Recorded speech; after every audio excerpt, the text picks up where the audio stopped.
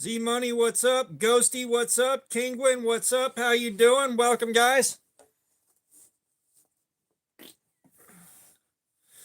We're going back in on the Spyderco Manix 2. Yeah, you're pretty early. But we got our 17 degree per side edge with the nice fat bevel on it.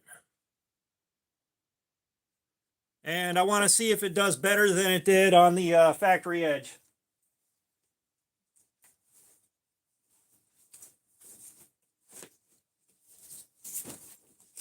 So, we're running this thing today.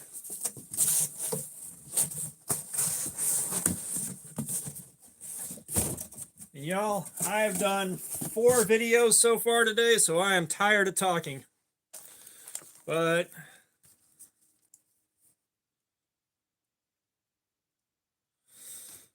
we'll get started in just a couple of minutes here. Epic Freeze, what's up? How you doing, man?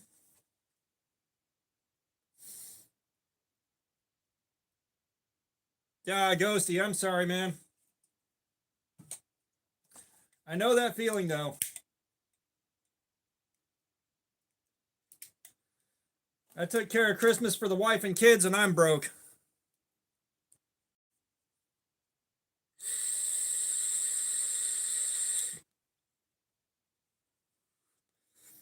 Like, I am broke as a broke.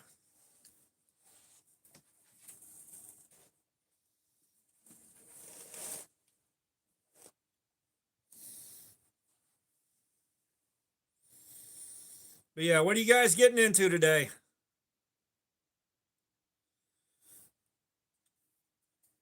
Yeah, we got the emotional support caffeine right here, man. We're gonna need it.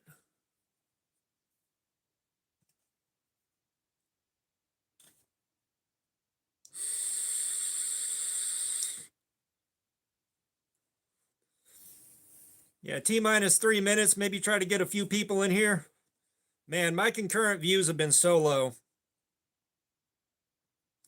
My concurrent views have been so low. Hey, there you go. Yeah, like I've been told I need to do a TikTok, but I just have no desire. Let's see.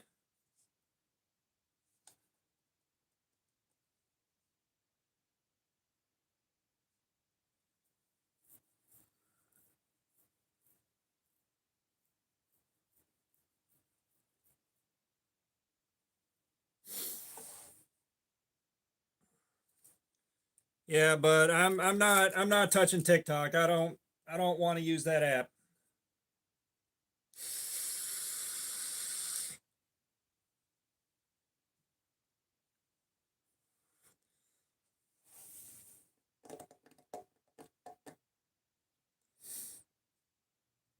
Y'all got any interesting plans for today or anything?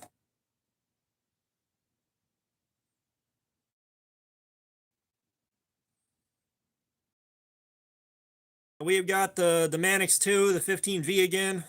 Yeah, Wi-Fi is turned on.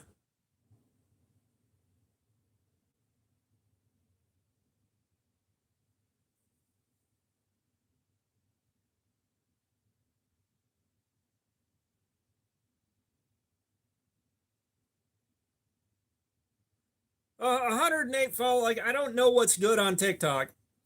Like I said, I don't know what's good on TikTok. I feel like I'm doing good to be a little over 6K.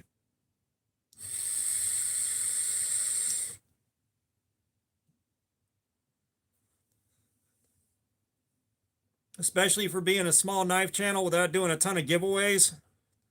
Like, I gotta tell you, without doing a ton of giveaways, it is a slow build. All right. And here we go.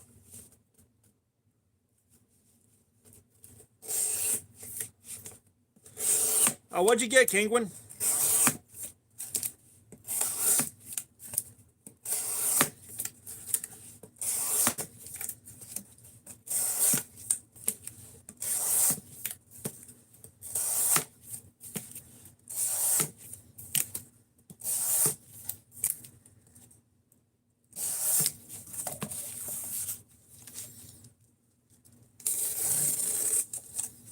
I'm not familiar with the Doug Ritters. Nox Sempiternus, what's up? How you doing? Yeah, we got the Spyderco Manix 2 and 15V steel that we're doing edge retention testing on today.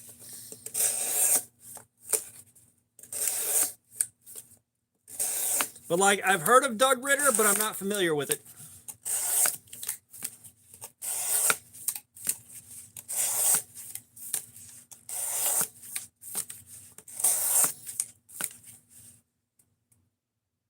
Mr. Consistent, what's up? How you doing, man?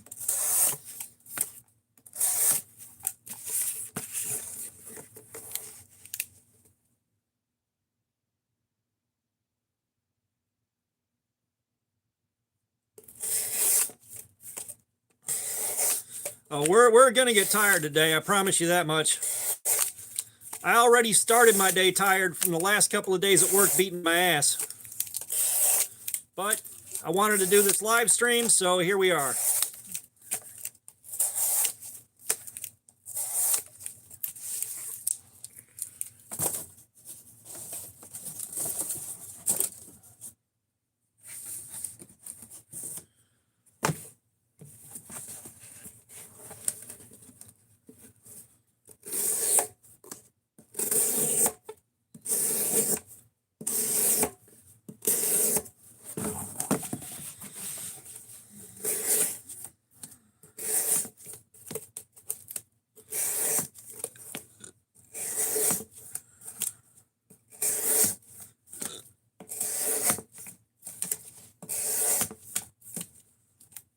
Crystal Mead, what's up? How you doing?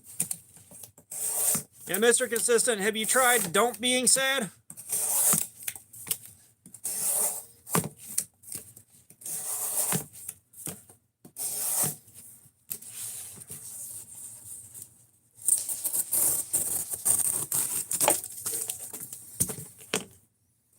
I know I'm doing good, Crystal.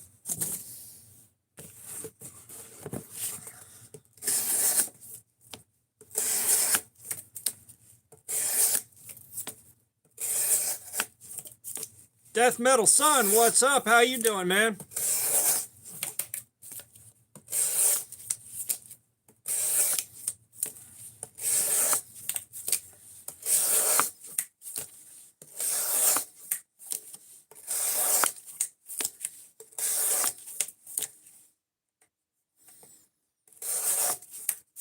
Flip Dog, what's up? How you doing? No, we're not making anything. We're doing edge retention testing. We're looking to see how much cardboard we can cut up before the edge of this knife is completely fucking wrecked.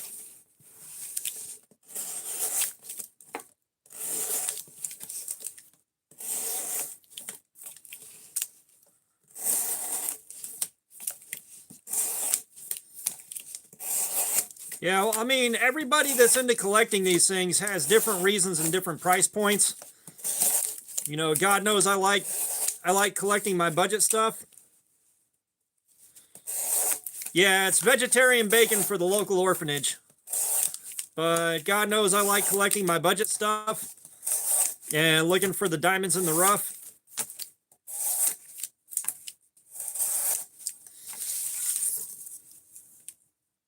Crystal, I already said hi to you. I don't know what you want.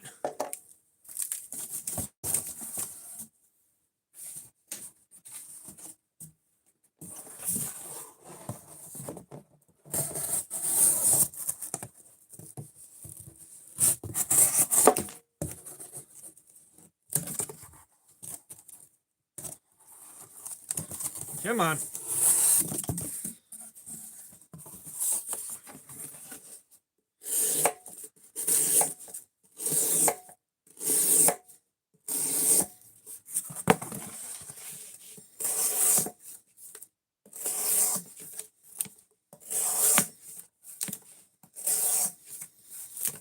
Yeah. I lost track of what I was going to say. That's all right.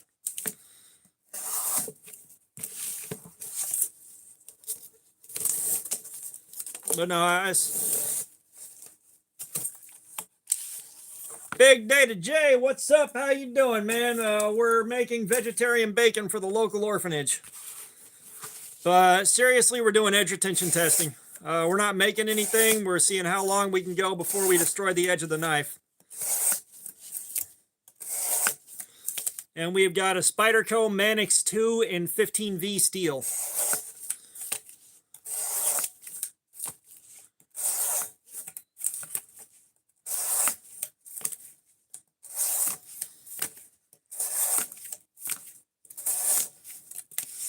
Yeah, just wait till you see the Kaiser Christmas knife I'm carrying. Really nice knife, and it was only 40 bucks. Like, you don't have to spend that much to get a really good knife.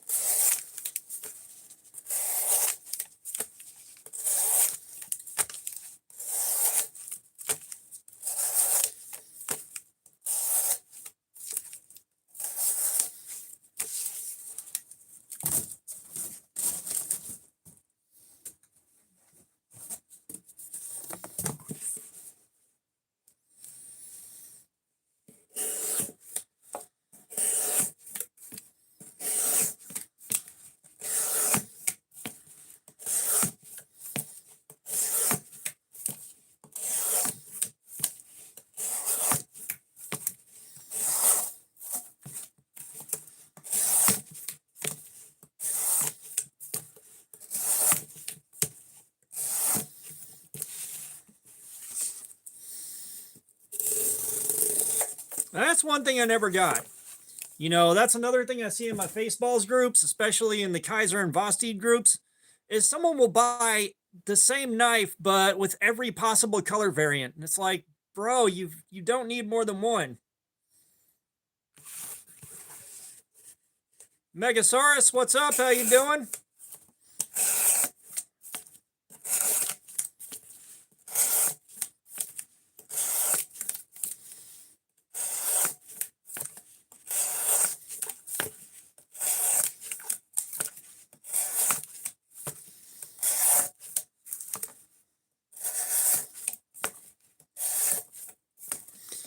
Yeah, like I said, I don't get it.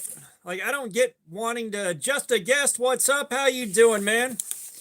Like, I don't get having to buy the same knife again and again and again and again in just different colors. Like, I don't understand that one. Jacob Humphreys, what's up? How's it going, man? I'm doing good. We're going back in on the Manix 2 with the 15V on the new edge that we put on it. Just looking to see if it does any better on the 17 degrees per side edge with the nice fat bevel on it like we like to do. Honestly, Vosteed and Kaiser are pretty much the same thing to me. They are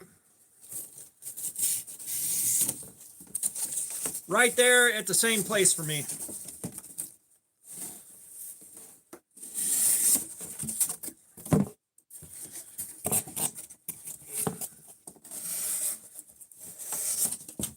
They both make a quality knife, and they both make it affordable.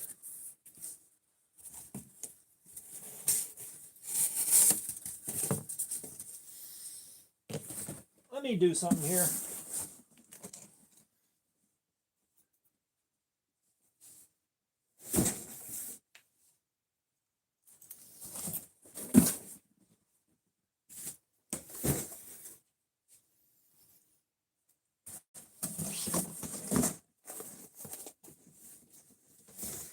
I just stepped on my lights.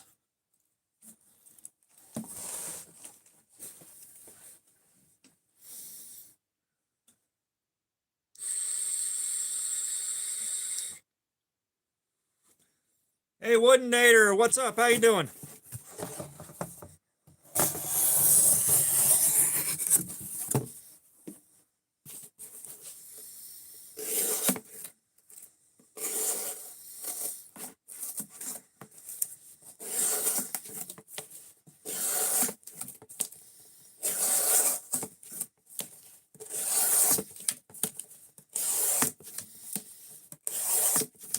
Now, Vosteed, I've got a prototype of. I got a prototype from Vosteed last year at Blade Show, so I'm real happy with that.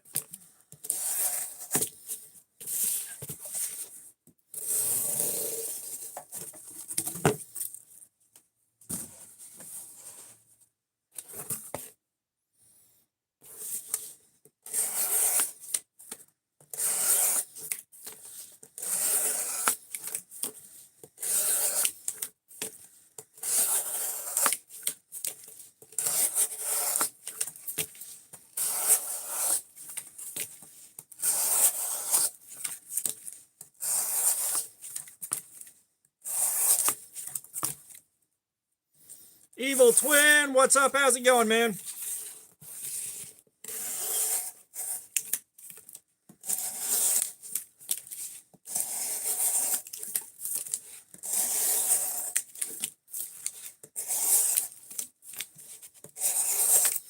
Yeah, I saw you guys talking about the Gerber MP600, and I didn't realize they were that old. But that explains why I remember seeing it so damn long ago. We're back on the Mannix 2. We're seeing whether or not the 17 degrees per side edge does better than the factory edge did.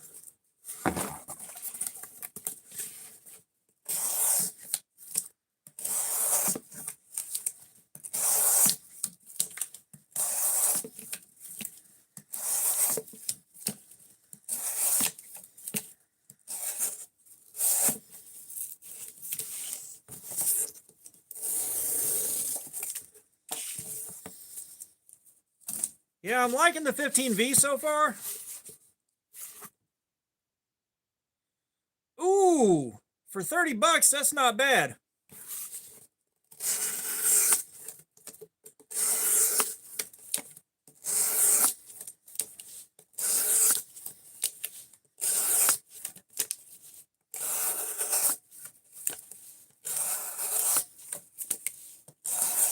Yeah, it's sharp. Well, we just started on this like 12 minutes ago. I cleared enough time, hopefully, to annihilate the edge of this thing and then let us sharpen it. 15V so far is pretty good, man. I believe it's on the brittle side. It's definitely a city carry, but you know, like it did 5 hours on the factory edge, which was pretty decent. I mean, it was right there with LMAX as far as my testing.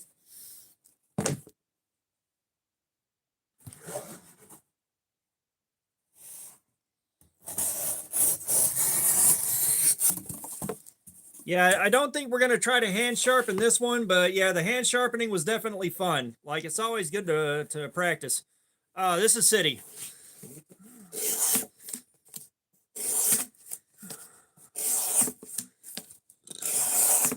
It's definitely a more brittle steel.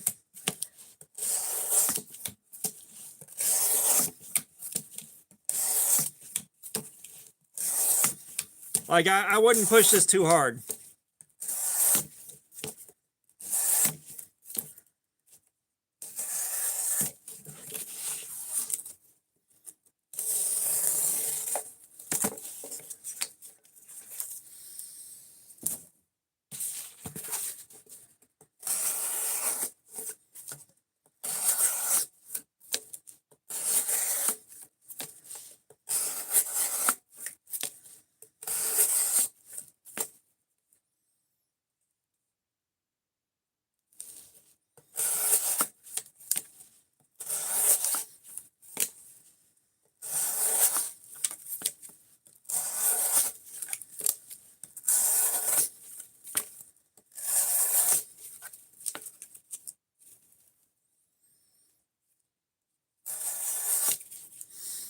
Yeah, I mean,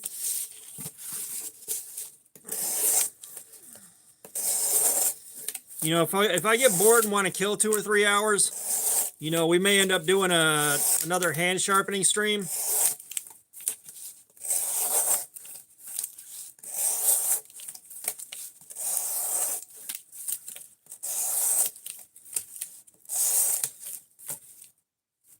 News Radio, what's going on? How you doing?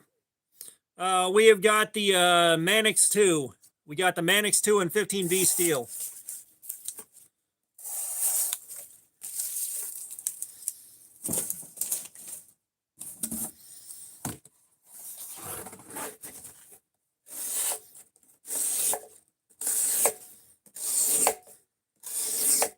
We did the factory edge and it took like 5 hours to kill it. Joseph, what's up? How you doing, man? We did the factory edge and it took a while to kill it, like 5 hours. And we're on a brand new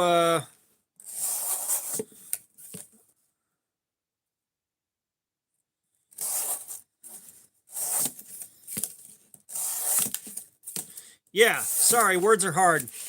I did like 4 videos before we started this live stream, and I've got a 5th one to do once the live stream is over. I'm tired.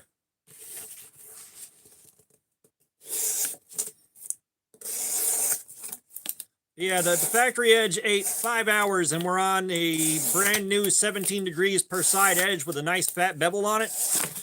So, looking to see if that provided any improvement.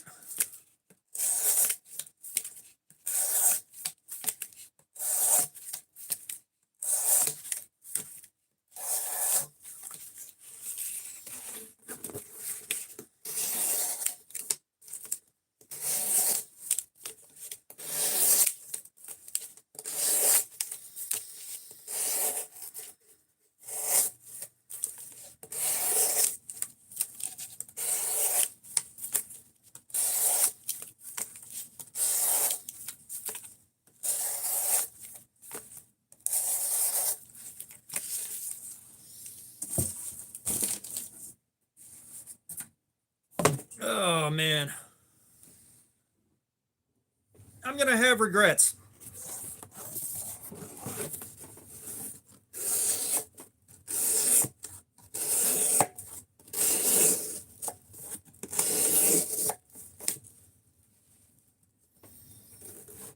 Oh, man. Yeah, I don't do fakes, but I kind of understand where you're coming from.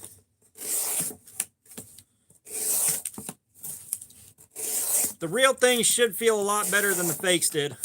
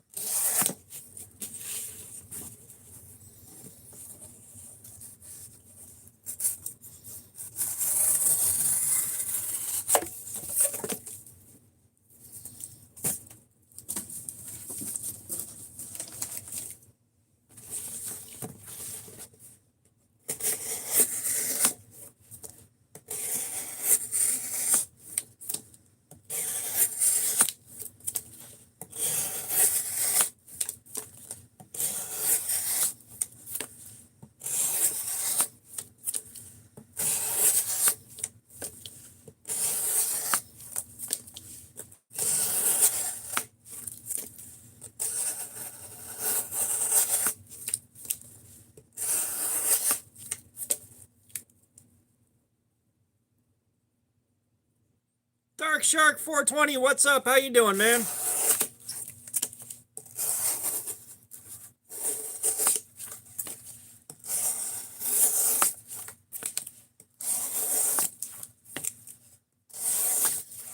But yeah, that's nice, Dark Shark. What made you think it was going to be a fake?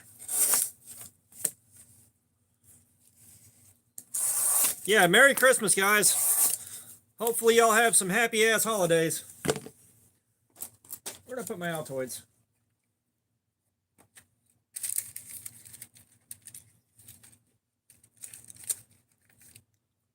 Oh, yeah, eBay. Gotcha.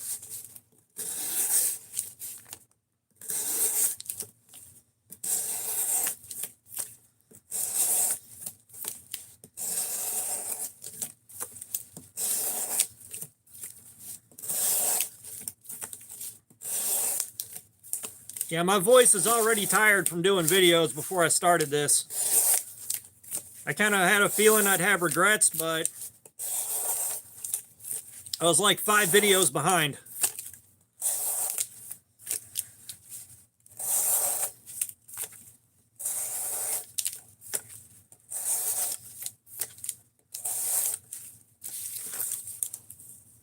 Chris Gitz, what's up? How you doing?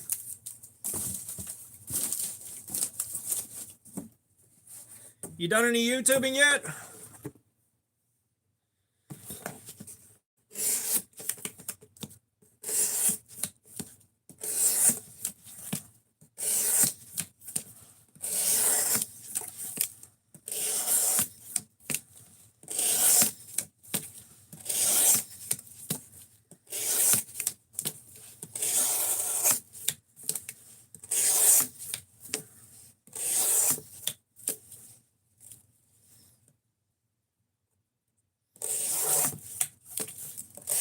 Nice. I don't know if I'll be able to make the live because I got to work, but maybe if it's on a day where I do a mid, I'll be able to drop by late in the afternoon.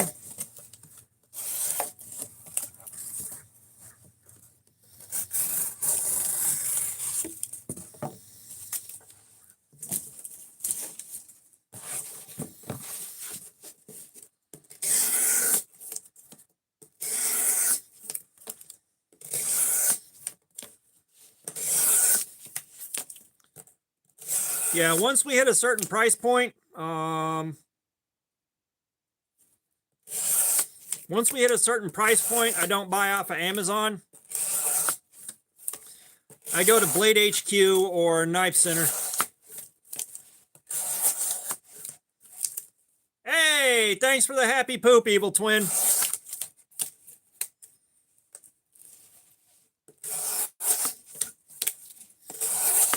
Yeah, I've tried going for authentic sellers, and they'll have something like Spyderco store, and then the seller's name will be like ZGBYFH1052ZHGB5 or something like that, and it's like, nope.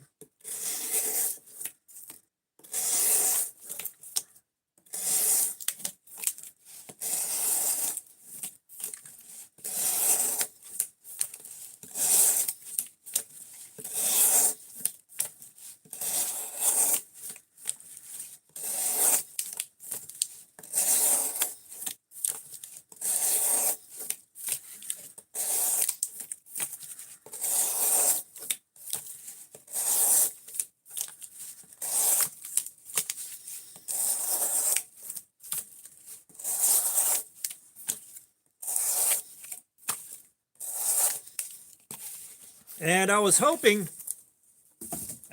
my new test clips for the edge sharpness tester would have shown up yesterday, but it's not. They're not going to be here till Monday, so we're having to use the manual loader instead of the preloaded test clips.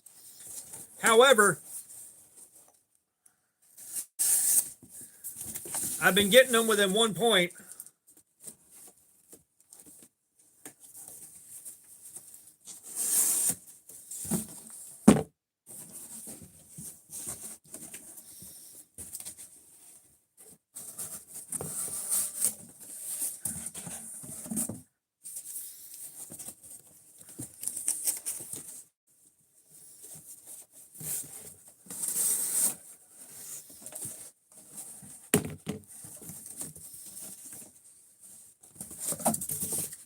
I completely lost track of what I was saying. I forget what I was saying.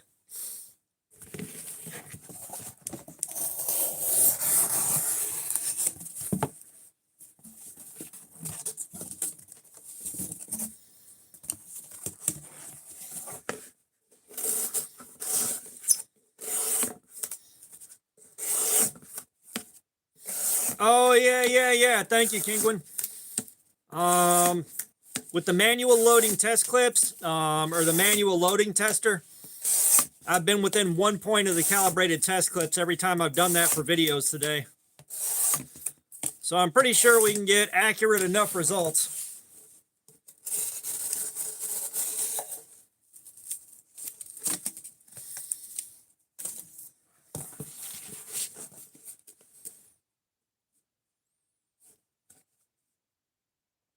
Chris, I wouldn't do the TSA confiscated knives right now.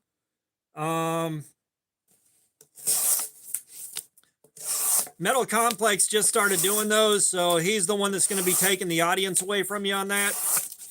That's just me. I was going to do that myself, and I was kind of looking to see where I could find good deals on it that weren't like $100 for, you know, a few pounds of them. And then Metal Complex started doing his, so I just kind of hung that idea up for now. And I'd like for the, I'd like, if I'm going to spend that much on it, I'd like for that to pay for itself. But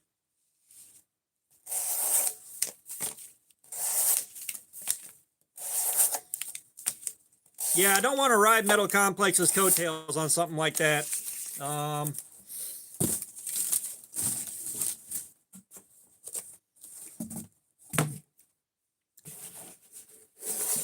It just seems like that wouldn't be a good look.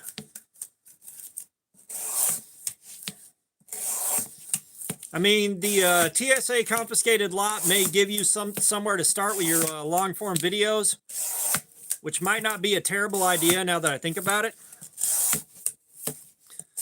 It's just not, it's not for me after Metal Complex started it. I don't want to be riding his coattails and have the channel come off looking like that, you know?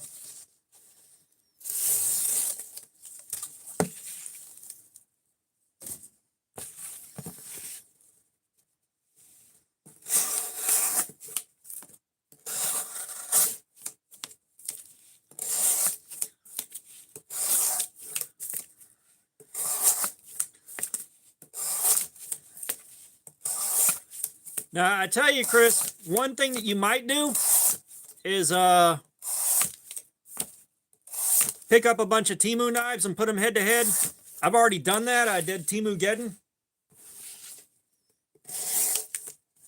Angel Gully, you're in the wrong place for religion.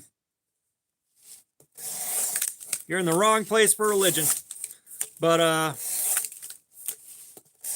bought 10 Temu knives and I put them head to head against each other. Yeah, the 25th is Santa's birthday. But you know, I wish that video series would have gotten more views because I spent 10 weeks working on it.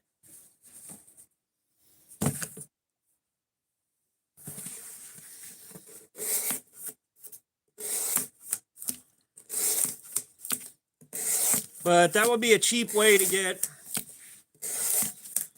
I don't know, if you're getting like your unboxing, your Ray, what's up? How you doing?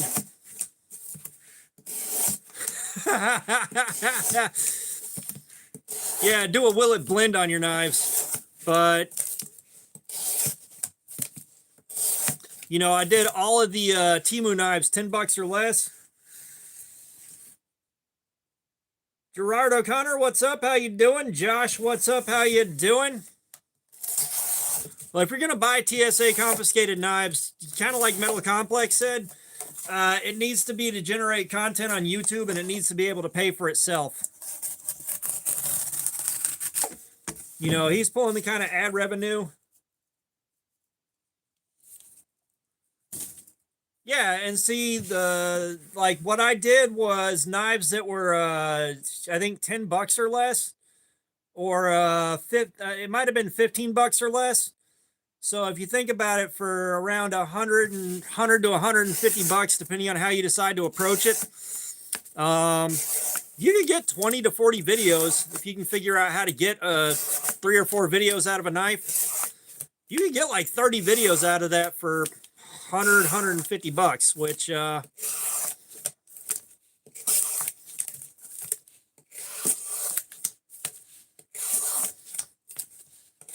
you know, when I got to pay for stuff out of pocket, that's what I'm looking at, is how much is it going to cost per video for me to do this. And like I said, it's usually 3 to 4 videos a knife, or 3 videos in a live stream out of a knife.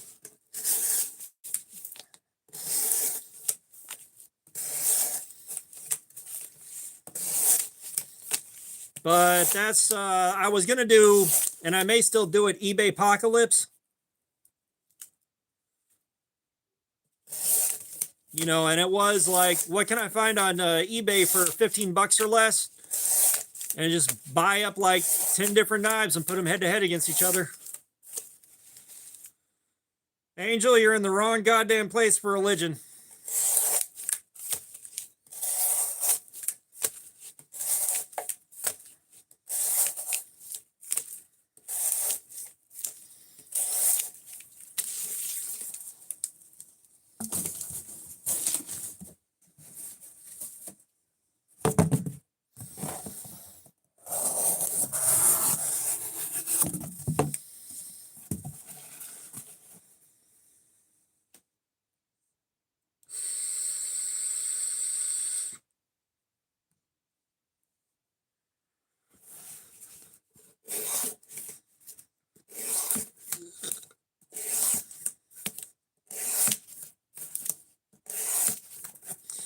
Now, one rabbit hole I went down for a while is guys were buying the Bud K like $75 super packs. Whatever the hell they were, $130 super packs, and unboxing those things. And it'll be like the same knife with different colors on it again and again and again. It was just interesting watching it.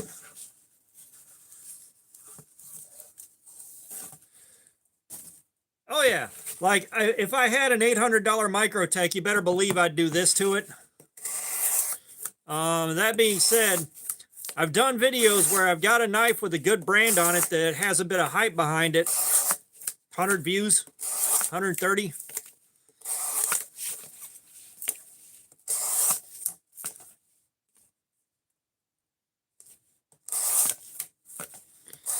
Ah, Kingwin.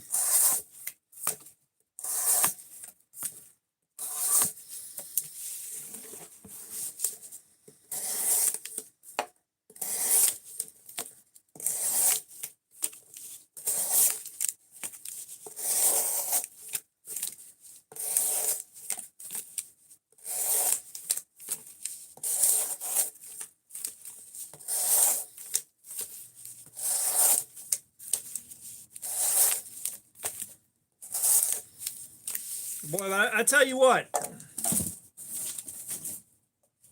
I've been on the board side. So I've been kind of doom scrolling live streams on YouTube looking for stuff and trying to find anything interesting. About all I found was Kodiak Edge. Knife Addict, what's up? How you doing, man?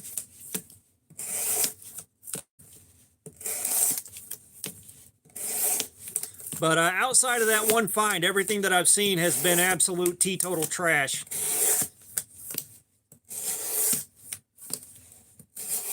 I'm doing good, Knife Addict, man. I'm doing a live stream, hanging out with you guys.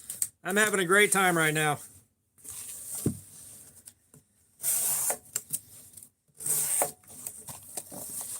I tell you though, I just shot 4 videos right before I started this, so my voice is already really tired.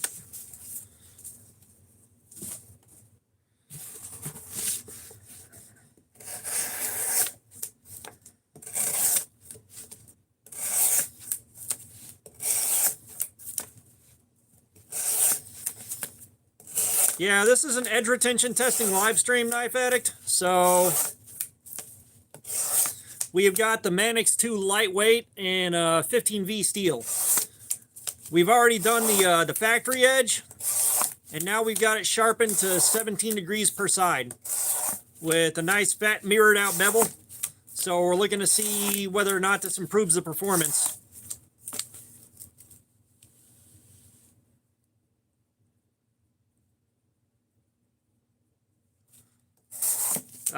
The Kaiser Aegis is like 40 bucks. That's a pretty damn good deal. That thing is really nice. I just did my video for that in preparation for the Christmas week carry. Which that ought to go up tomorrow. Aegis, A-E-G-I-S. And you can get one on Amazon, Christmas themed.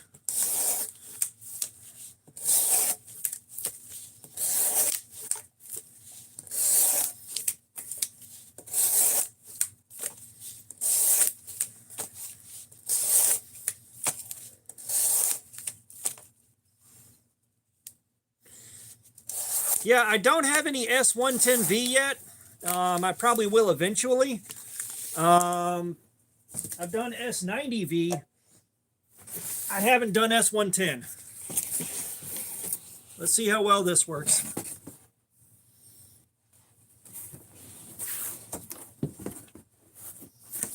Actually, that's a bit too much.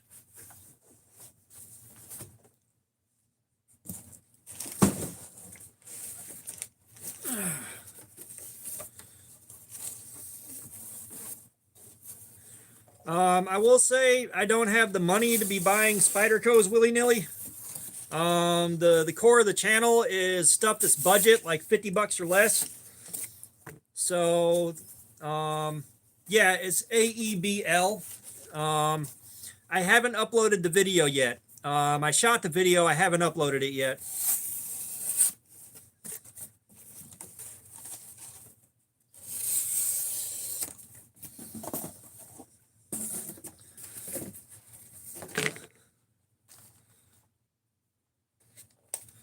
Move-o! But yeah, today's video is the video I did for this thing right here.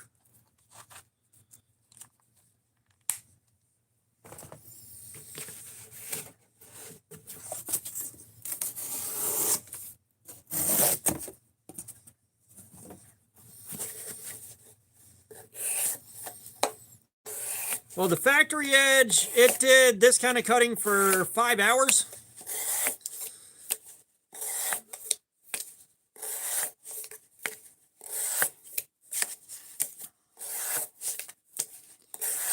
So we're on a 17 degree per side mirror polished edge. Those usually provide some improvement in performance. Words are hard. So I'm hoping that we see a bit better of a run. Like, I've cleared 8 hours for this live stream, which if it goes that long, hopefully I'm physically capable of going that long.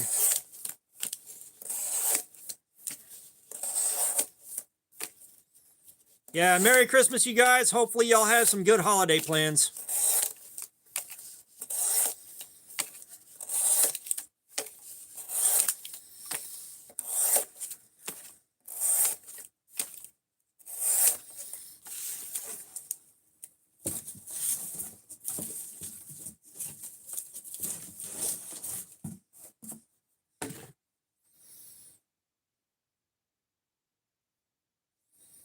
Oh, dude, I'd love to have something that old.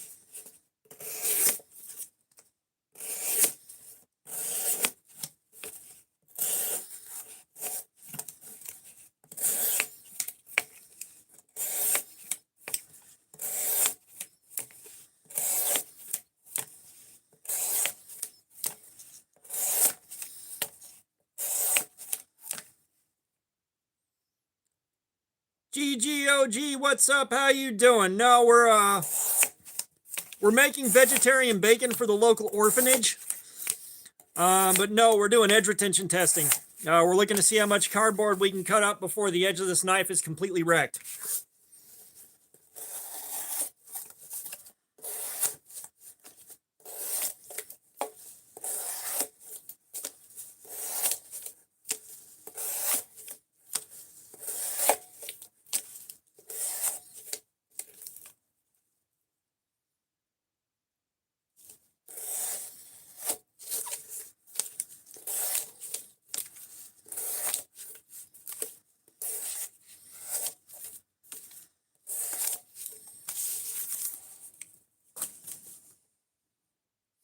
Yeah, I've heard a lot of good things about Spyderco's heat treatments.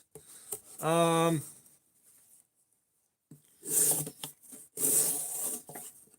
know Spyderco's heat treatments have a great reputation.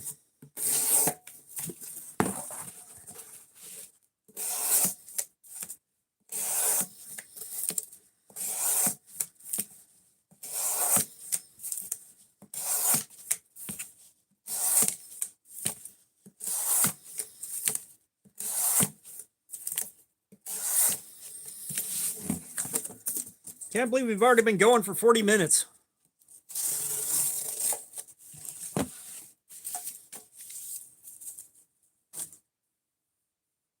Like, I can't believe the knife has done 40 minutes. Like I said, it did 5 hours on the factory edge. But 40 minutes has gone by really fast.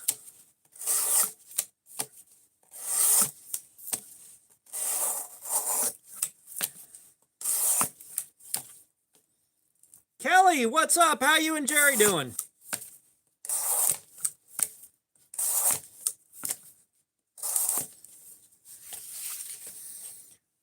I try a bunch of different knife brands, Civivi, Sativian, hell, DreamTech, Best Techman. Like, I'll try just about anything that's not a clone or a ripoff. Jerry, what's up, brother? How you doing?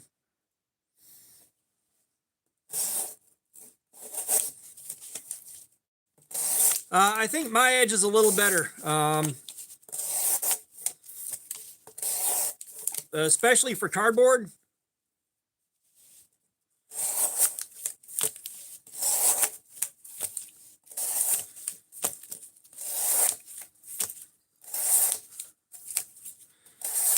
Oh, we're doing good. We did get your Christmas card, Kelly, which Kelly and Jerry, which we appreciated. Rebecca really liked it. That's like this week I'm carrying $30 704 gear. $30 704 gear for review.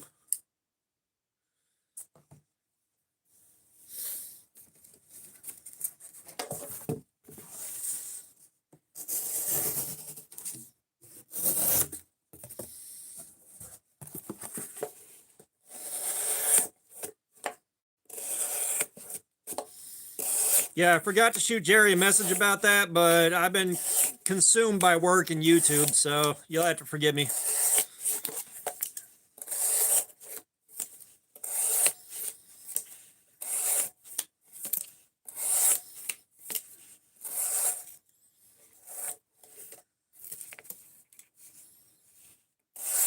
Oh yeah, that was a video. Yeah, like I'll check just about anything out as long as it's not a clone or a counterfeit.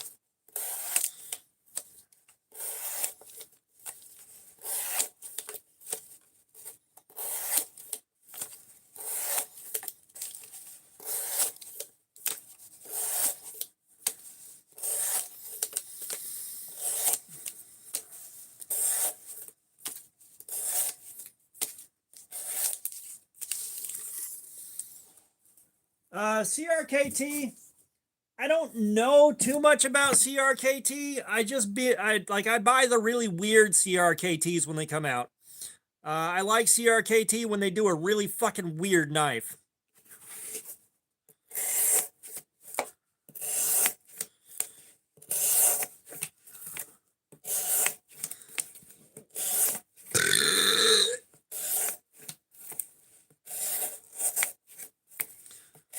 Like at some point I need to buy like a normal CRKT and carry that one and see how it's doing. Sweden EDC, what's up? How you doing, man?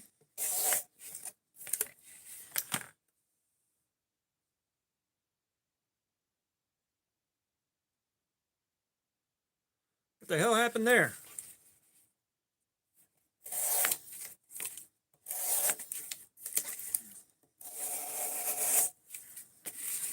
I'm doing good. Night Dragon, what's up? How you doing? I'm doing good, Sweden EDC. I'm doing good, man. We're having a great time today.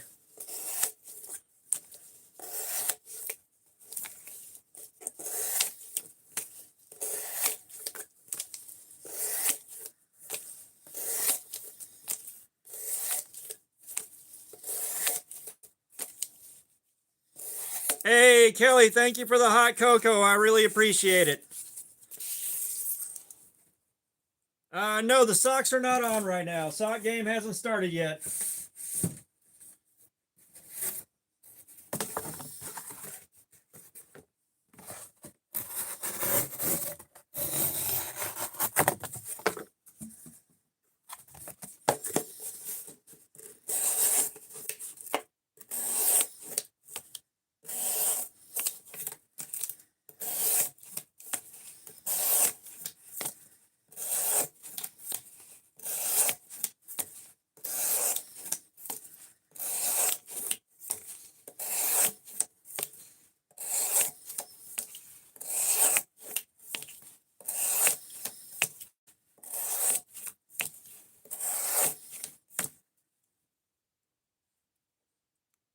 Dallas, no one said it was a sharpness test.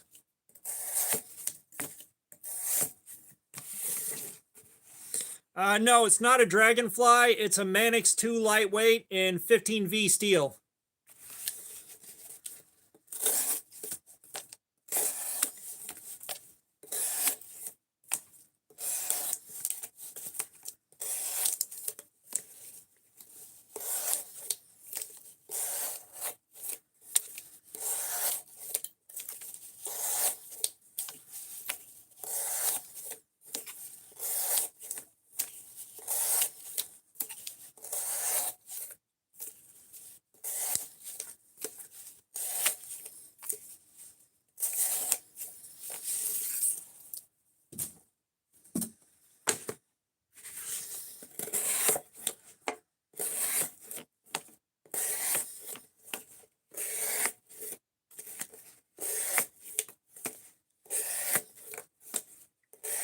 I gotta tell you,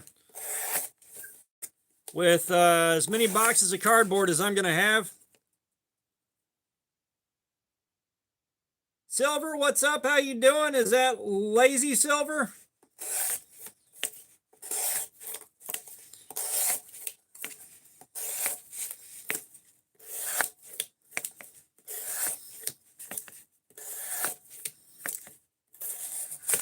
Yeah, pretty sure Dallas moved on.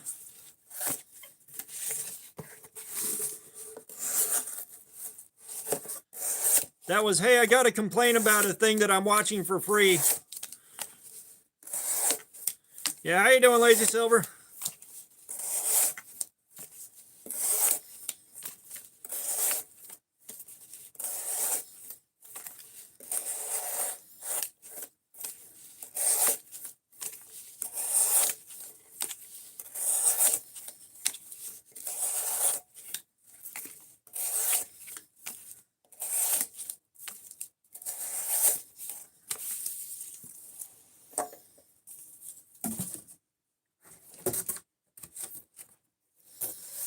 Yeah, I don't think I've been called brain rot before. That was a new experience. Let me tell you, my feelings are so deeply and personally hurt.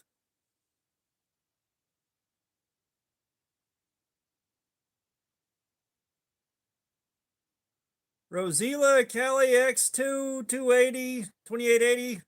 We're just going to go with Rosa for short. How you doing? Welcome.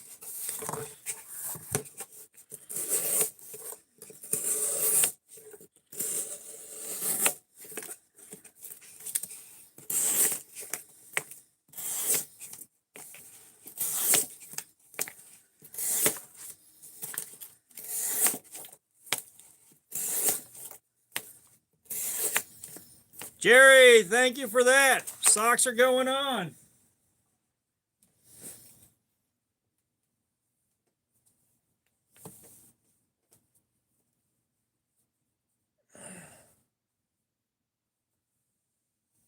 One with the stud 15. How's it going? We're doing edge retention testing. We're looking to see how much cardboard we can cut up before the edge of this knife absolutely fails. And I can't read your name, but hi.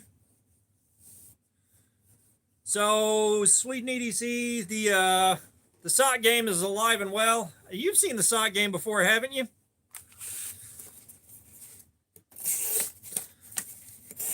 I just like being barefoot.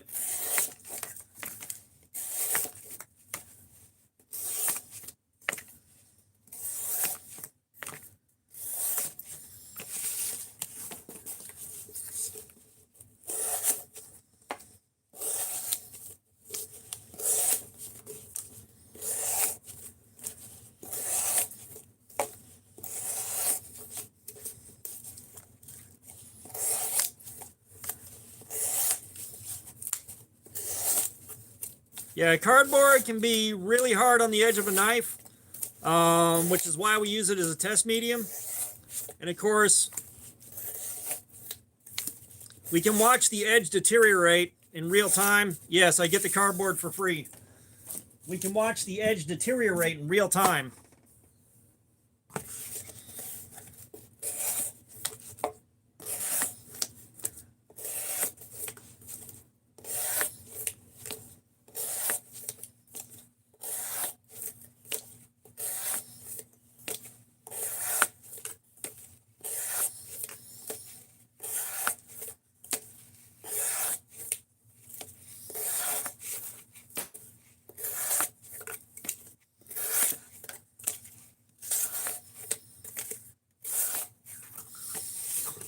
Oh, man.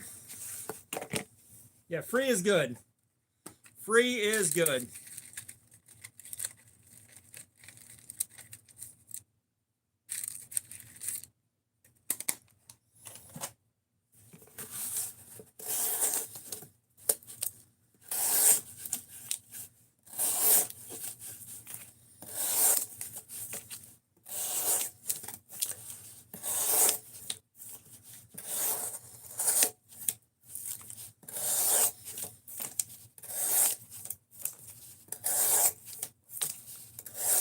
Jerry, you guys doing anything cool for Christmas, or y'all staying home with extreme prejudice like I originally planned to do?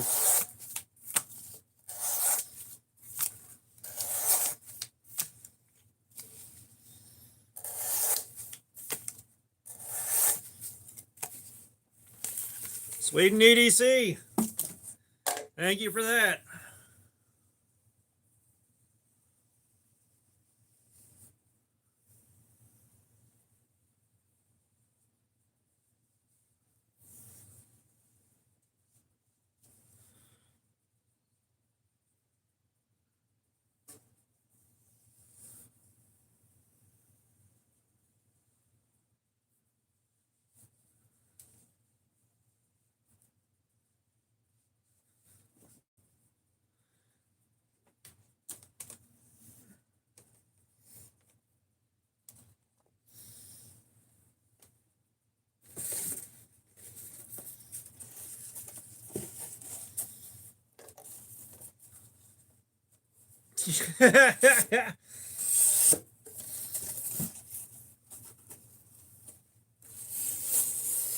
Yeah, the thrift stores I have around me don't have pocket knives, but that's a good score.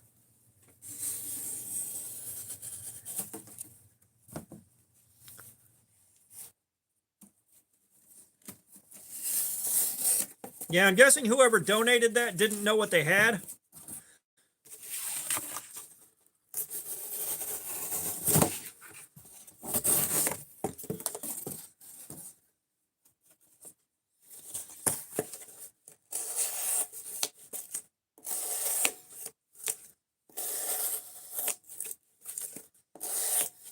No, the closest thrift store to me, the Goodwill, for the longest time had great deals. Me with knives, what's up? How you doing?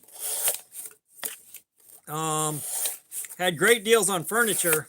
Like I got a curio cabinet worth, looks like, according to my research, around $2,000 for like 200 bucks. $2,500 sectional sofa for around 250.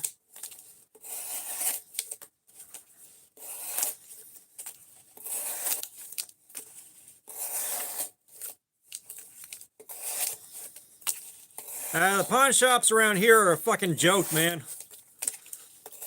Like one pawn shop I dropped by had a bunch of beat to hell Harbor Freight tools at full retail for brand new ones. Like the price on those was full retail for a brand new Harbor Freight tool that was just beat to hell.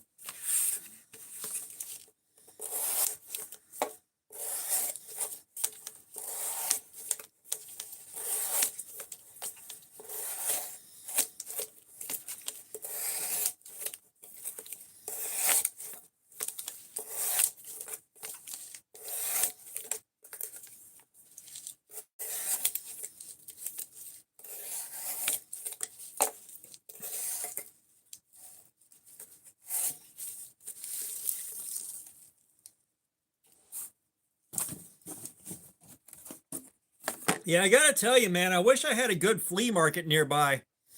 The closest flea market I have is probably the better part of an 45 minutes or an hour away. And I'm not even sure it's still in operation.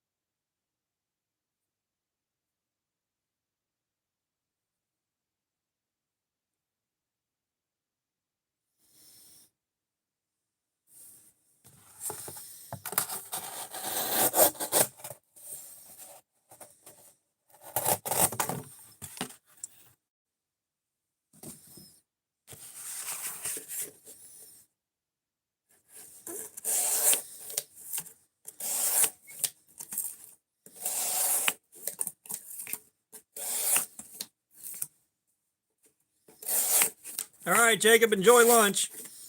Yeah, I still wish I could carry a fixed blade at work. That would open up so many avenues of opportunity for video content.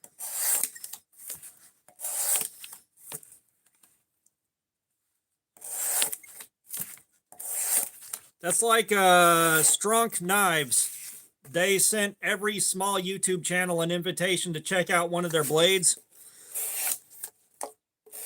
which they got a little skinning knife they're sending out, which I kind of shut that one down, but I was like, hey man, do you guys have folding knives? So if they got a folding knife, I'll be happy to check that out.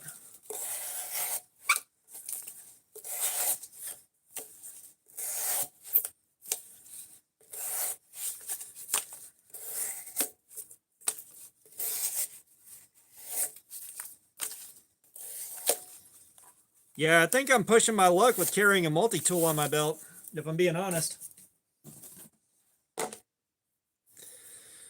All right, that's the first hour down, you guys.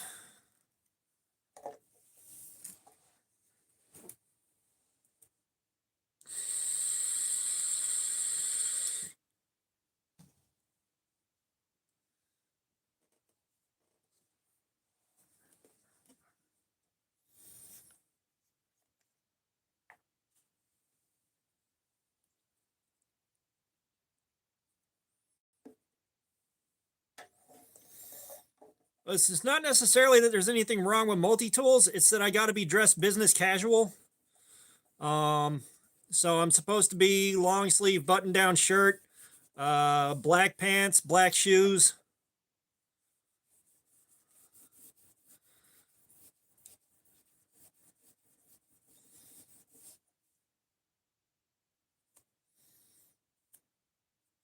But since I've already come to terms with not getting promoted anytime soon, I kind of don't care.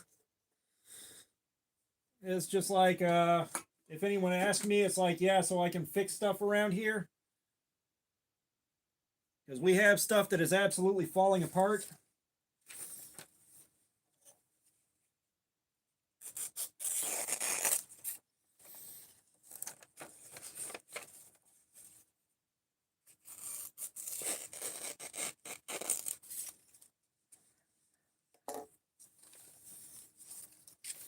Yeah, basically I dress like a dork.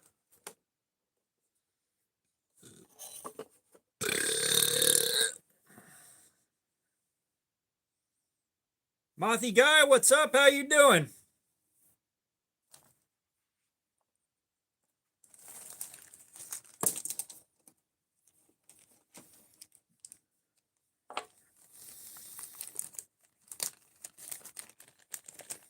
Yes, I do look a bit like a waiter.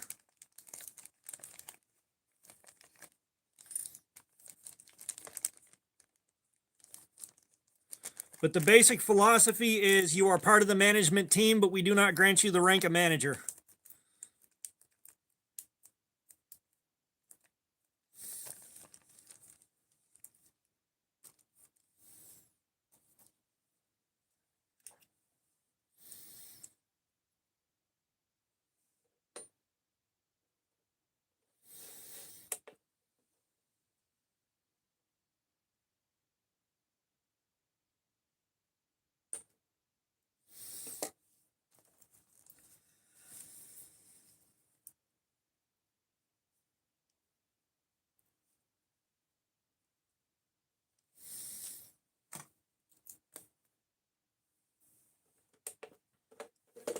Now, if you're going to do that, man, stuff a couple of oranges down there.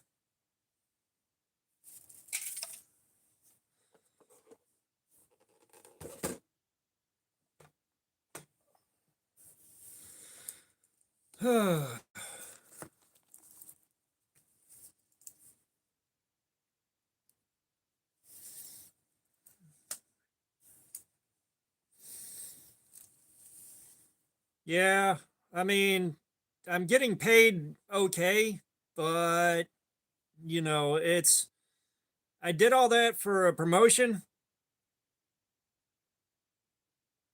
You know, I'm going through all this to try to get promoted so that I can make some decent money and hopefully pay all my bills, which is not really working so good right now.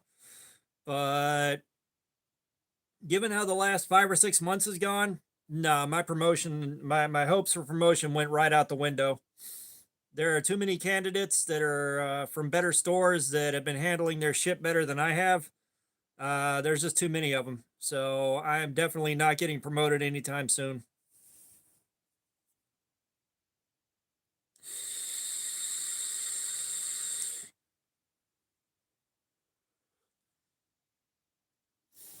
Be right back. Be right back, guys.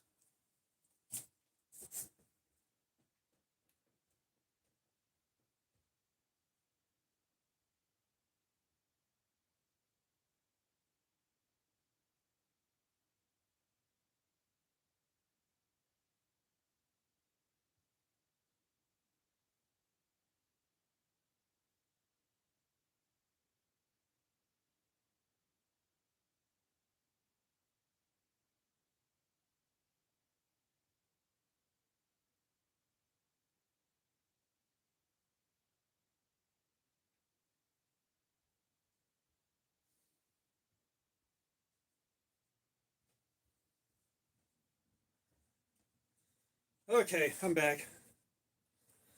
Oh.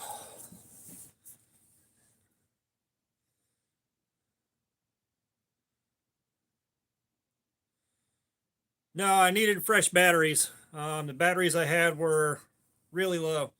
Besides which, I didn't have the gone crapping sign out.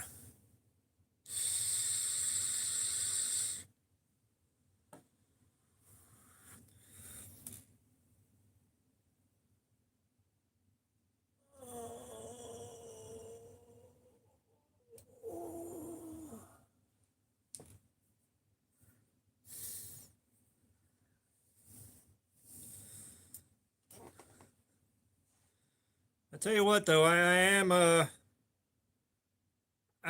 farting a lot today.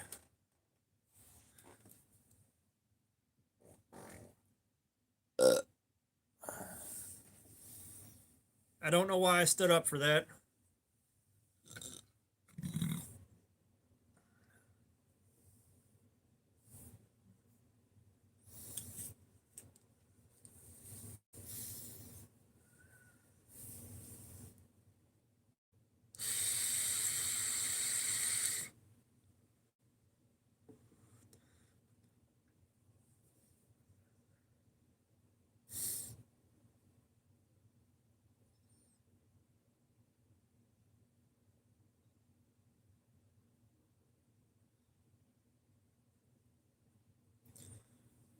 Oh, you guys, I am so tired already.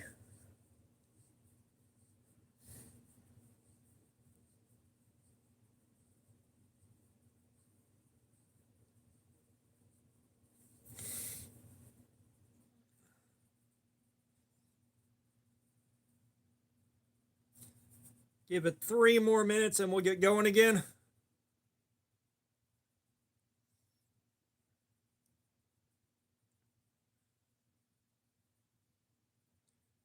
And no, we're doing a live stream, so we're definitely seeing this thing through. It's kind of one of those things where work kicked my ass pretty bad the last couple of days.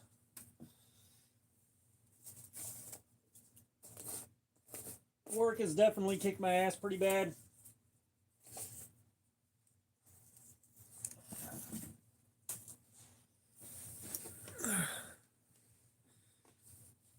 Now, like, part of what I'm doing is working to build the channel, so I have to do stuff like this. Yeah, that was me. I wanted to get the stuff off of the off of my lights.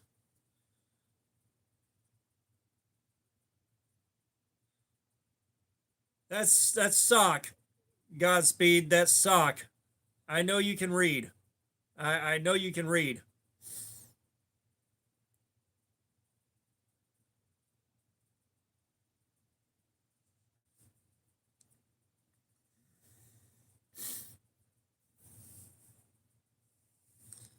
But yeah, the holidays have been fairly tame so far this year.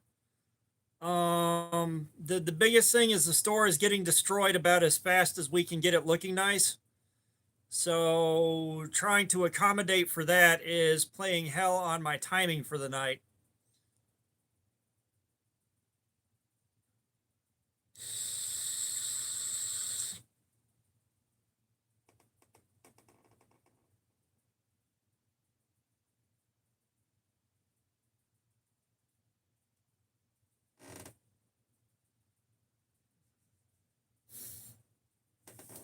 So like, we got to get the store blocked up, all the product pulled forwards on the shelves and faced up.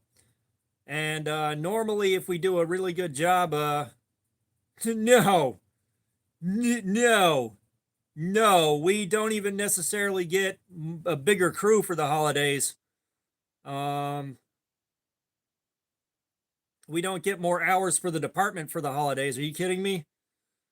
But you know, the store will be getting trashed as fast as we can make it look nice.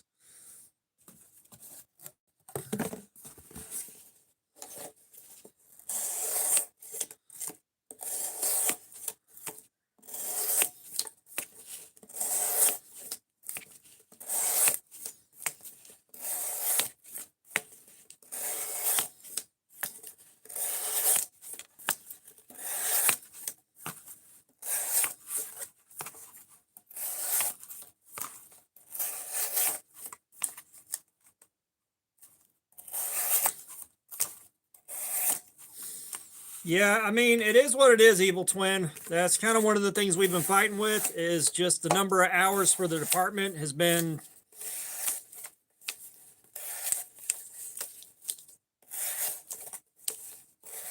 a persistent issue because the amount of manpower that we have is never enough to actually get everything done.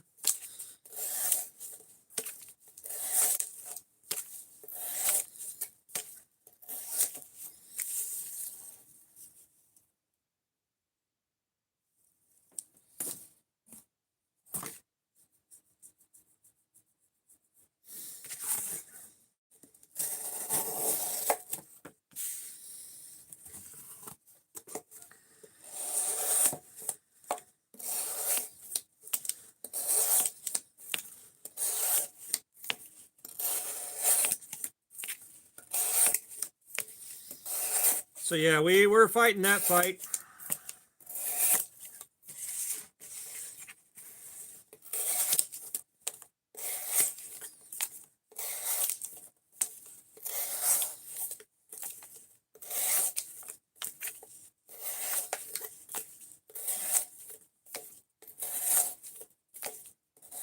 Yeah, now that being said, you know, the nature of the job, even though it seems like it should be stupid simple, it takes a few weeks to really get kind of proficient at it and start getting decent at what you're doing.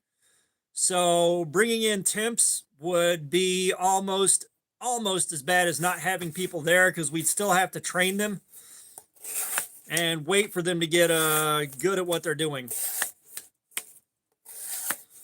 So temps wouldn't be that big of a help.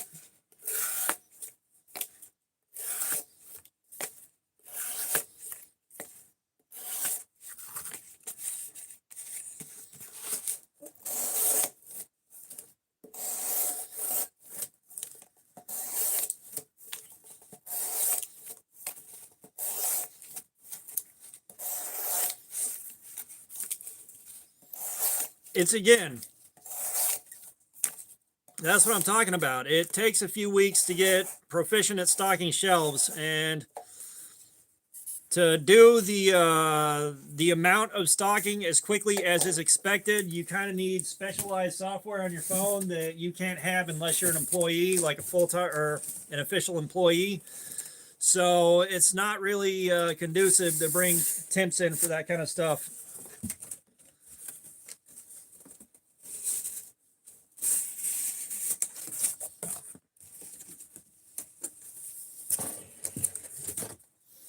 Brando, what's up? How you doing, man?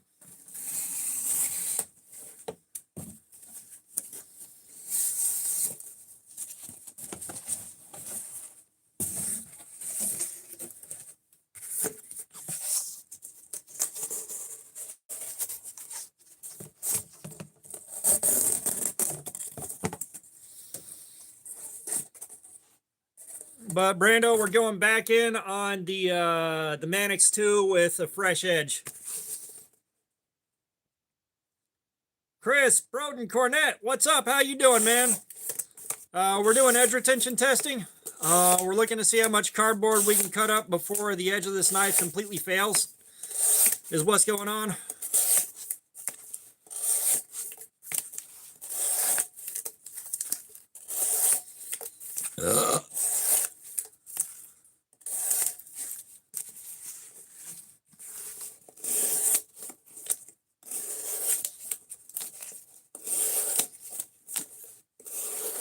Yeah, I was up all evening yesterday at work.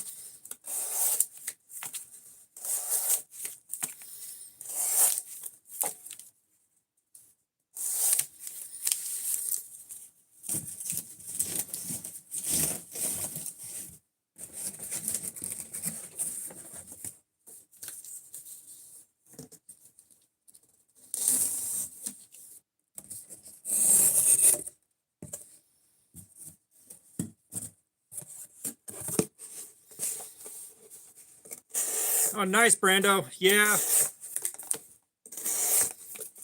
I know you've been playing. That being said, I haven't picked up the Switch in weeks.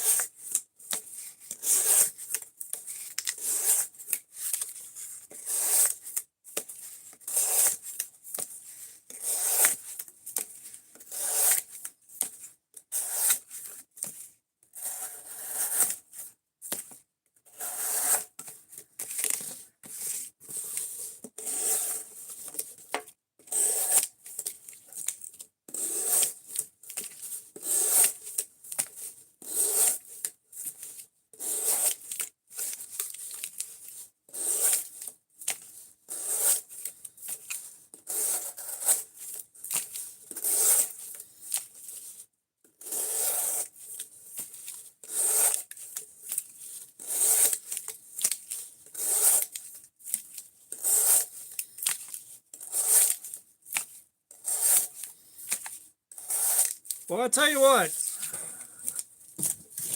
I wish Fu could show back up. I know he's on a social media break, but I do wish he'd show back up.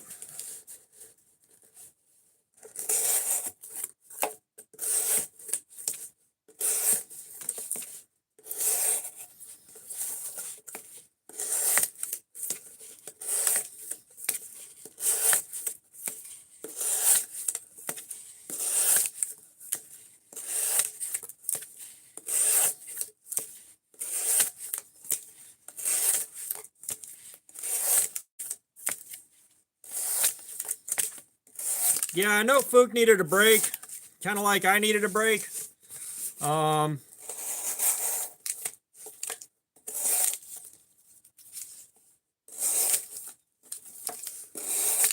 You know, I get it. The burnout is real.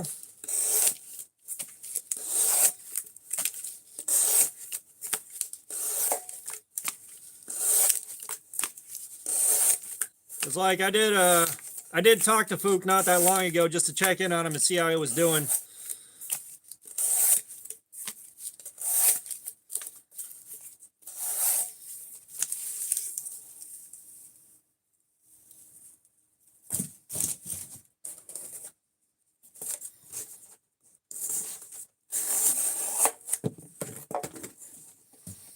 Aww.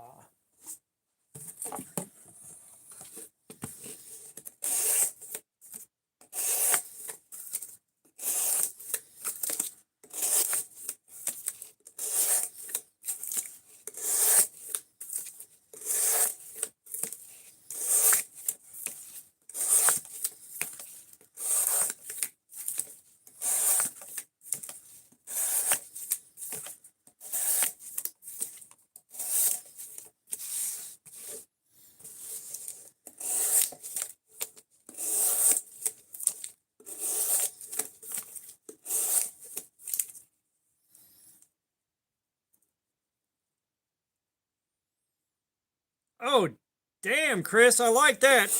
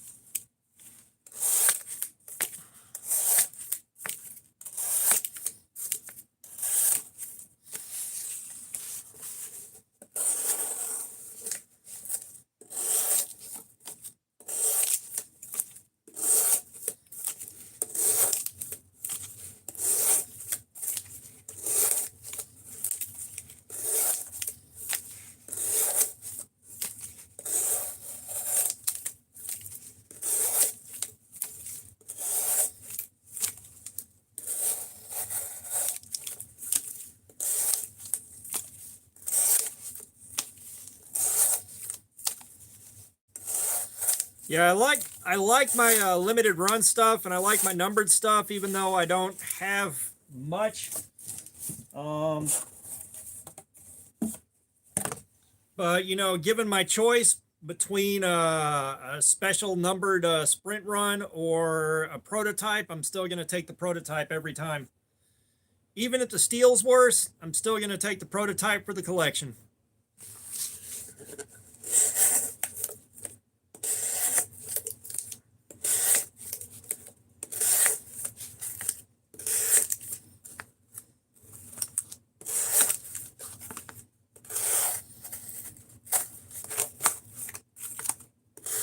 Damn, Chris, that's way more than I've got to spend on a knife. Yeah, you may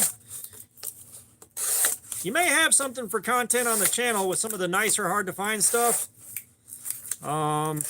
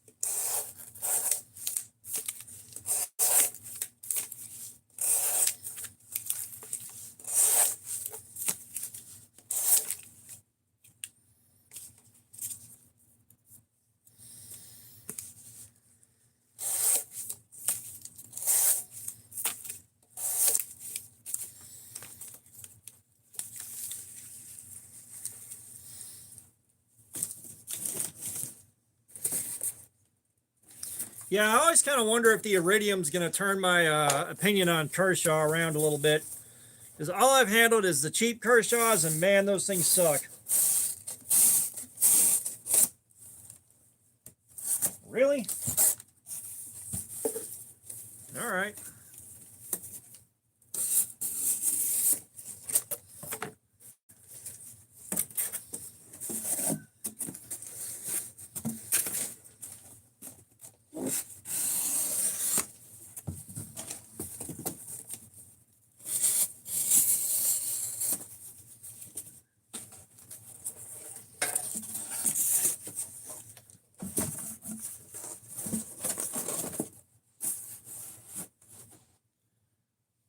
Which Worksharp did you buy?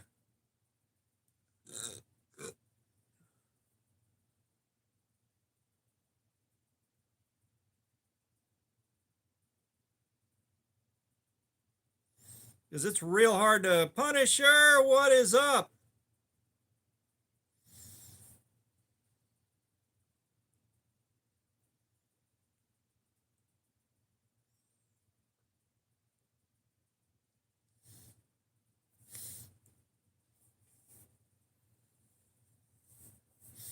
Oh no, the precision adjust is great. Hopefully you got either the Elite or the Professional.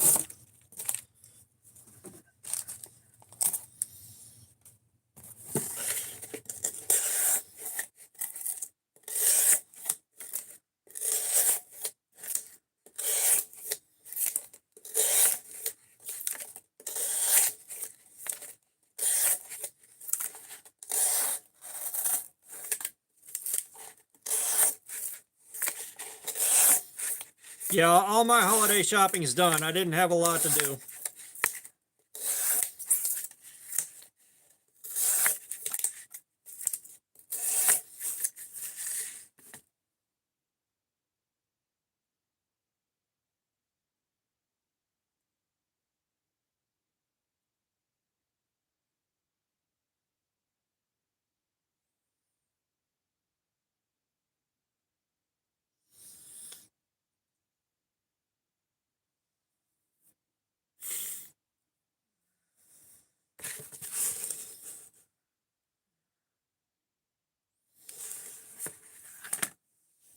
So which one did you get, Chris? Did you get the Professional or did you get the regular one or the Elite?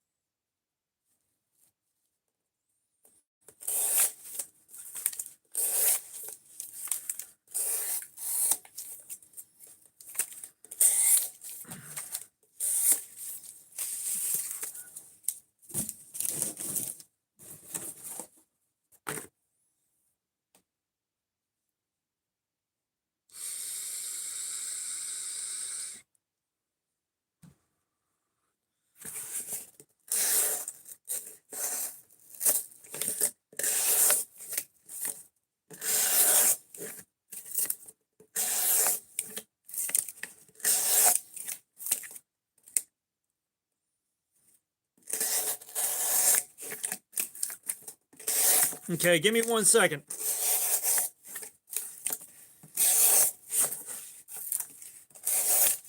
So every blade could be different.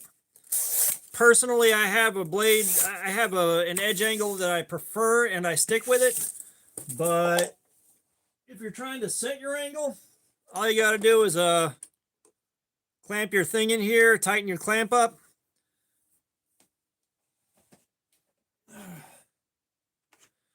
Attach your stone to it. Don't measure it without the stone. But then you get your finder out.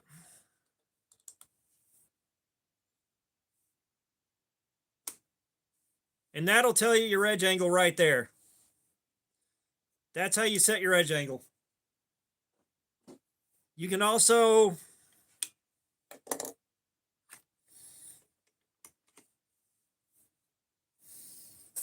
if you're not super worried about the accuracy being picture perfect, you've also got marks right here that'll tell you what your angle is more or less. It'll give you a baseline idea of where you're at.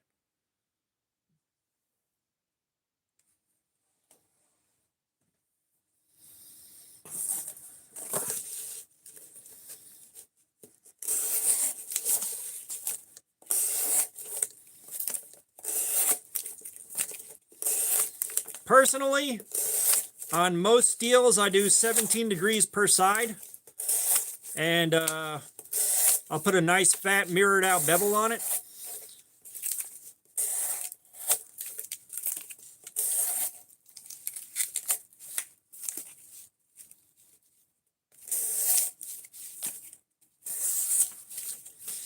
Yeah, 25 degrees is for a fucking axe.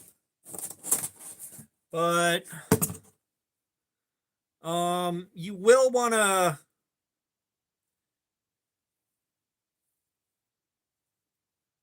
well, no, Chris just said he had the Pro.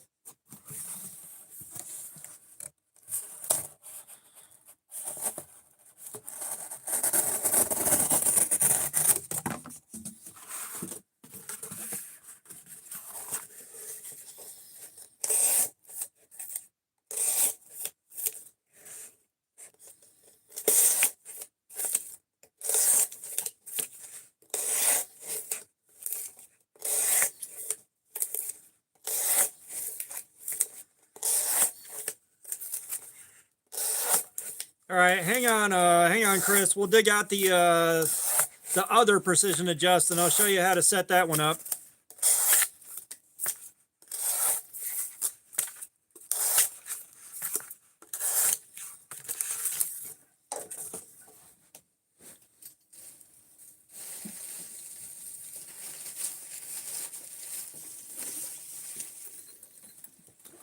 So the other precision adjust, the more baseline model, the poverty spec.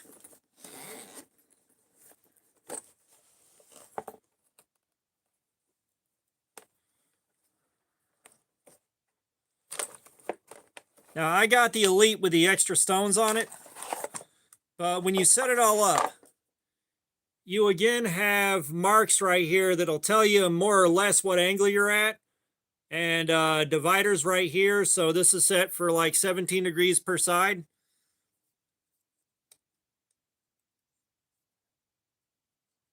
R6 Boy 17, what's up? How you doing?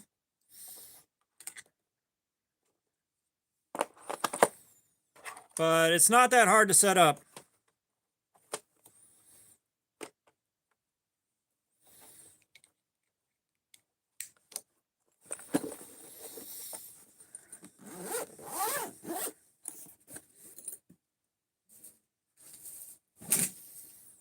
If you stick around towards the end of the live stream, we might break that thing out and do some sharpening on it just so you can see what you're getting into.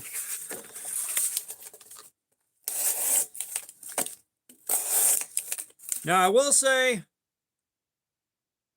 Kool-Aid 33, what's up? I got the Elite. I didn't get the regular ones, so you probably only have 3 stones with yours instead of 6.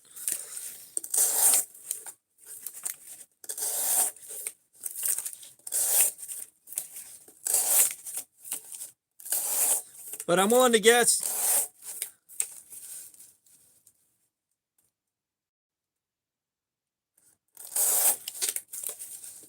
I'm willing to guess you got the $60 model that only has 3 stones.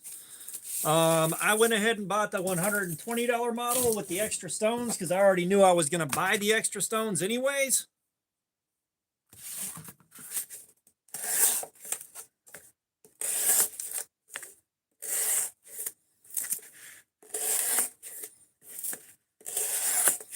Yeah, the upgrade to the Elite with the extra stones is definitely worth it.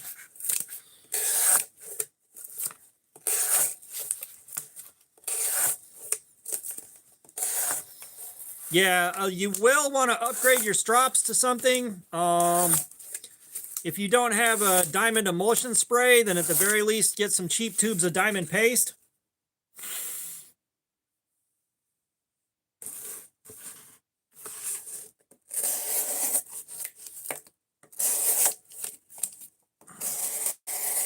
Like the strop that's on there will work, but it's not your best option.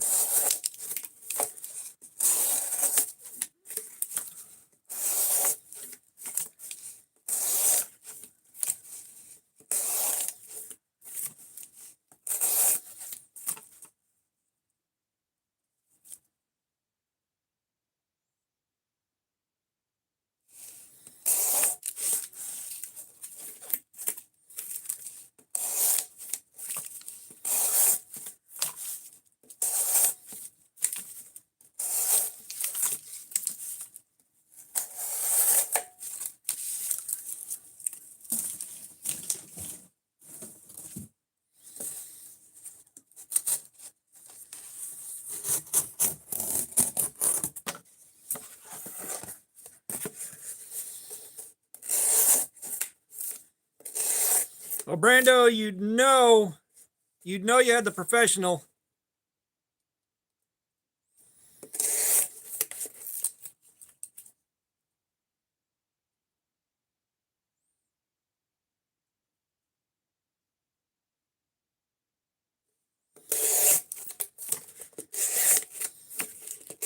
You'd know you had the professional because that thing's like 250 bucks.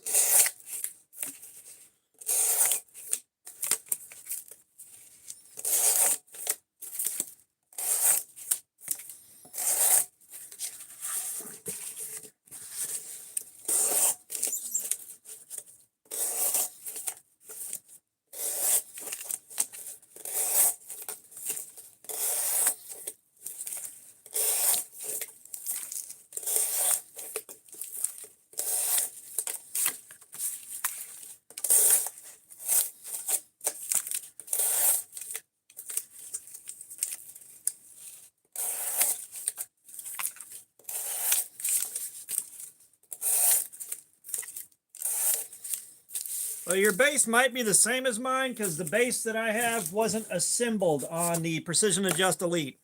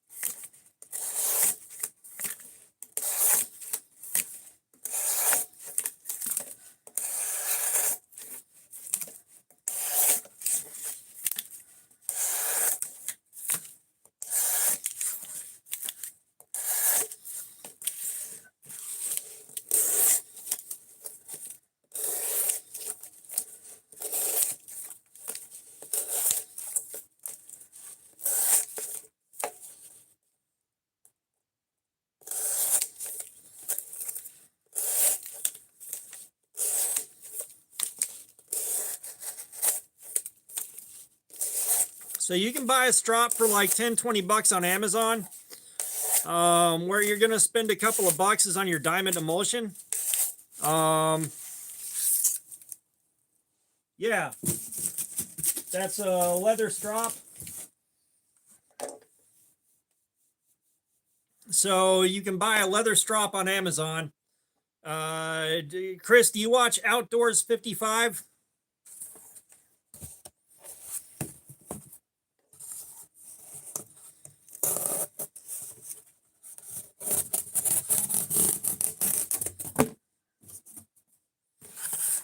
Okay, so go check out, I'm going to type it in the chat.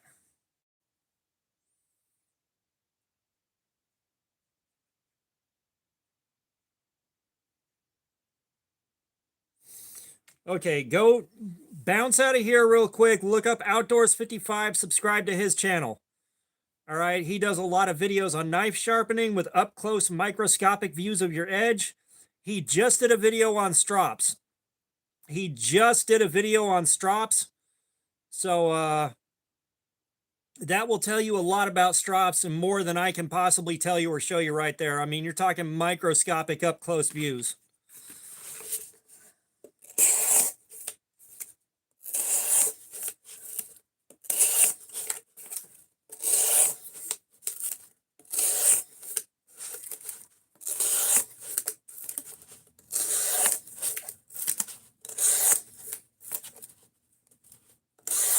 I don't want to cut anything with it. Taiwan Chiray.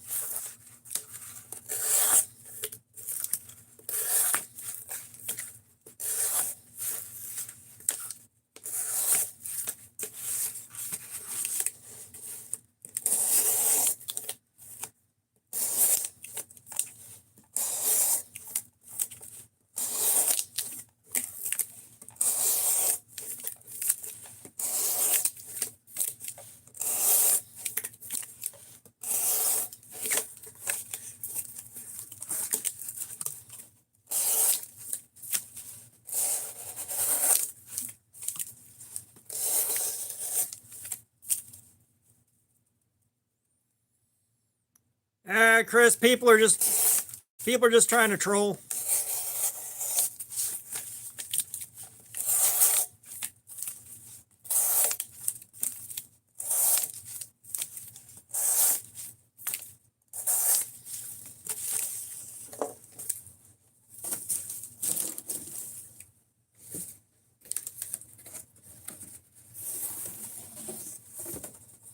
You do live streams, you get trolls.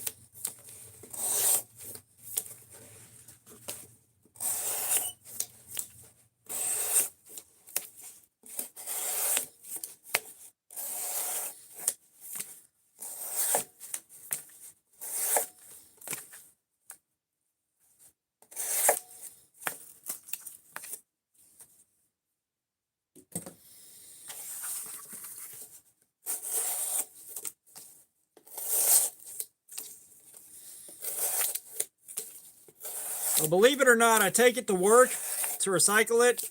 I basically get the cardboard from work. I take it back to work to get it recycled, and the store gets a credit for the recycling.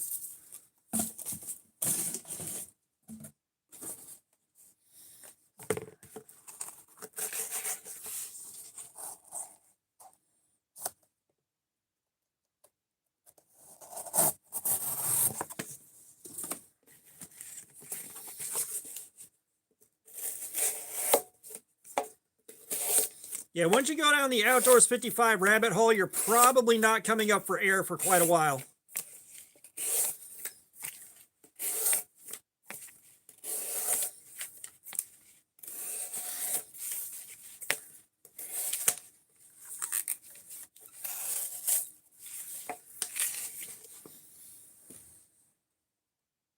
Oh.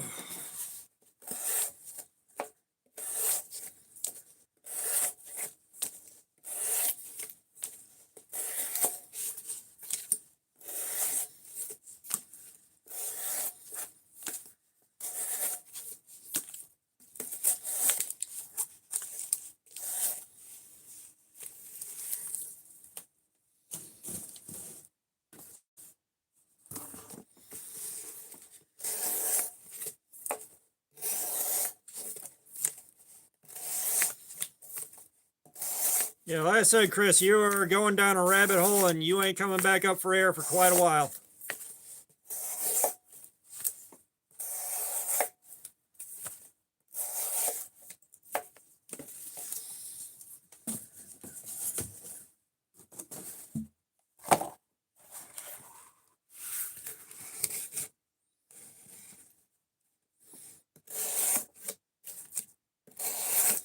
So you got to think, man.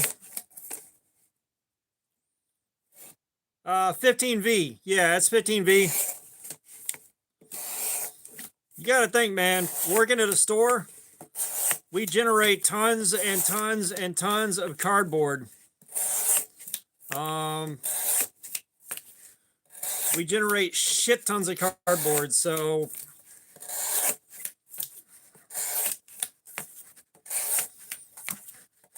I don't know what the bricks of cardboard that we remove from the baler weigh, but it's a lot.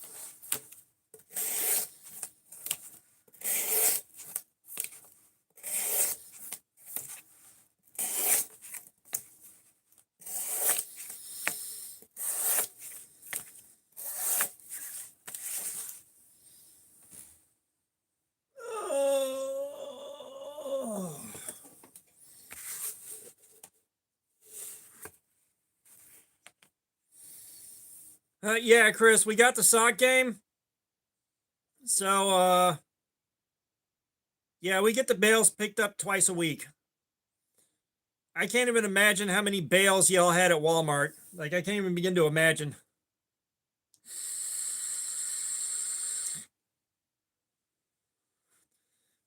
But yeah, we got the sock game. So for $2, I'll put my socks on, and then for the next $2, I'll take them back off, and then for the next $2, I'll put them back on again.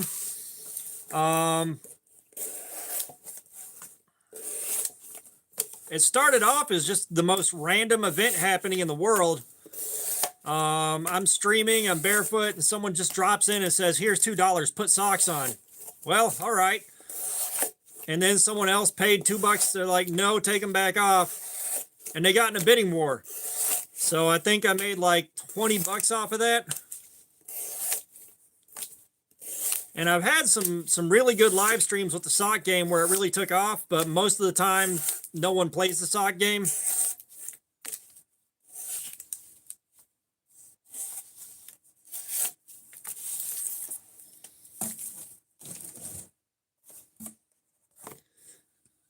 Yeah, it was just the most random ass shit.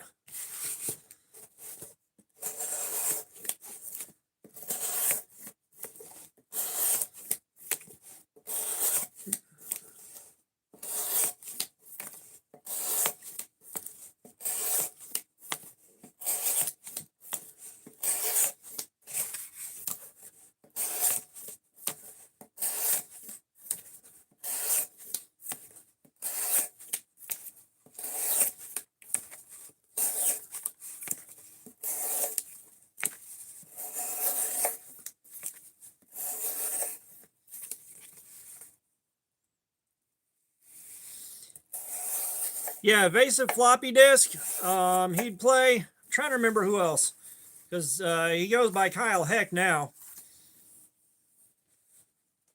But Kyle Heck only drops through once in a blue moon now.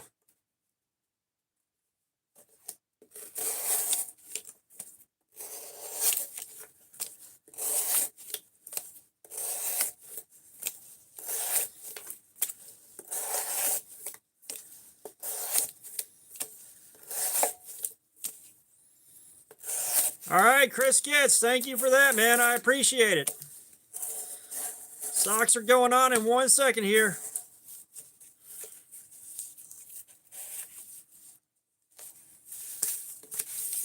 Yeah, that cut ain't happening.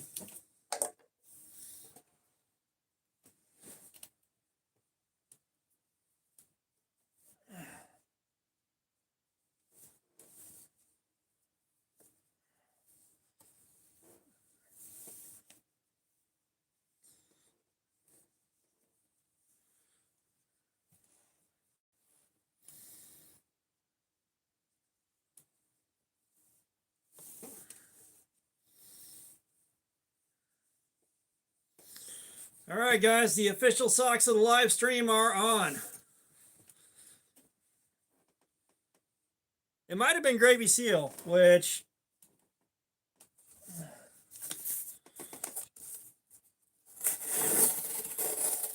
I can't believe we saw him on the last live stream.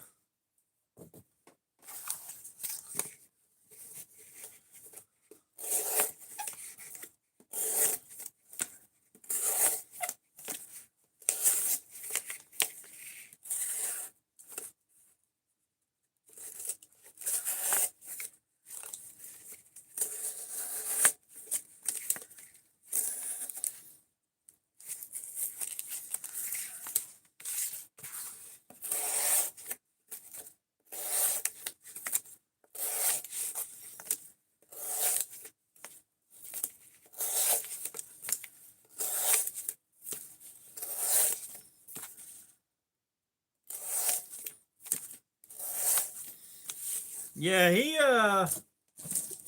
kind of stopped showing up after that one time.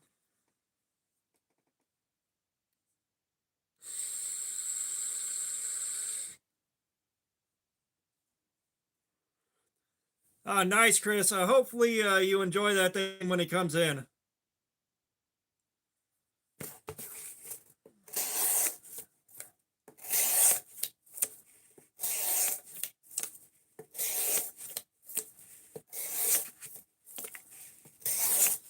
I think I've got 3 Kalashnikovs.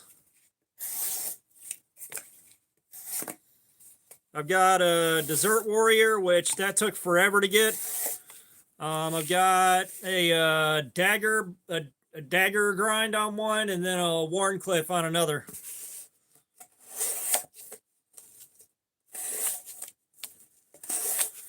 Chris, I don't have them here with me right now. Or wait a minute. Wait a minute. I do have one here with me.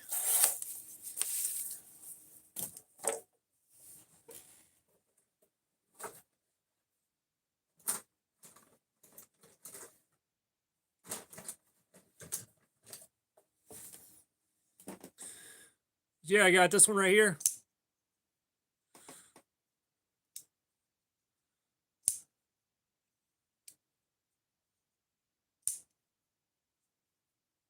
Around the cabin, what's up? How you doing, man?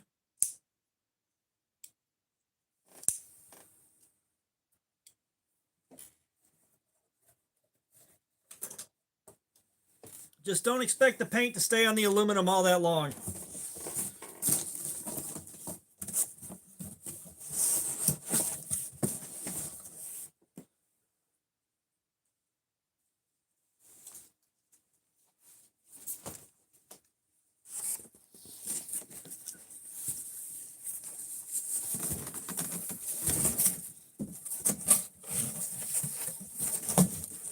Nice. I'm ready to get Mega J, what's up? How you doing, man? I'm just ready to get Christmas over and done with. I am not a super festive person.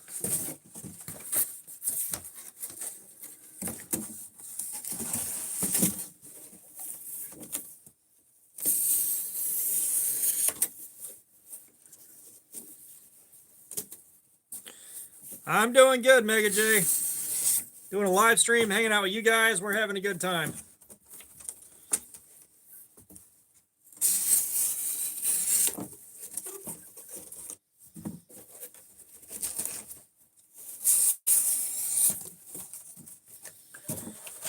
Woo!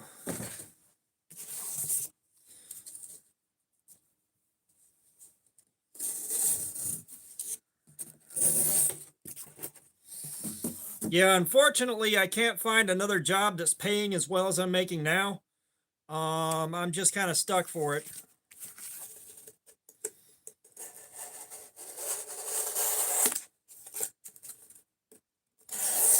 We're closing out hour number 2 right now around the cabin.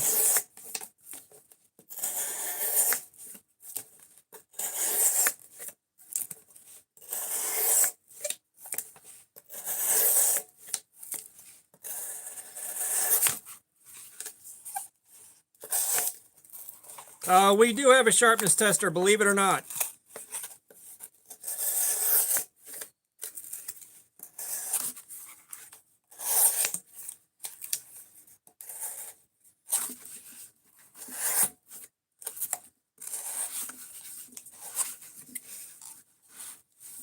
Okay, fuck that.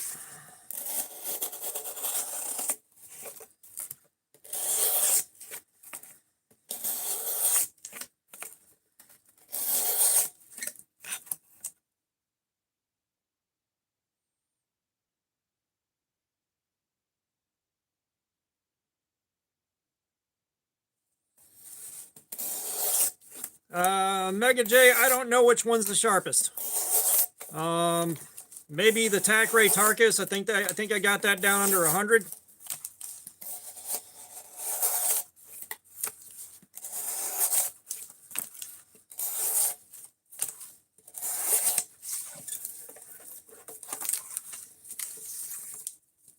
Kenna Moreau, what's up? How you doing? Yeah, I got like 350 knives in the collection now.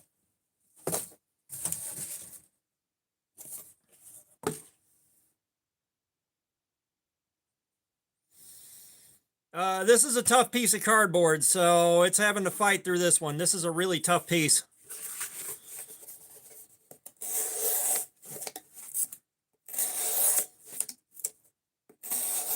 But the factory edge didn't start dying until 5 hours. So we're on a 17 degree per side edge bevel, going in on it a second time to see if there's any improvement.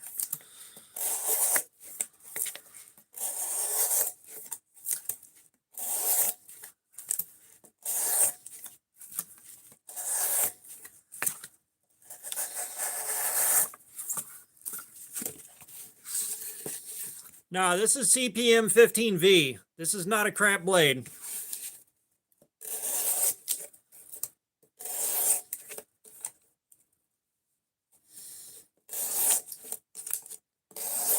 It's not that necessarily, well, I take that back. This is a knife review channel. I have to have a new knife every week to review. So when you do that, they pile up fast. And I've been doing this for a couple of years now.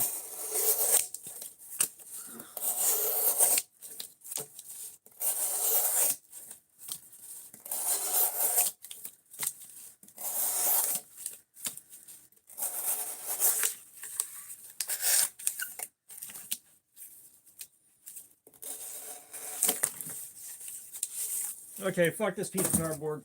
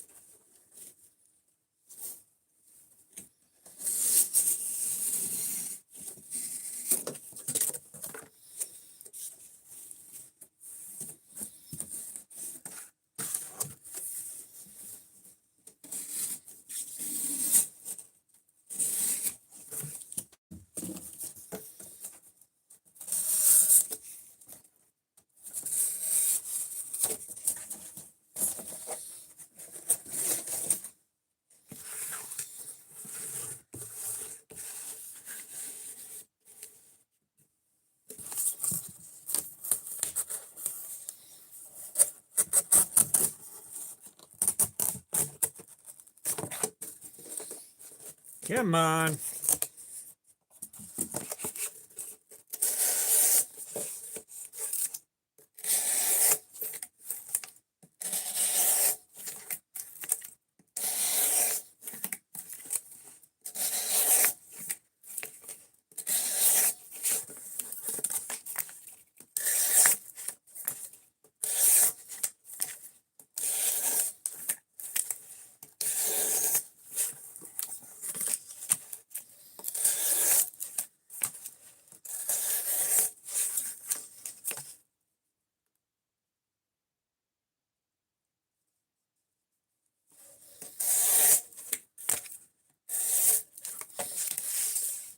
Yeah, well, that cardboard box, the walls keep folding over and collapsing on me, and I'm not going to fight that fight.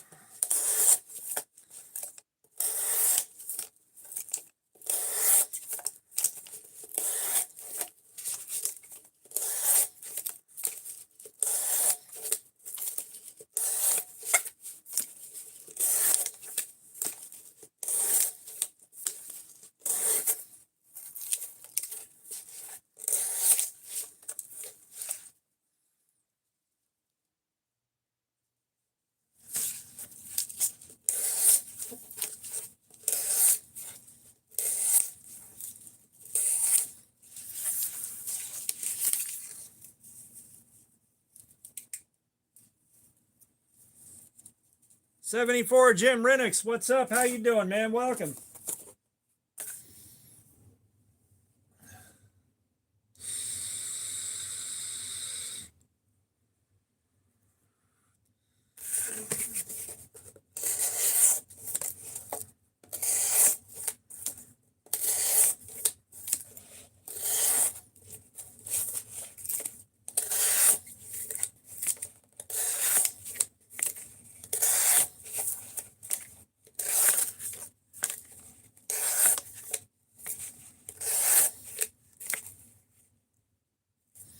Yeah, the blades get warm. The blades get quite warm. They're not hot, but they're warm. And yeah, we got the Spyderco Manix 2 lightweight and 15V.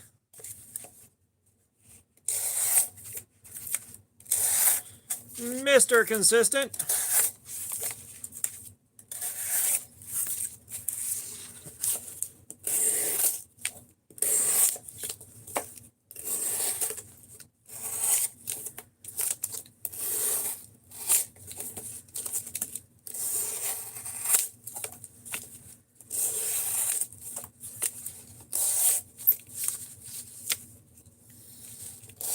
The most expensive knife I have is a Rambo First Blood Part 2 prop replica autographed by Sylvester Stallone, which I've been told is pushing like 1,800 bucks right now.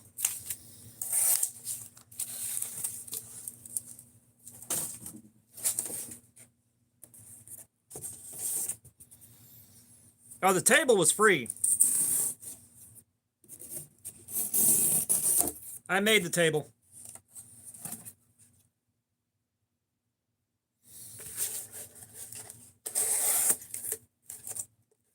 Oh, the handle's pretty good. The handle's pretty good. It treated me good on the last live stream.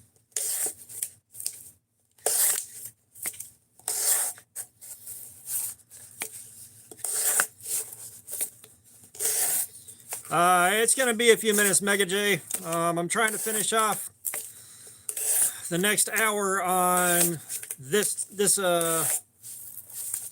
off the next hour.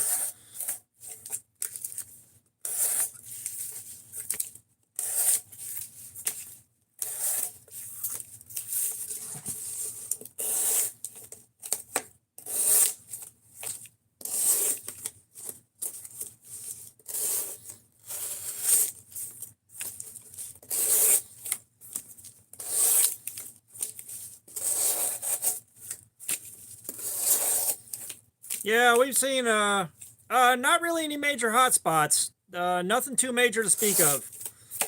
The spine right here, this right here is enclosed, so your finger doesn't get chewed up between the scales and the liner.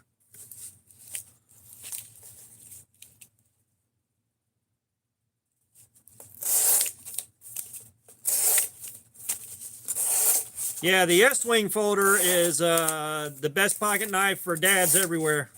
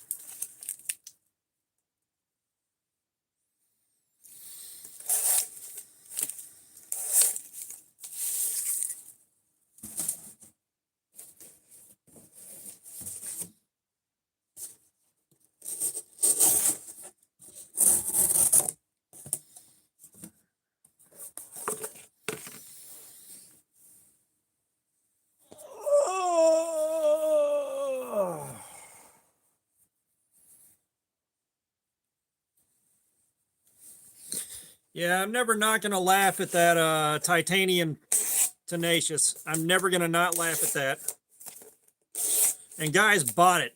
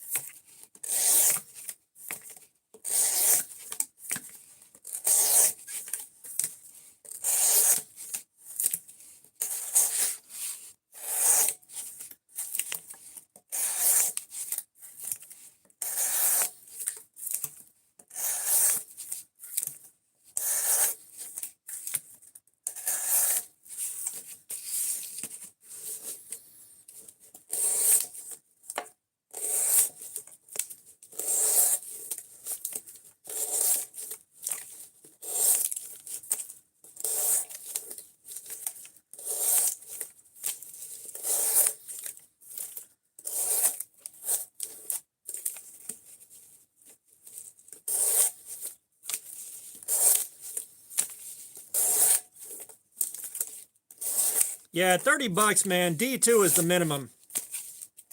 Properly heat treated D2 is the minimum.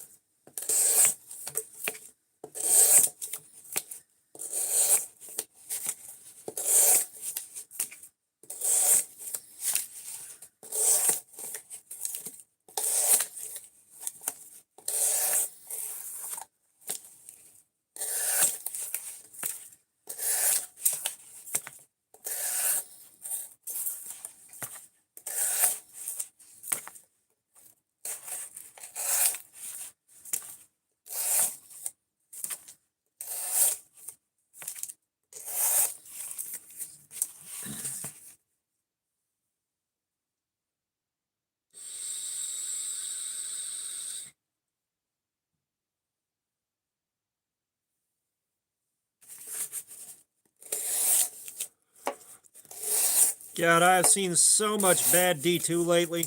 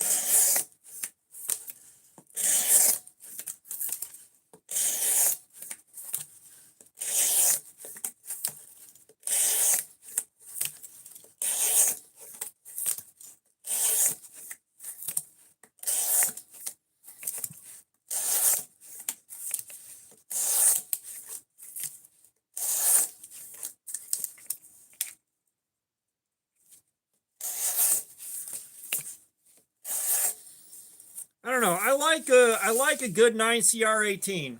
I like a good 9CR18. If Jen does release my knife design, the I guess so, it's going to be a 9CR18.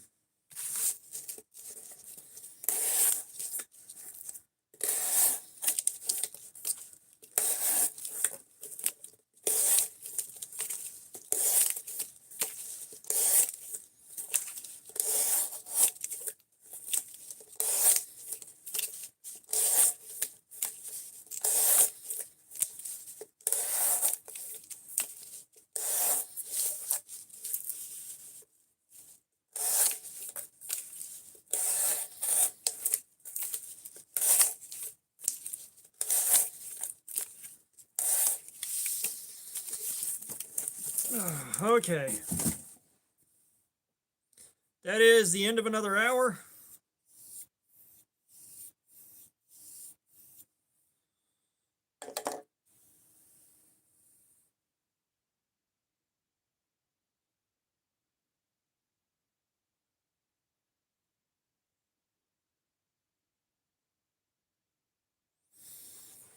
Yeah, Dr. Laren Thomas has a lot of great charts and stuff like that, which those will give you a lot of information. Be right back, guys.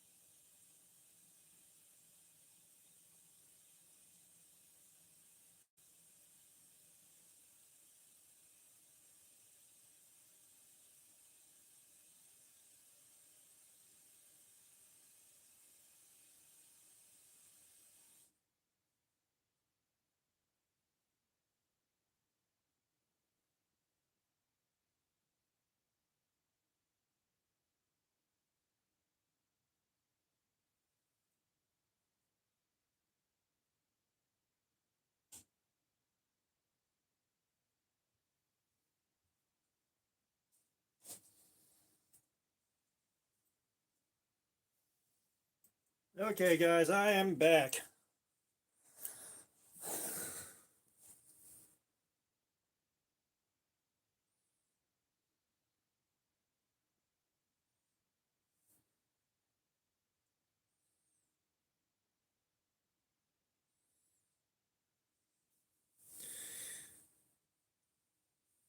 Yeah, I kind of agree. Your blade steel doesn't matter too much as long as it's heat treated well.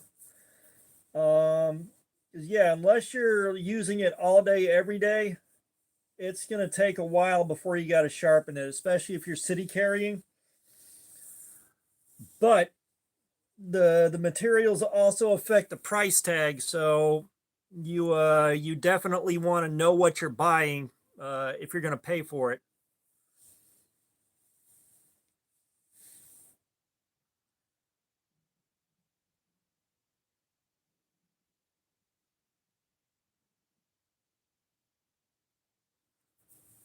Oh God.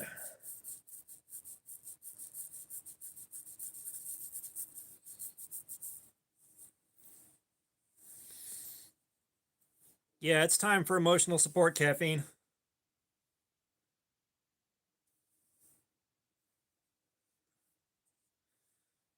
Forging on coal is fun, but you got to be careful.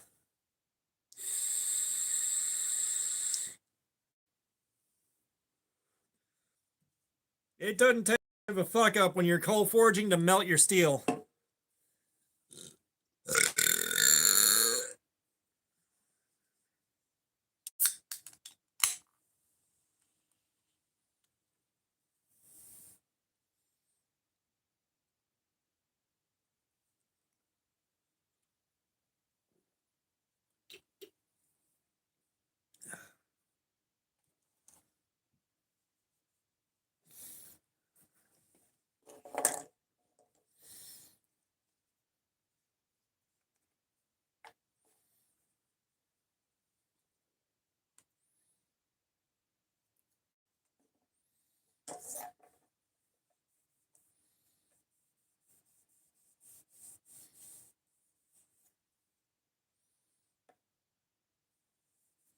Oh, Damascus is just pretty.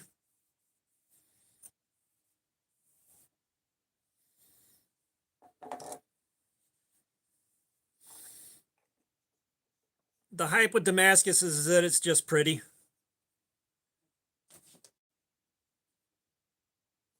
It's pretty and it can be challenging to make.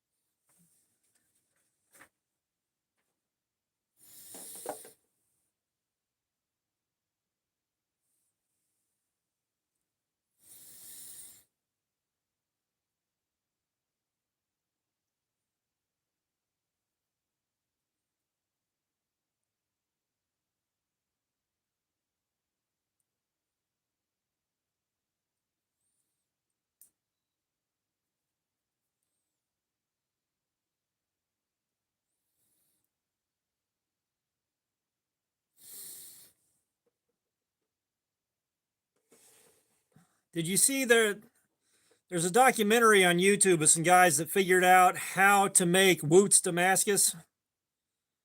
Very, very interesting watch.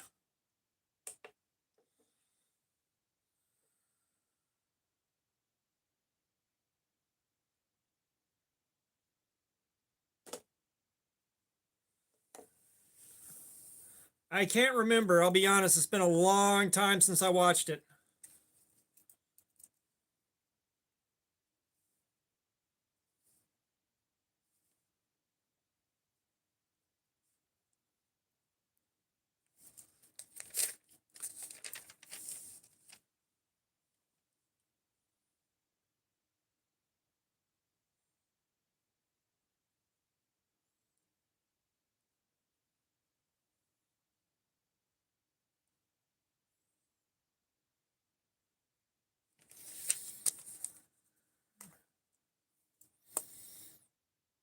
Yeah, the 704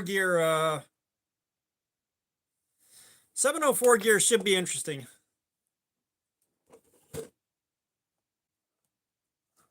Now let's see if I can microscope this edge.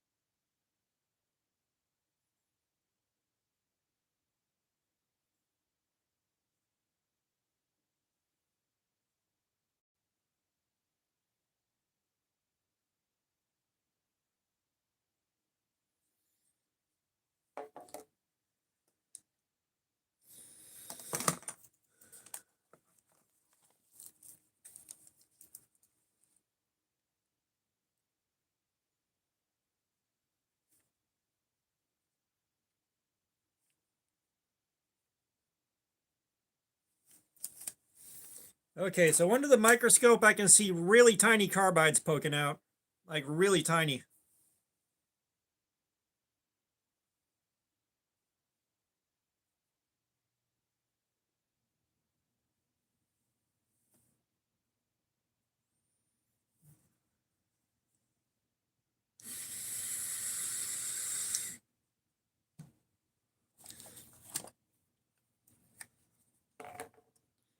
Yeah, so here's some Damascus I made myself.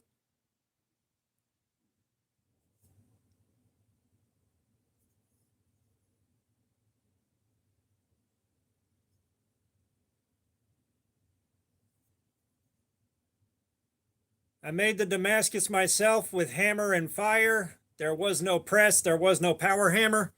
That was all me.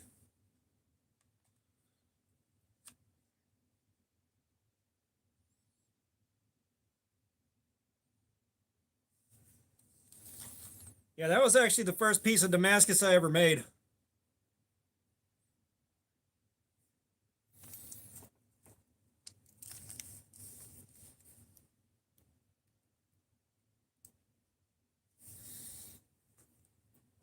Okay, we're gonna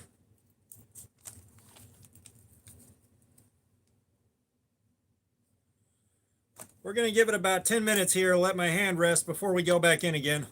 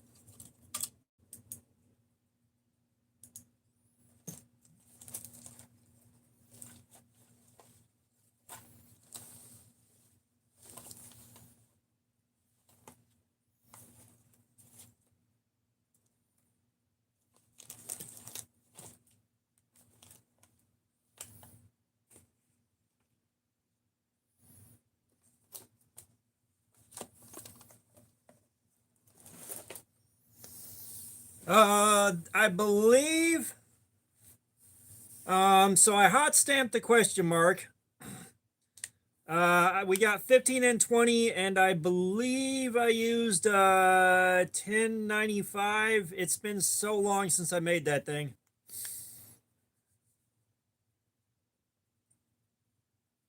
I tell you what, someone needs to super chat up one of the butt heads for Chris here. Someone needs to super chat up one of the butt heads.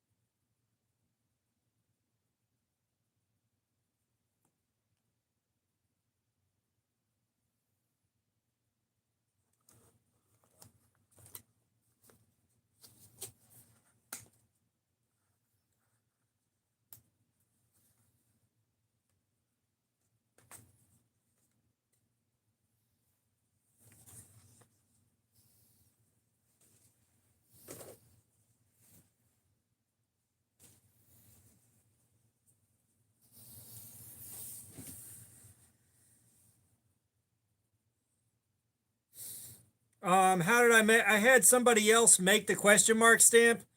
Um, who was it? It was Buckeye Engraving, I believe, that made the punch.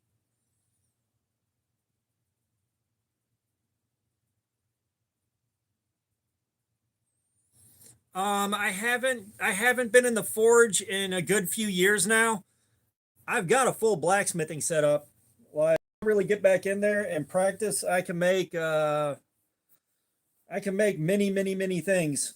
I've got a full blacksmithing setup in the garage.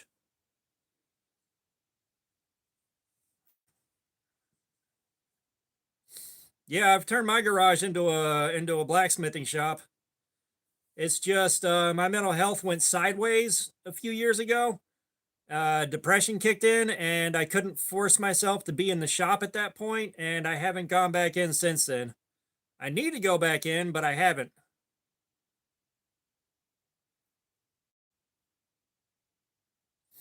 Because I want to turn a hammer into a tomahawk. I was doing lives with that, and I will say right now, like, it's really hard to get a camera set up where the sunlight, the sunlight where it hits the garage door makes it impossible to get a good shot. It makes it impossible to get a good shot in there.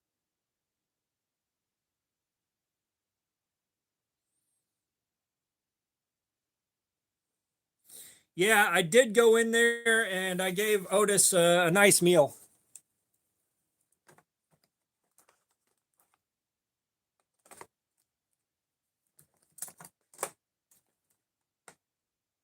I don't know where it went. Oh well. Yeah, Otis got to eat.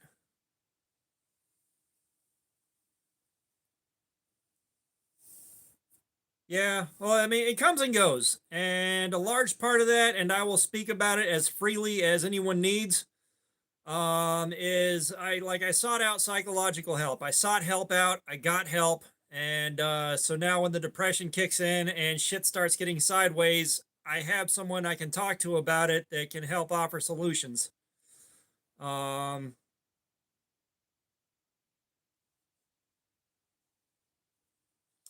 Otis got fed a penguin. Otis got fed that Amazon knife that cut the shit out of me, and he got fed a Flissa, I believe.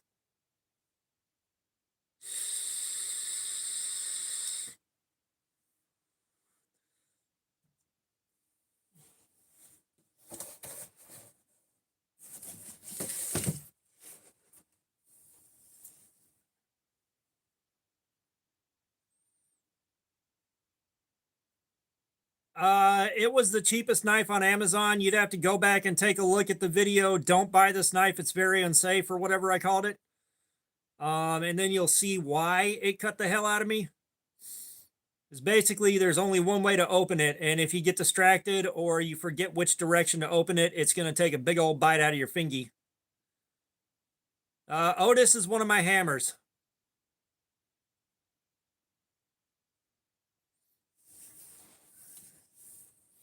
Hang on, let me go get Otis.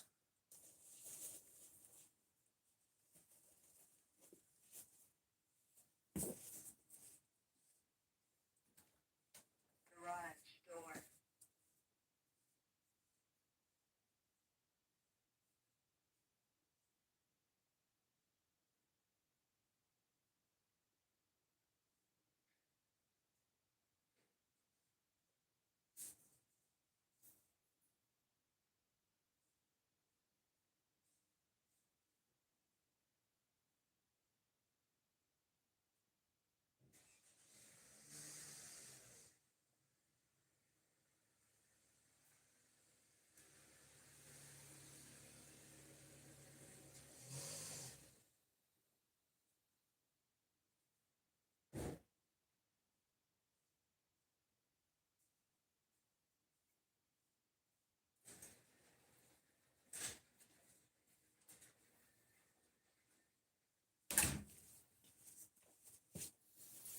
Okay.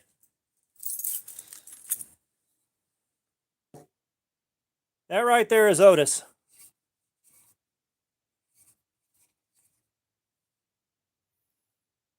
That's one of my blacksmithing hammers.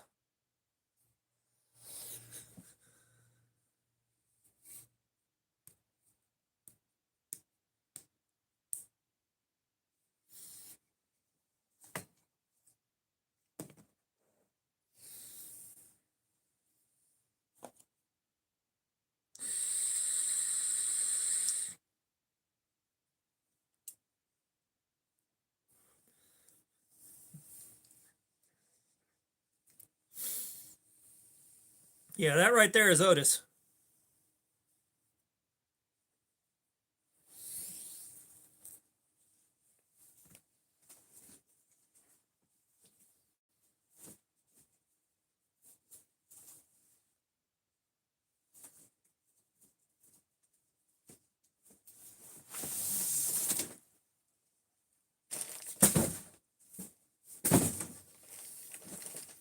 All right.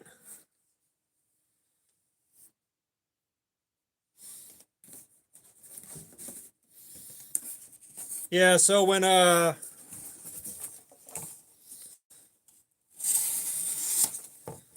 we say Otis got to eat,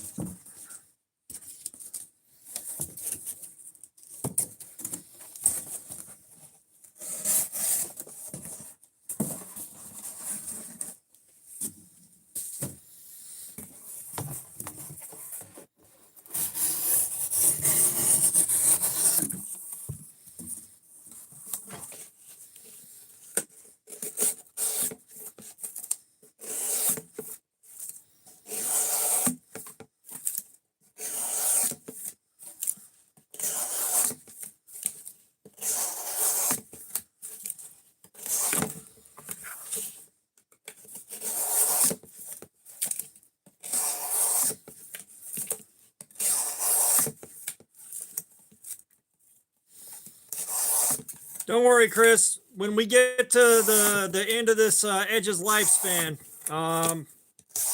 once we're done with the knife, we're gonna do a Worksharp tutorial. However, there are also a ton of tutorials on YouTube for how to use that thing that are probably going to be a lot easier to process.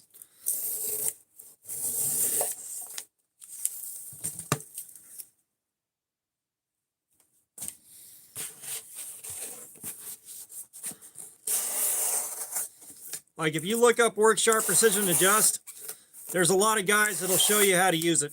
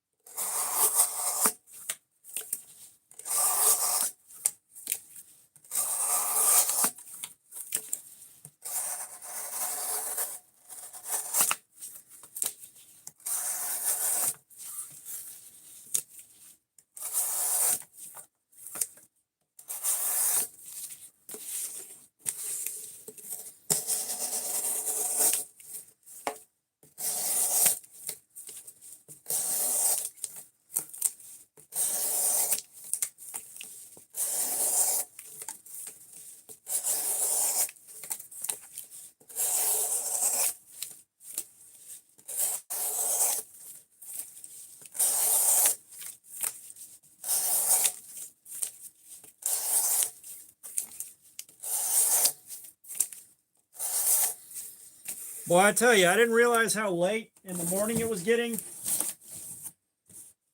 whenever I started getting videos smashed out. And I did not eat breakfast. You guys, I am so damn hungry right now.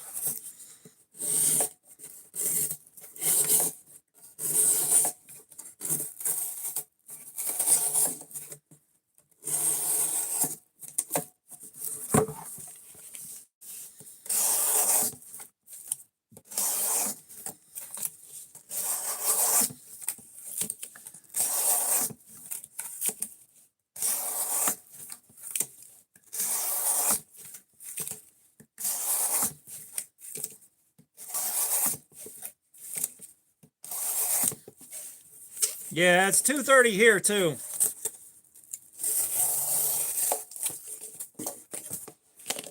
Like I started the stream at noon, which I had planned on, but I didn't plan on the videos eating up so much time to shoot.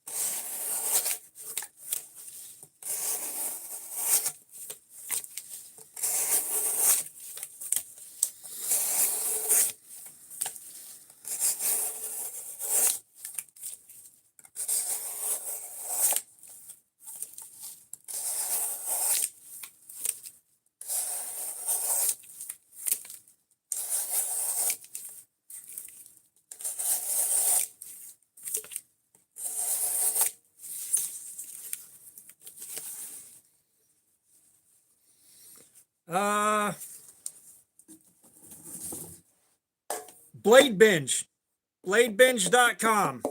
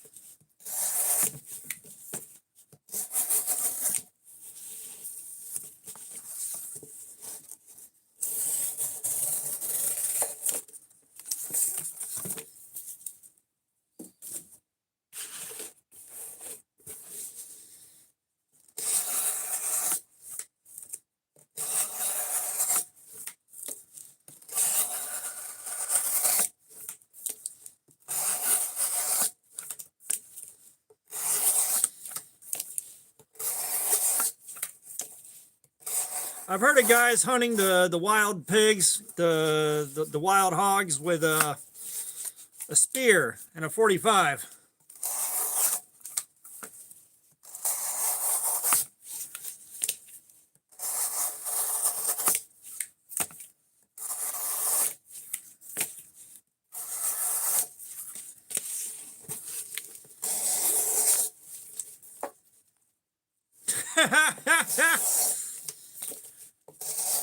Chris, wait till you discover whatnot.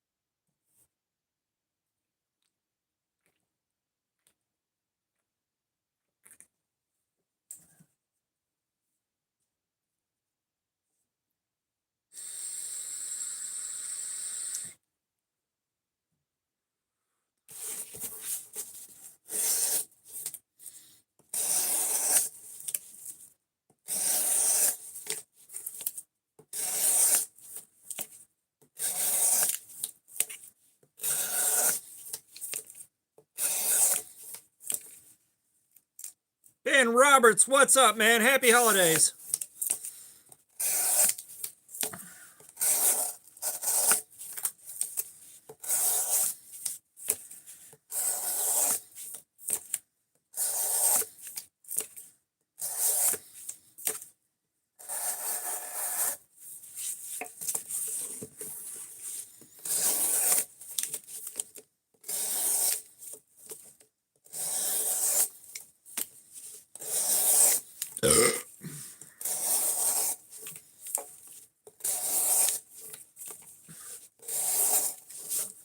Around the cabin.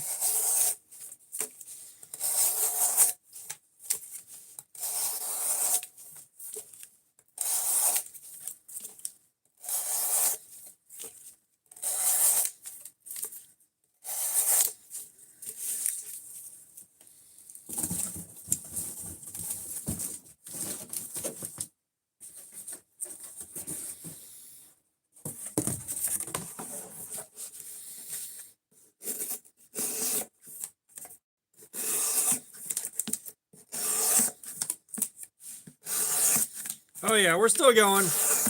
We've only got 2 hours and like 10 minutes on this edge.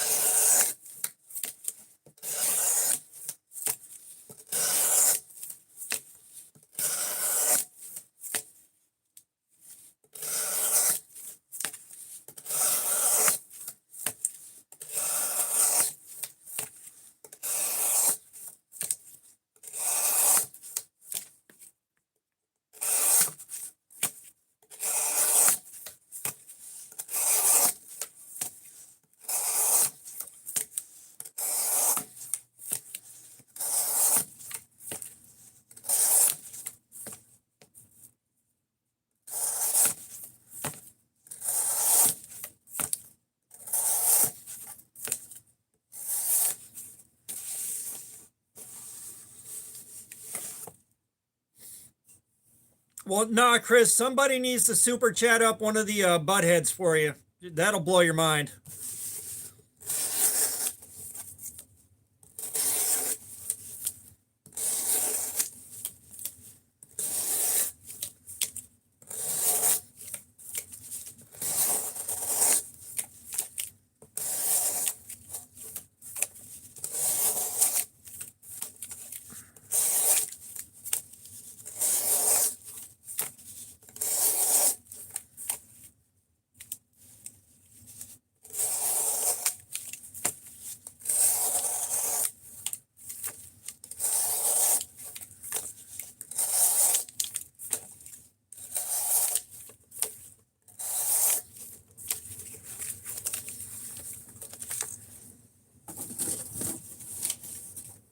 Which, if y'all weren't here on the last stream, I got more batteries, so we can get all the butt heads up and running again.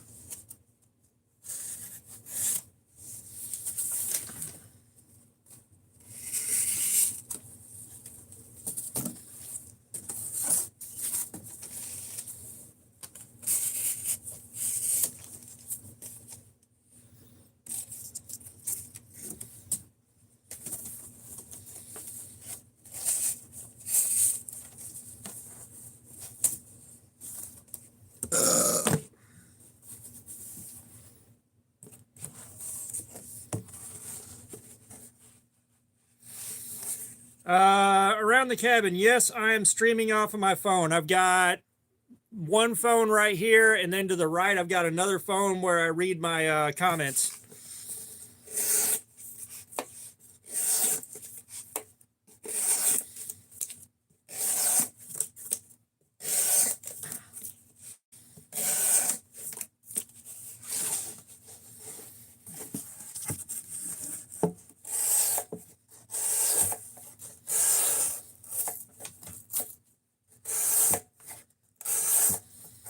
Yeah, phones have come a long way.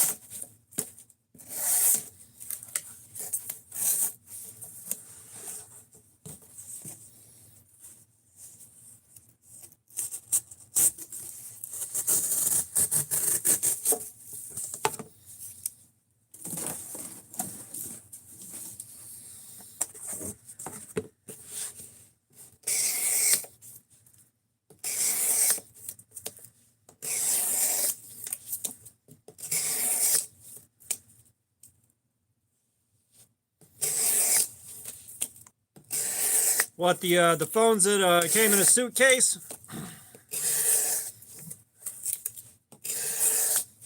You had to charge them for 6-7 hours, and the battery was good for 30 minutes.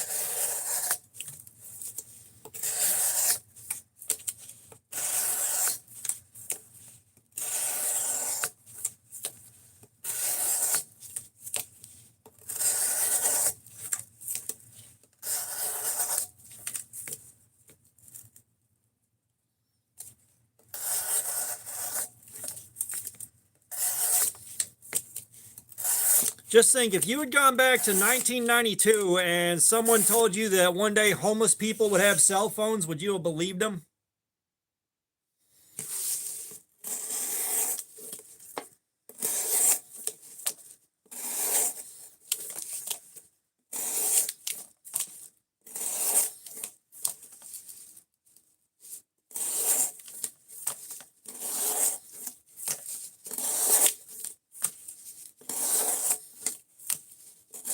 I would have called bullshit. Someone would be like, someone would have been like, homeless people will have cell phones at one point. I would have been like, nah, that's bullshit, dude.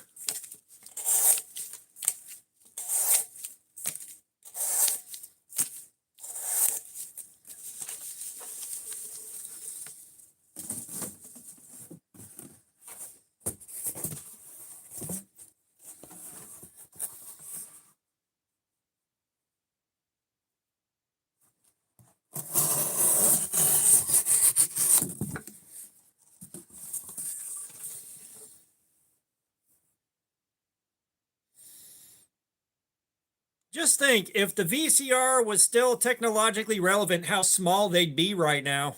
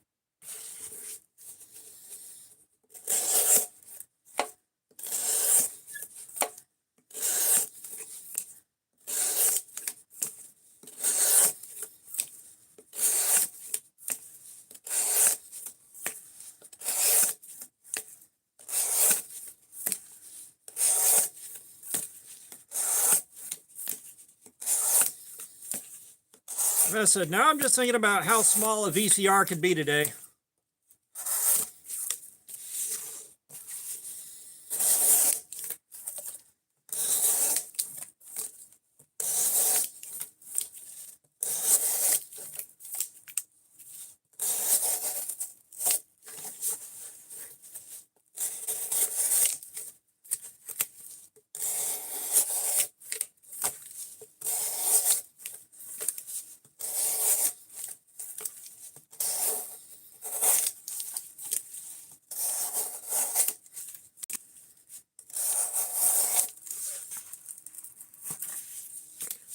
Yeah, there'd be a lot of moving parts, but the parts could have been miniaturized. Especially like a lot of the parts could have been miniaturized. Like I'm pretty sure you could make a, what do you call it?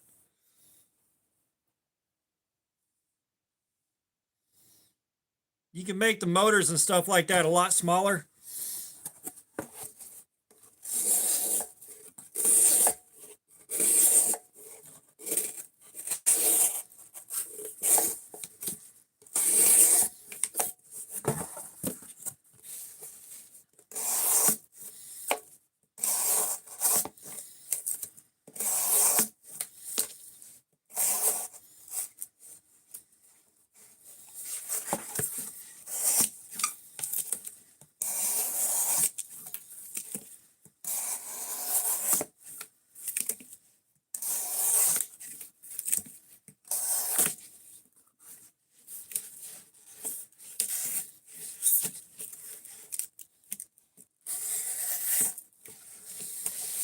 Like, I don't think a modern VCR made today would have to be anywhere close to the size they used to be. It'd still be bigger than the tape, don't get me wrong.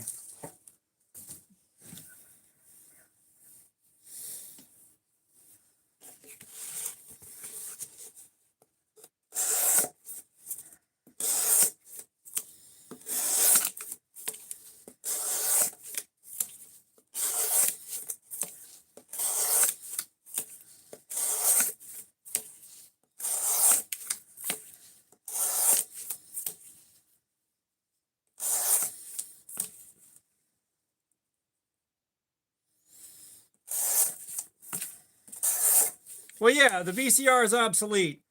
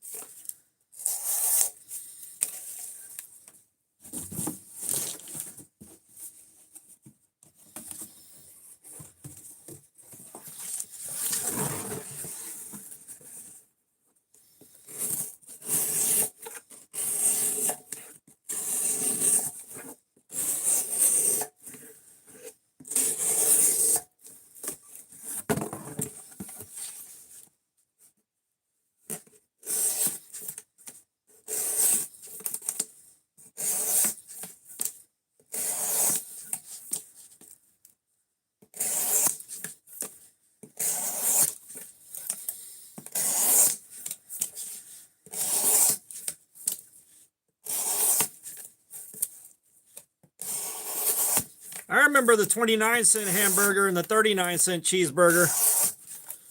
God, those were the days.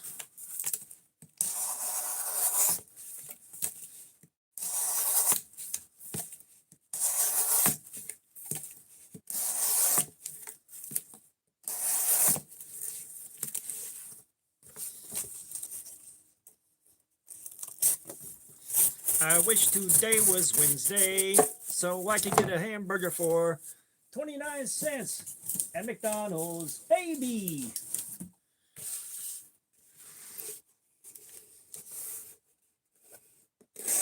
I wish today was Sunday so I could get a cheeseburger for 39 cents at McDonald's, baby. Gray pant, yep, it's 15V. This is the second time we've gone in on this. We did the factory edge, and now we're on a 17 degrees per side edge with a nice fat bevel.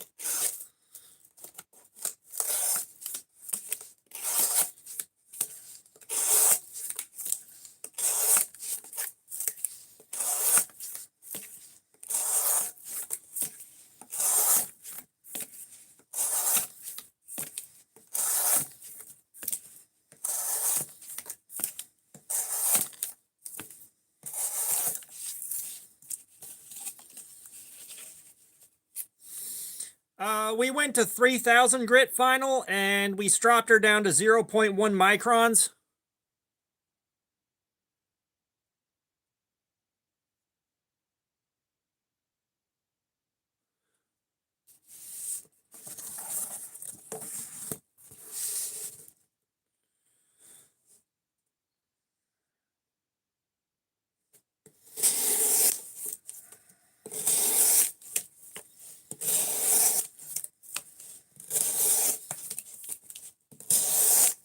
Which we should have stopped at around 600 grit, or 800 grit, but I really wanted to see what this thing could do.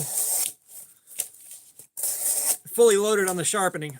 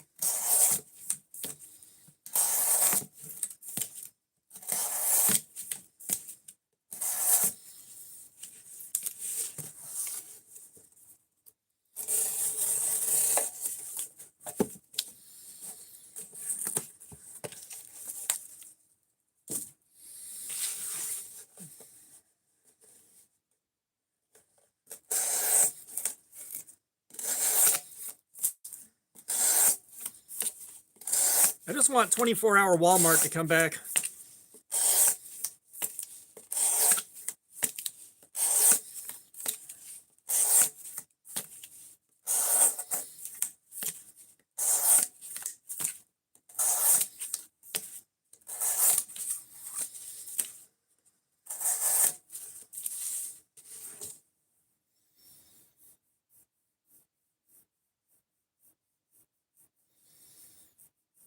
Yeah, Wendy's used to be better. It's again, the dollar menu. 99-cent double stacks.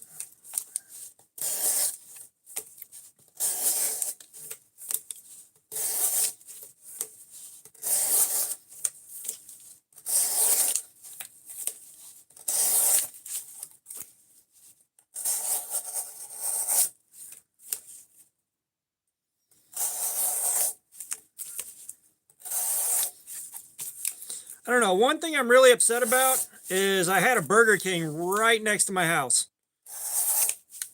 It was easy to get into the parking lot. It was easy to get back out. And it was a good Burger King.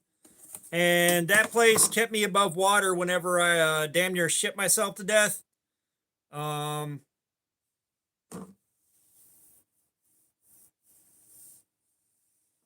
It was so like I shit myself into the hospital, long story. But I was out of commission for months after that, so I ate a lot of Burger King because it was right next to the house, and I cannot tell you how much of an asset that was.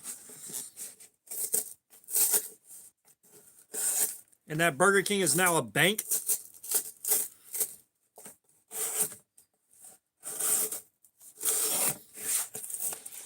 That was weird.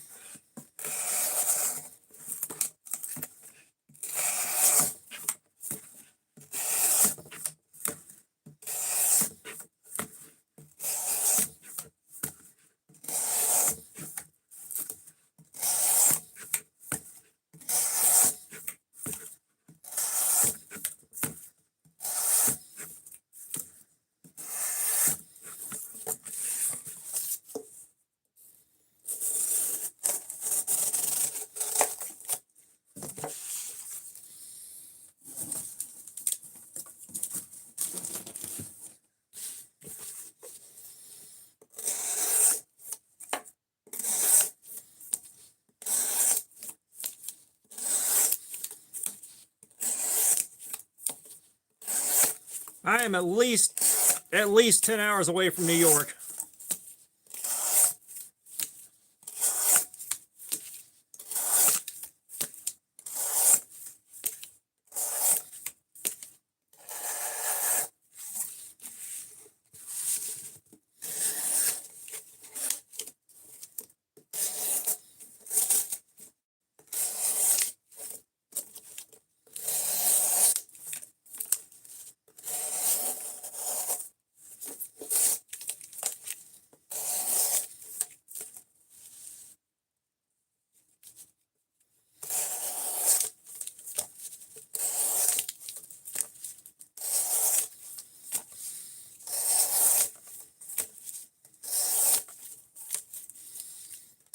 Yeah, speaking of KO Knives, I wonder where he is.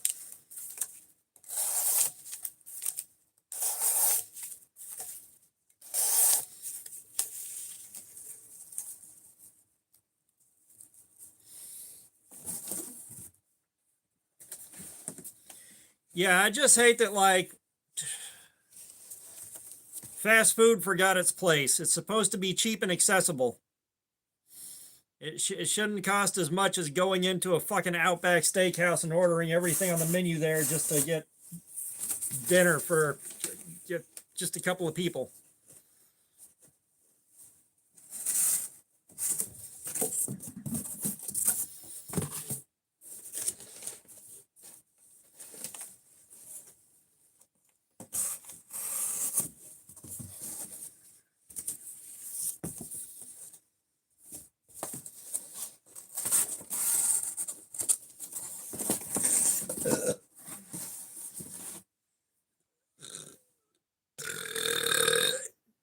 Dan Lonsdale 6572, what's up? How you doing, man?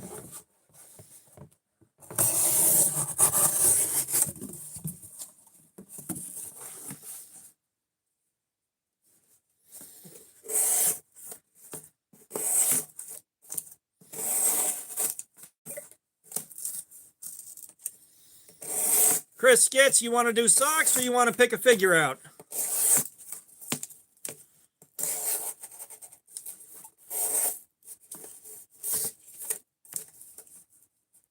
MHA 1313.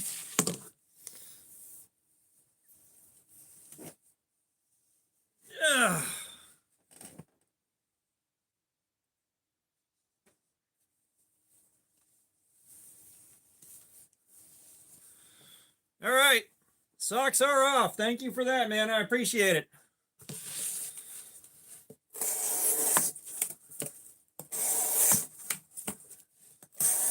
No, we're not turning stuff into a fan image.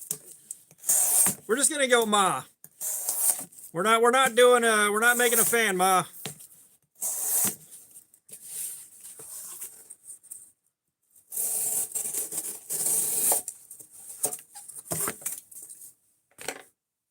The Lone Wolves, what's up? How you doing?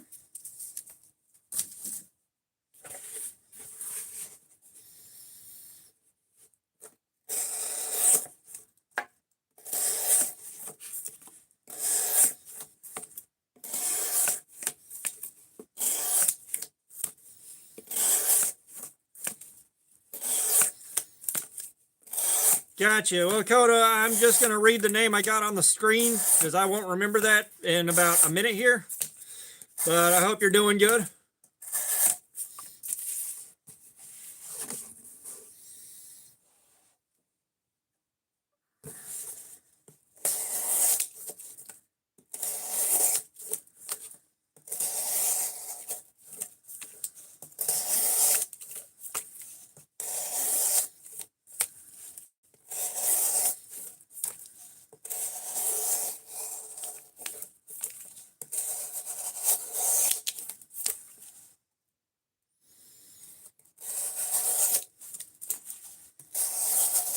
Yeah, it's all good, Lone Wolves. We're getting some faces coming in that haven't been in here in a while anyways. But I also took a couple of months off, just burned out real bad.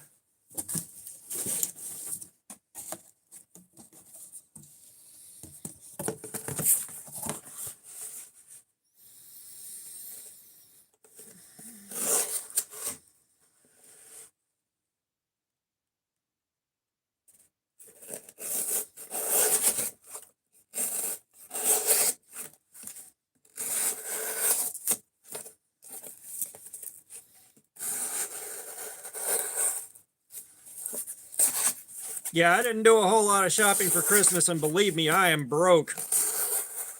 I am broke.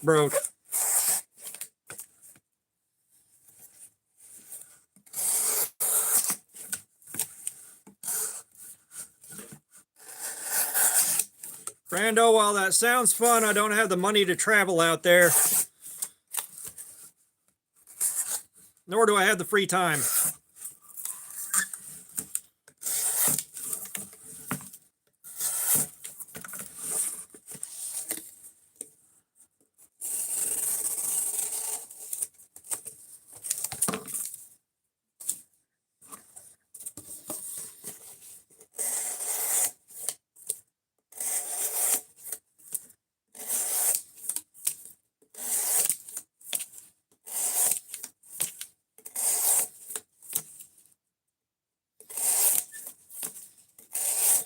Yeah, I'm so broke right now, I can't afford a ticket to get on the struggle bus.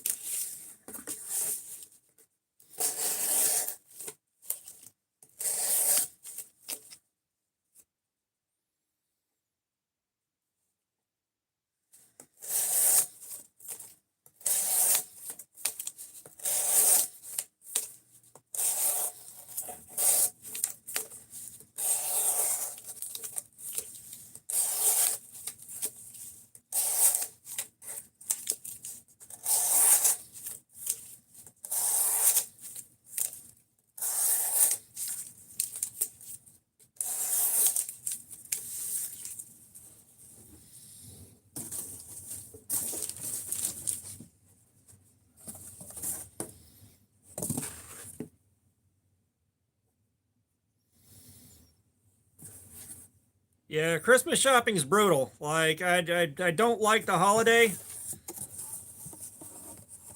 You know, it used to be nice to at least see family that I might not see once or twice a year.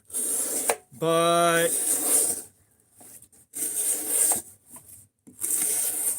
at this point,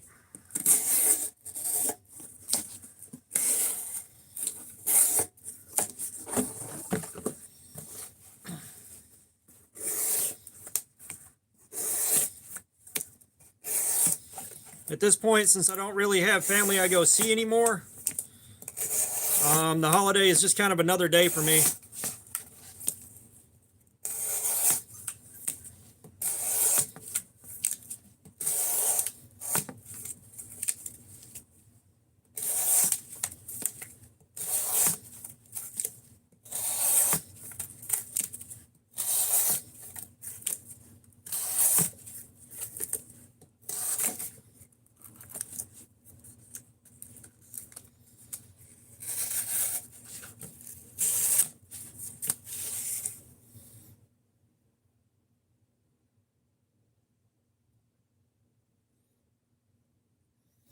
Yeah, memories are forever, but there's a point where you got to have money.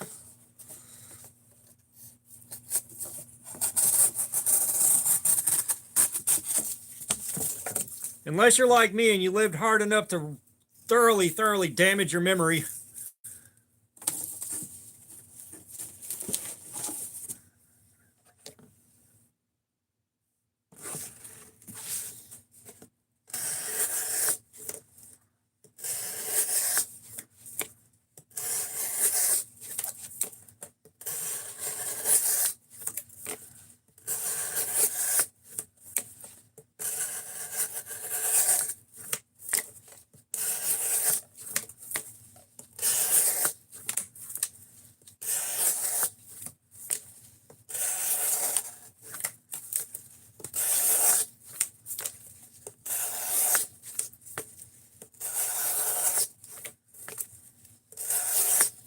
Hey, we hit 59 likes. Very nice.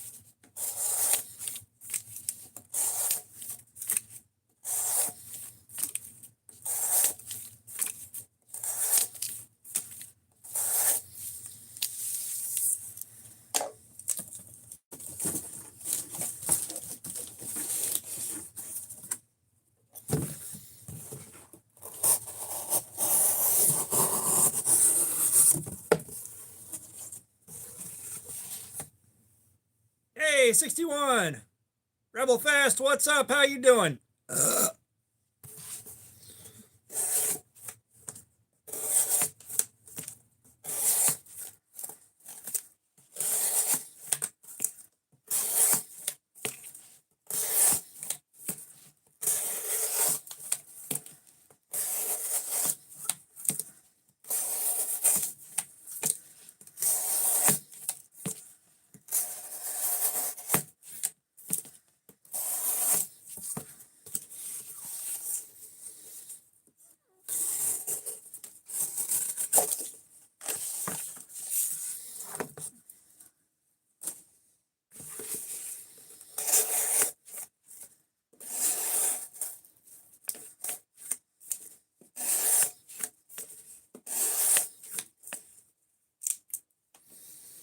KO, what's up? We were just asking where you were, man.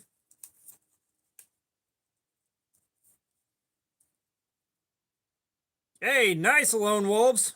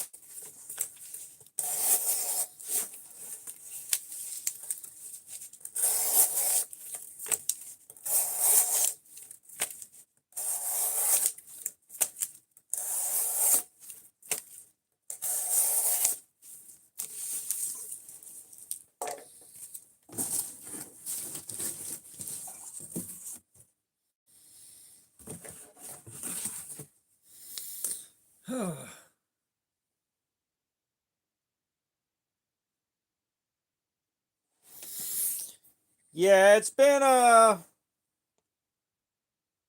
3 hours, although my timer says an hour and 9 minutes, and I'm not sure why.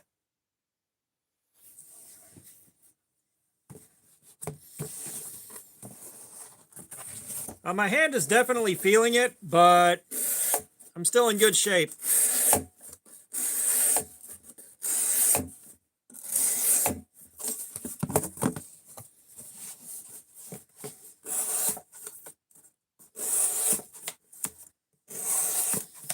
Yeah, I wonder if YouTube had a flake out. No, we sharpened it. We did the factory edge the other night, and it went for 5 hours.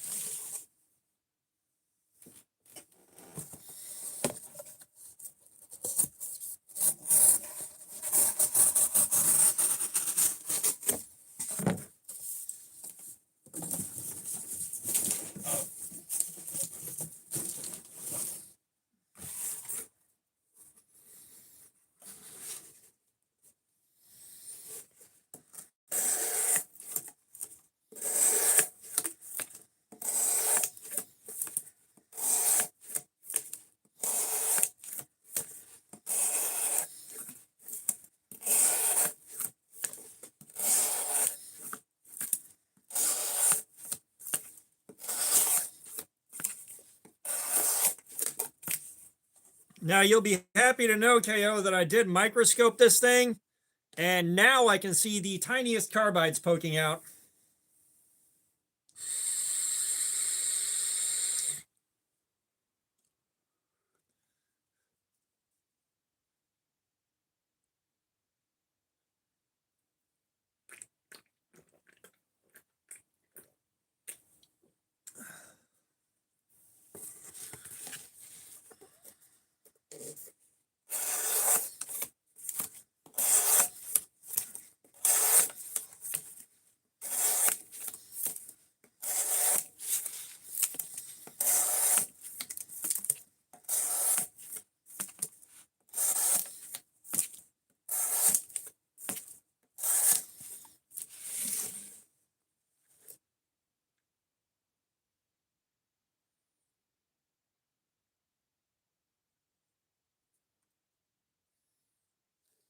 Hey, Woodinator, no, I haven't seen that, but I haven't been to Walmart in a long time now.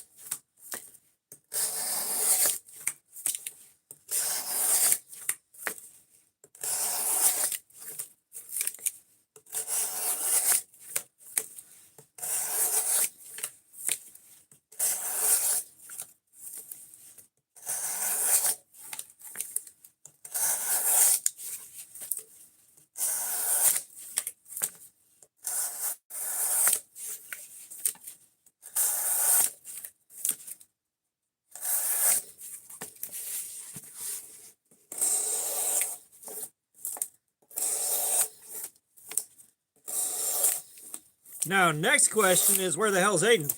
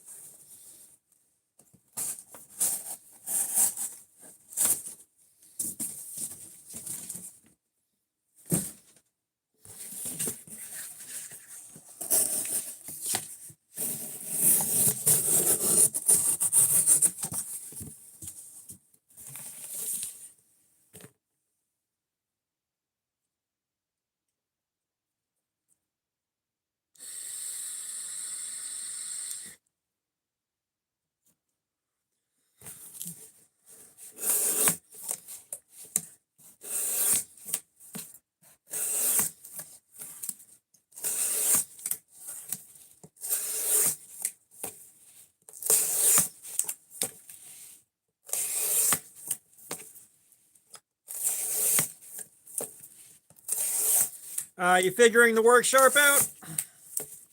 Starting to figure the Worksharp out, Chris?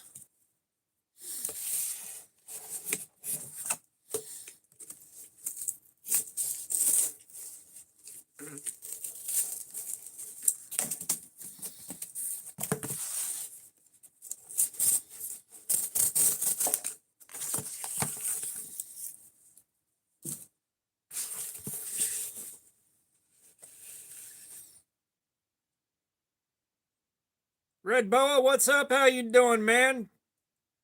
Daily Geek, what's up? How you doing, man? But Red Boa, we're doing edge retention testing. We're looking to see how much cardboard we can cut up with this knife before the edge is completely wrecked, is what we are doing.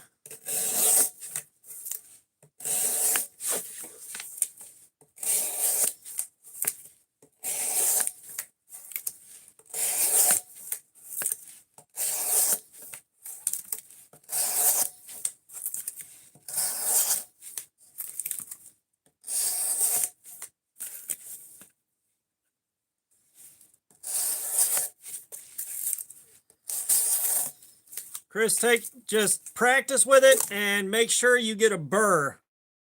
Make sure you get a burr and work both sides before you move on to the next grit.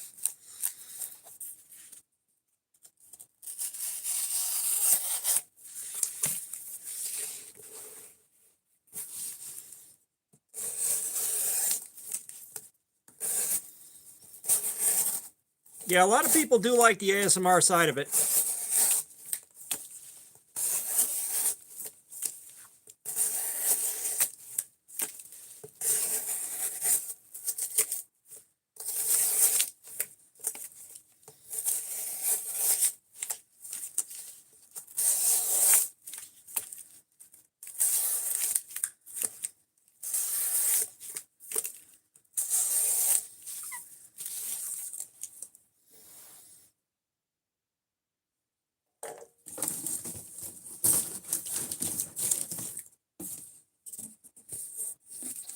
Now, what's the matter with Android?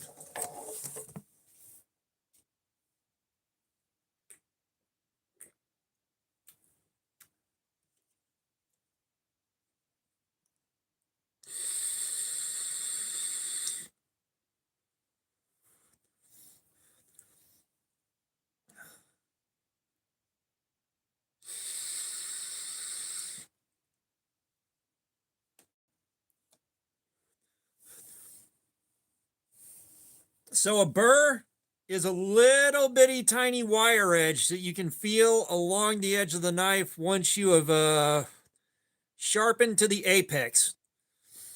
This is again where Outdoors 55 can show you what it looks like microscopically, whereas I can only describe it to you. So Outdoors 55 is going to have more information than I will. But when you run your finger along the edge, you can feel the burr. Like, you'll know it when you feel it. And it'll be on the opposite side of the side you were sharpening when it finally does come up.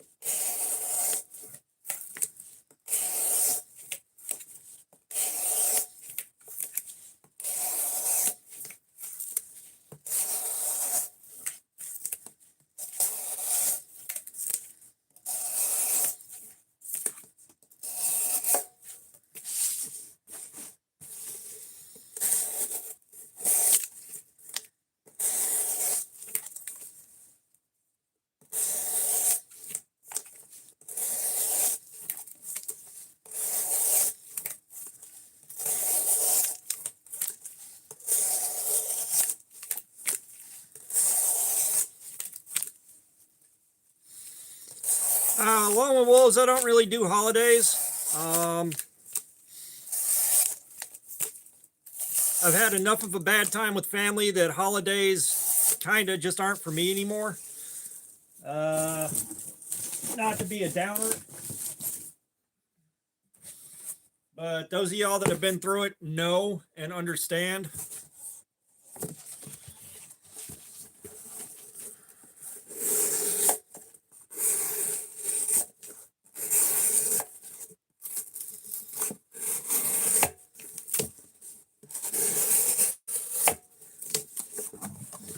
No, you're good, Lone Wolves. Trust me, the wife hates it. She wishes I was a bit more festive. Thankfully, holidays weren't ruined for my kids. They seem to enjoy them pretty well. But it's a bit too late for me.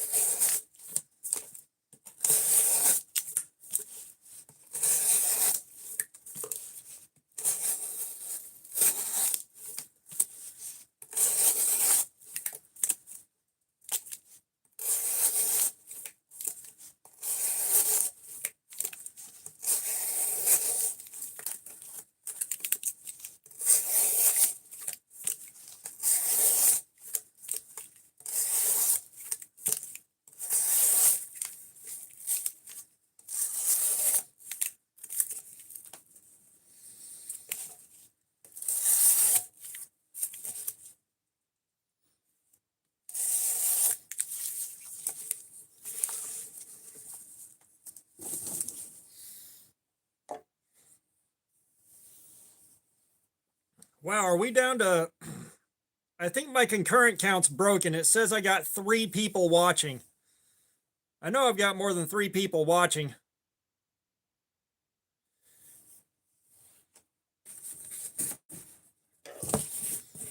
Yeah, now it says 7.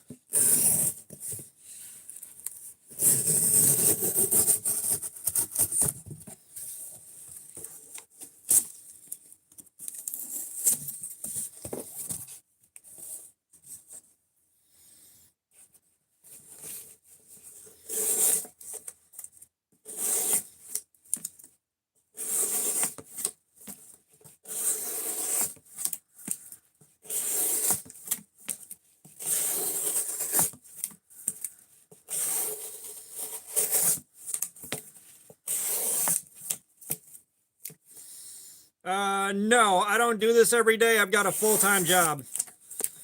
So this will be a large chunk of my day off of work. But I got a full-time 40-an-hour-a-week job that I got to do.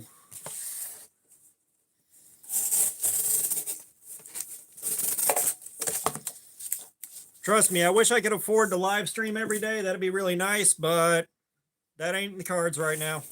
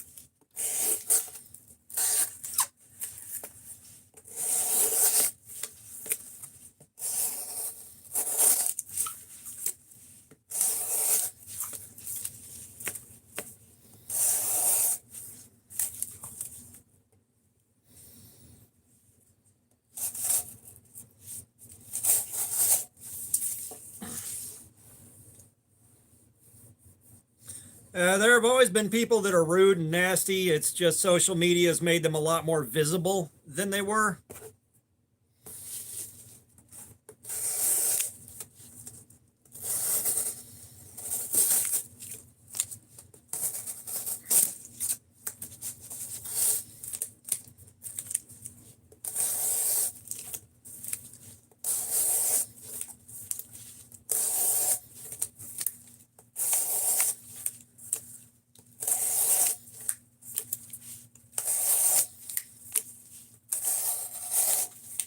Speaking of which, we closed out the third hour of this 10 minutes ago, and I didn't realize.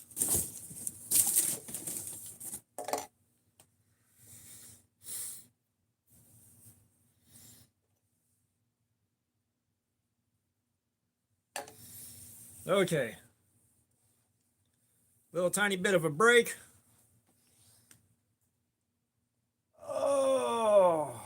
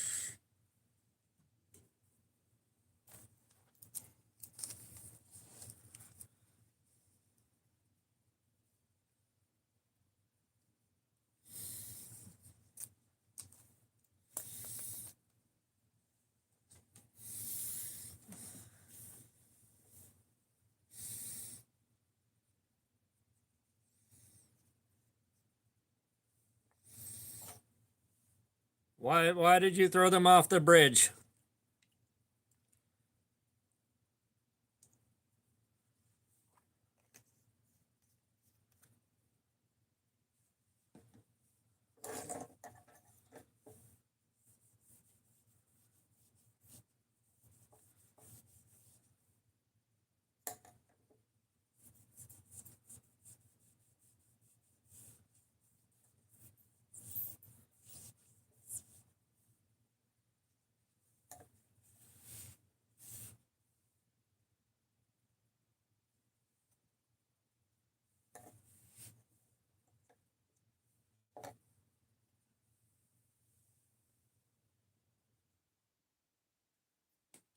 Oh, gotcha. I was like,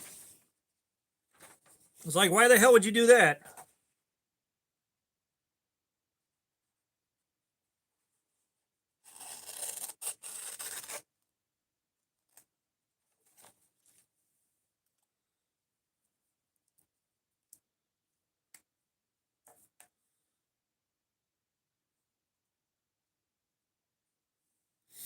Yeah, I very rarely want someone starting a conversation with me.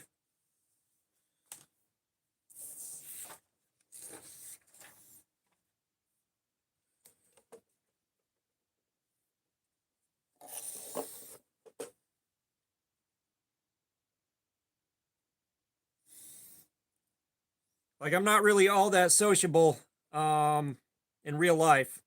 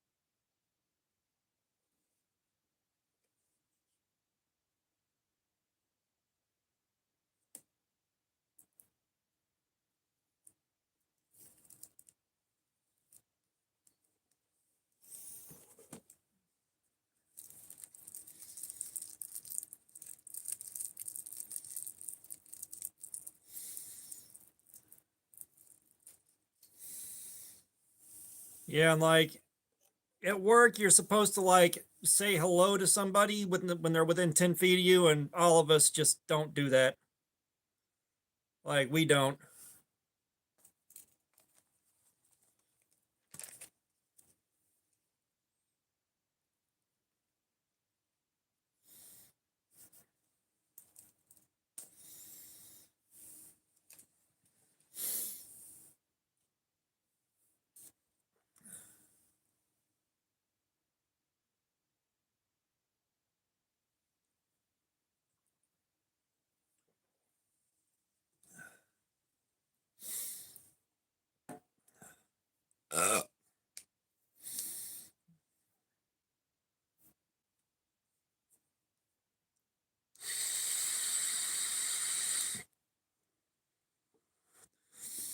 Chris, you still working with the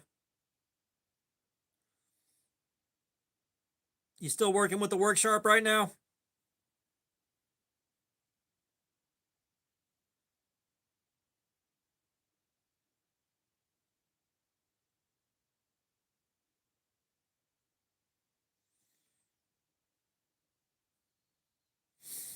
Gotcha. Hopefully, have you gotten to the point where you can feel a burr on the edge yet?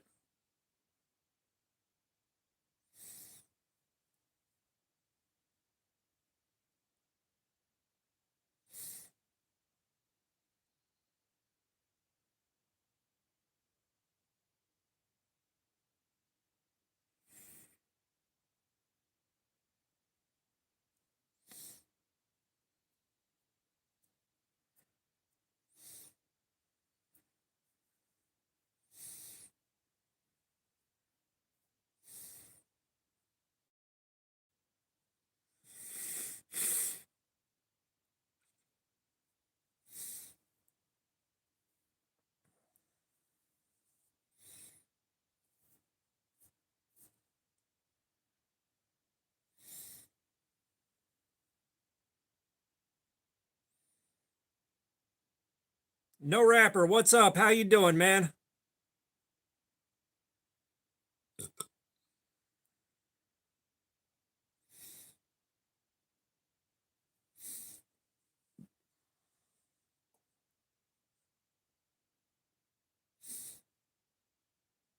Yeah, I'm not big on small talk. Like that's part of why like when I can't think of anything to say when I'm doing live streams, I just go real quiet. Like I'm terrible with small talk. Like I need to get the hang of that, but like small talk is just not my forte.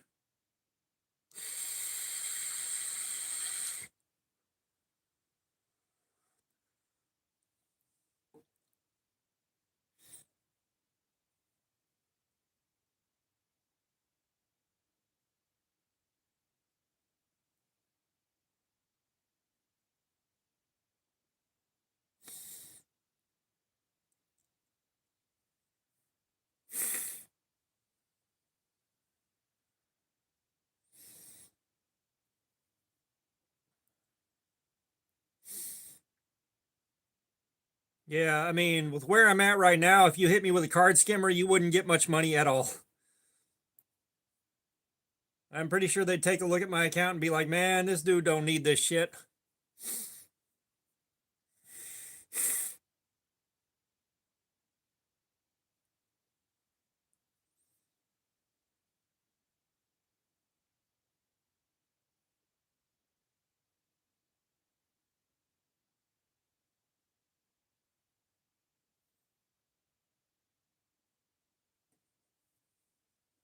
All right, give it 5 minutes and we're gonna go back in on this edge. Just let my hand and wrist rest for a couple of minutes here.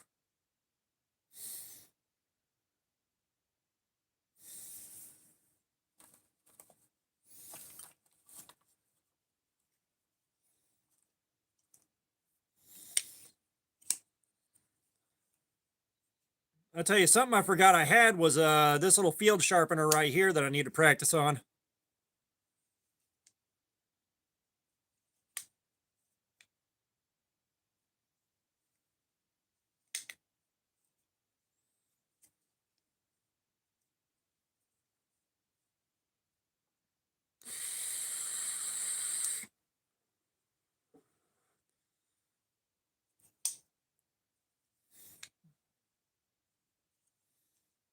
I don't know. Have you tried swiping the card down her ass crack and see if something happens?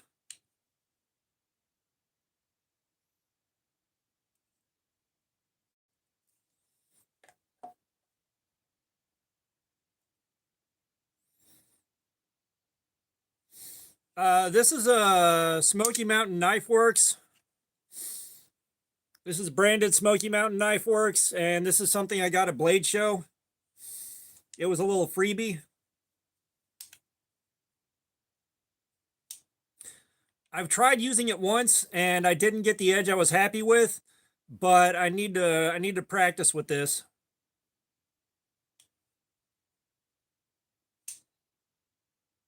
Like I need to get some practice on it.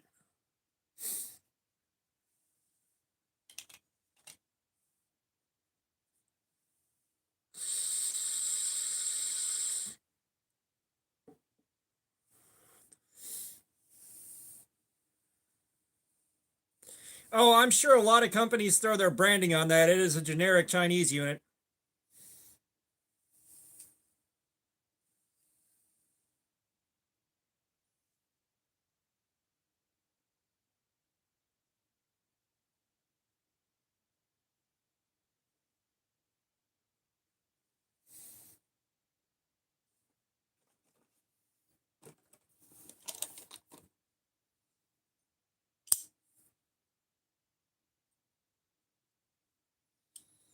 The Vault Boy sticker says rule number 9, always carry a knife. What's up, Lord Alcatraz? How you doing?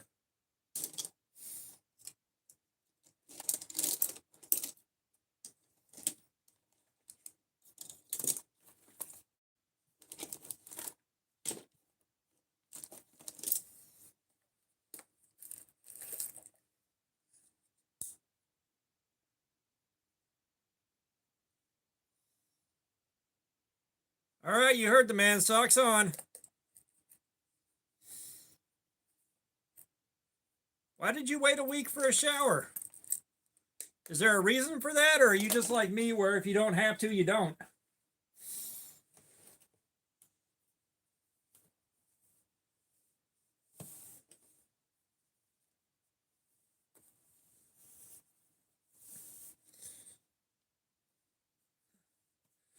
No, Chris, the sock game is hit or miss. The sock game is real hit or miss. Ugh. Yeah, like when I wasn't working, I'd have to talk myself into a shower, and it would be several days between showers. But the socks are on.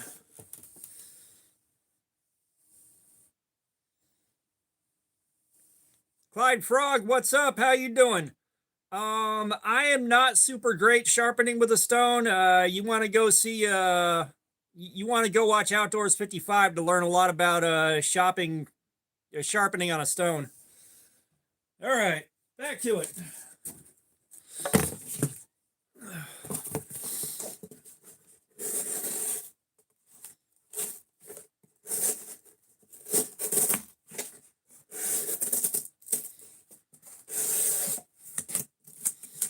There we go.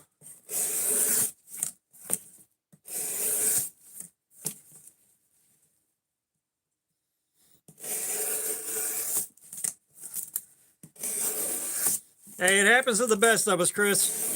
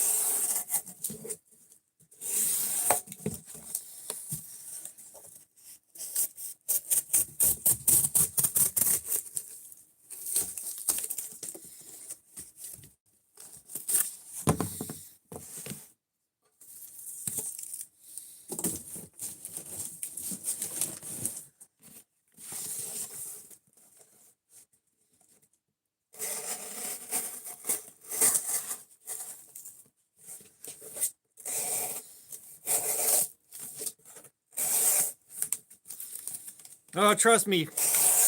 After shitting myself into the hospital, I know how to trust a fart. All right, Alone Wolves, we'll see you later.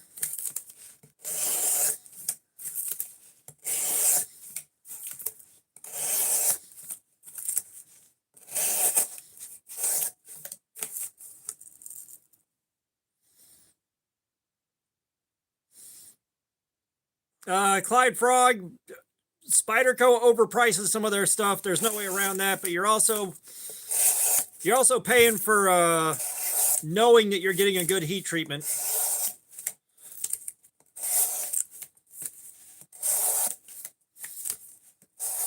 Like, you are paying the Spyderco tax.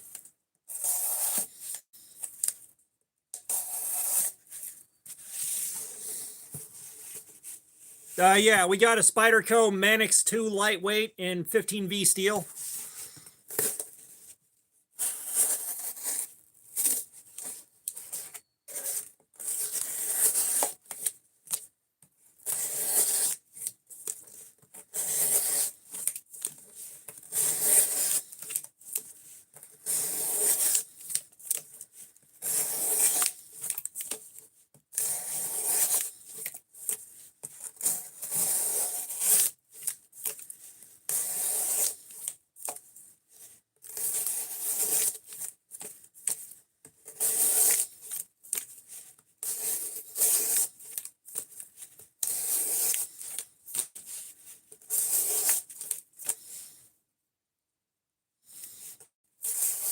Yeah, the Tenacious is okay, but it is really overpriced. Like, God, the Tenacious is overpriced.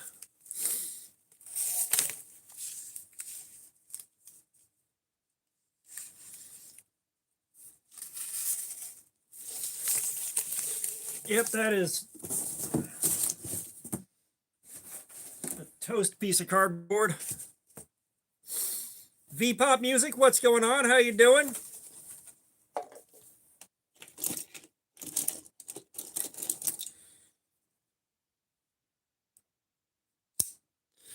But yeah, there's a Spyderco Tenacious right there. Which, did I sharpen it after the last use?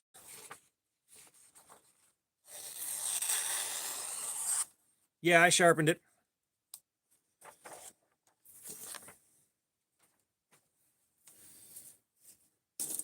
You know how it's time to change Grandpa's diaper? Depends.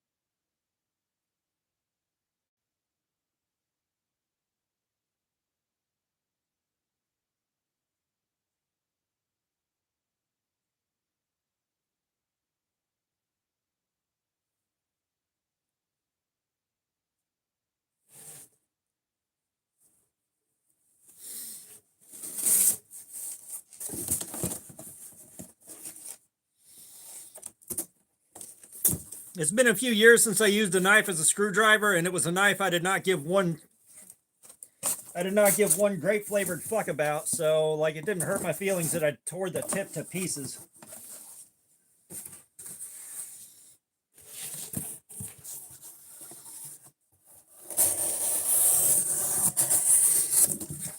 Yeah, it's just a shame Cutlery Lover kind of lost the plot.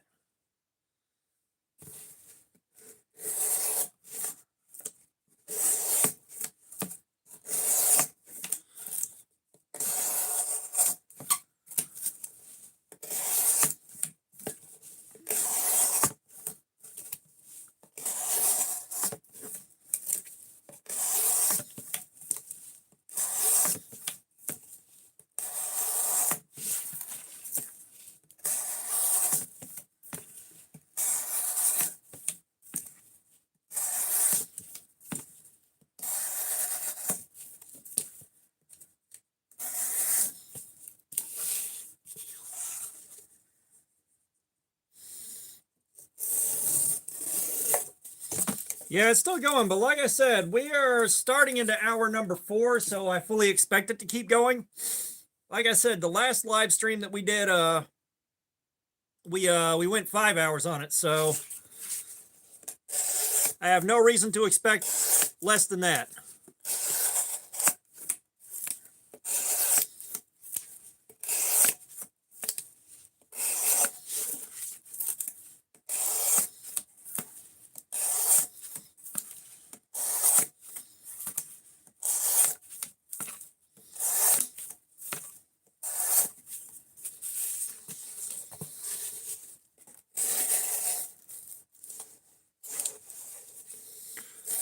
No, so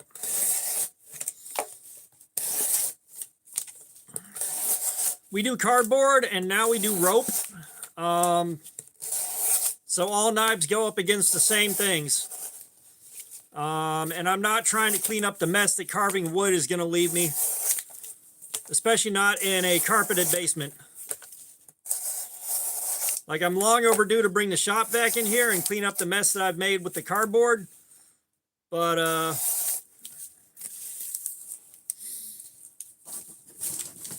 have yet to do that.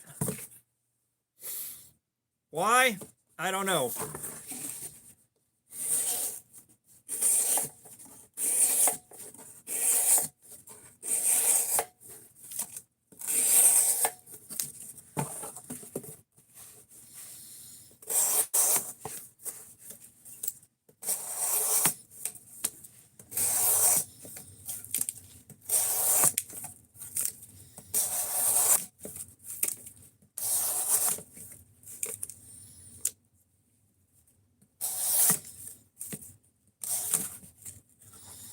Damn it. Come on.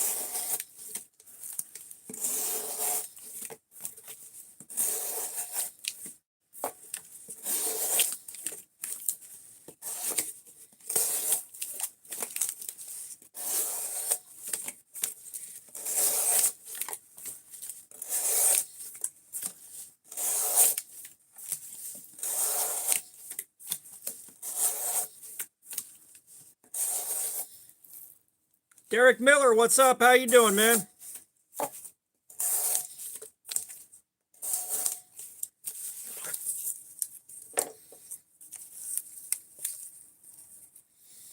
Yeah, we are going to sharpen it. I don't like leaving knives dull.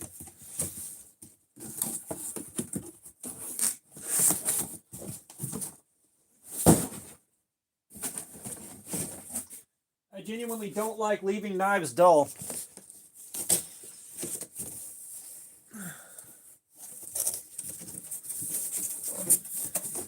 Like, we should be able to hit the end of this by the end of the live stream. I've got about 4 hours left before I have to go. This has been a 4-hour live stream so far. I don't want it to turn into an 8-hour live stream, but I also don't want to let the steel beat me.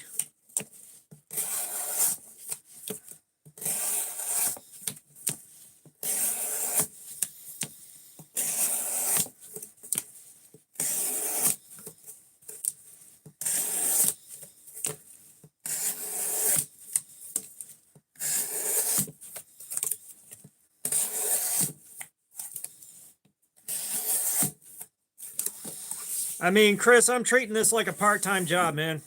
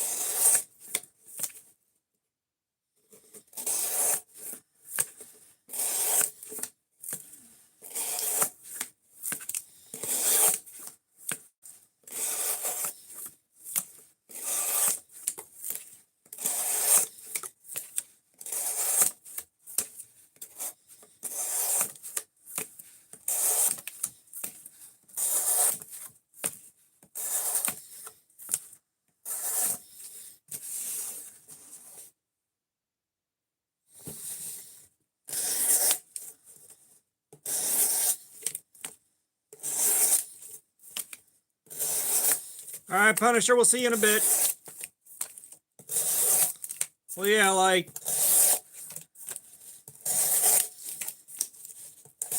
I want to see this through to the end.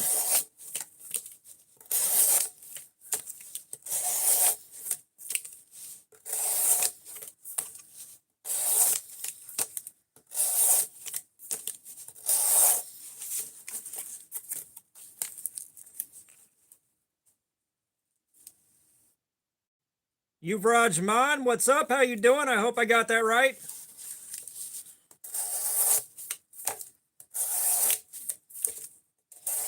Looks like we got India in the house.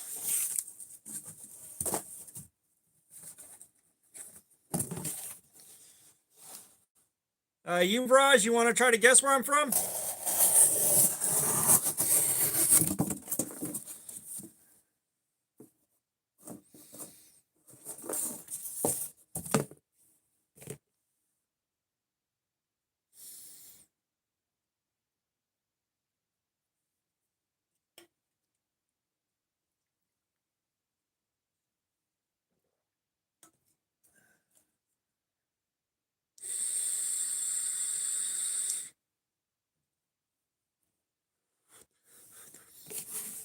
Derek, first off, I know a family of homeless orphans, and I dropped by their house, and their parents say that they can eat all the cardboard they want before I take it to get recycled.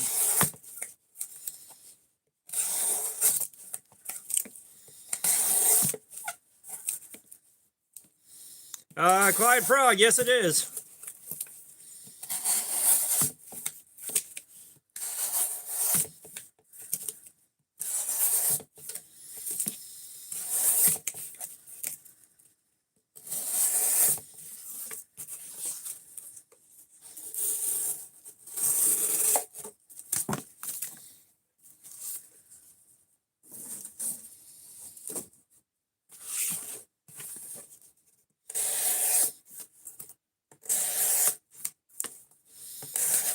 No, I've got a little bit of nicotine in there, not a lot, but it's definitely not nic free.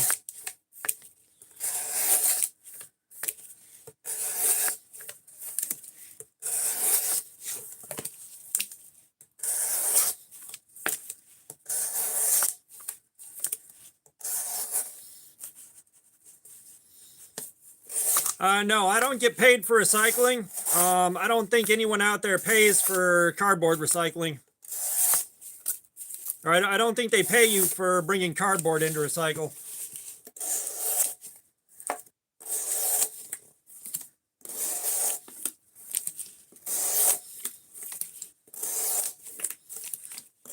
I tell you what, though, if they did,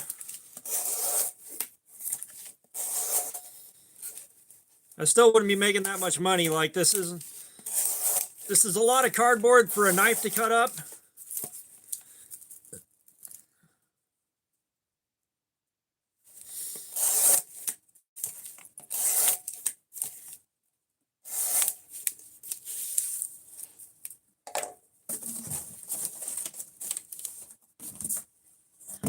I don't have a good way to sell this stuff.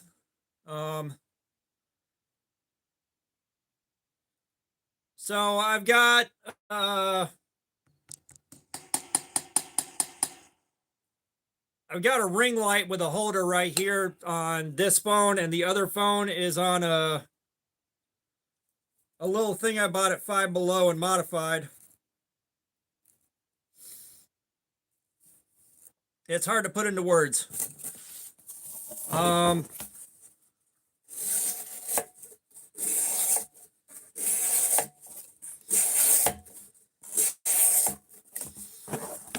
Hey, Woodinator, I don't think anybody needs Tinder bad enough to buy shredded cardboard from me.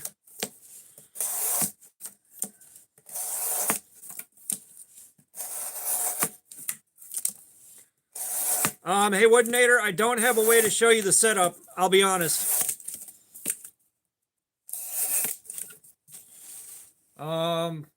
But it's just a $30 ring light with a phone holder.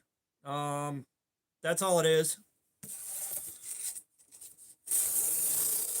Yeah, aluminum and steel, they'll pay you to recycle. Like, they'll pay you for aluminum and steel, but they don't pay you for cardboard. They don't pay you for cardboard, they don't pay you for styrofoam, and they don't pay you for dead pigeons. Don't ask how I know.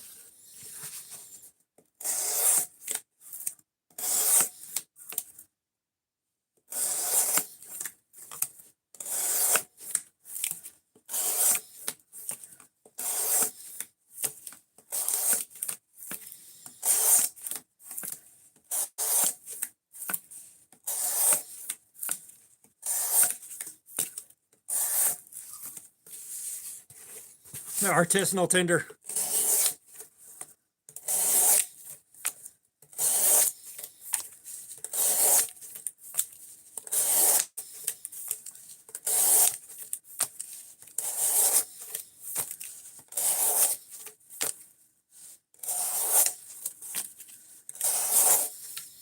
Well, like, we've got a cardboard baler at work. We baled the cardboard up, which is where the cardboard comes from to begin with. And then the store gets credit for recycling with the cardboard bales that we get rid of.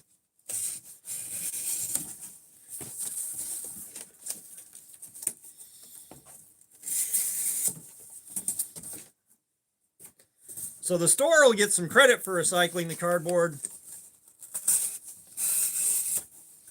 But, like, I'm not going to get credit for recycling it myself.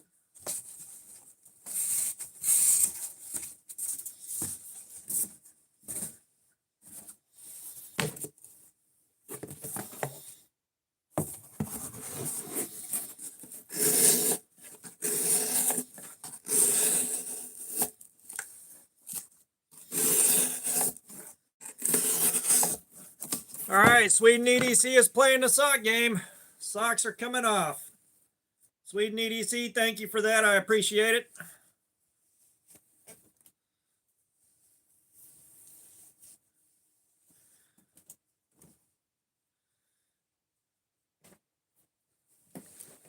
And socks are off. Thank you, Sweden EDC.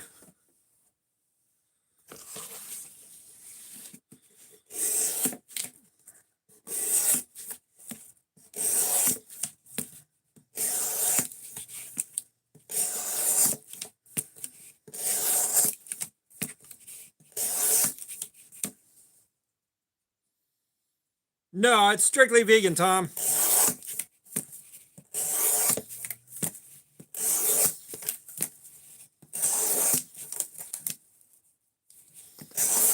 All right, socks are going back on. Thank you for that, Chris.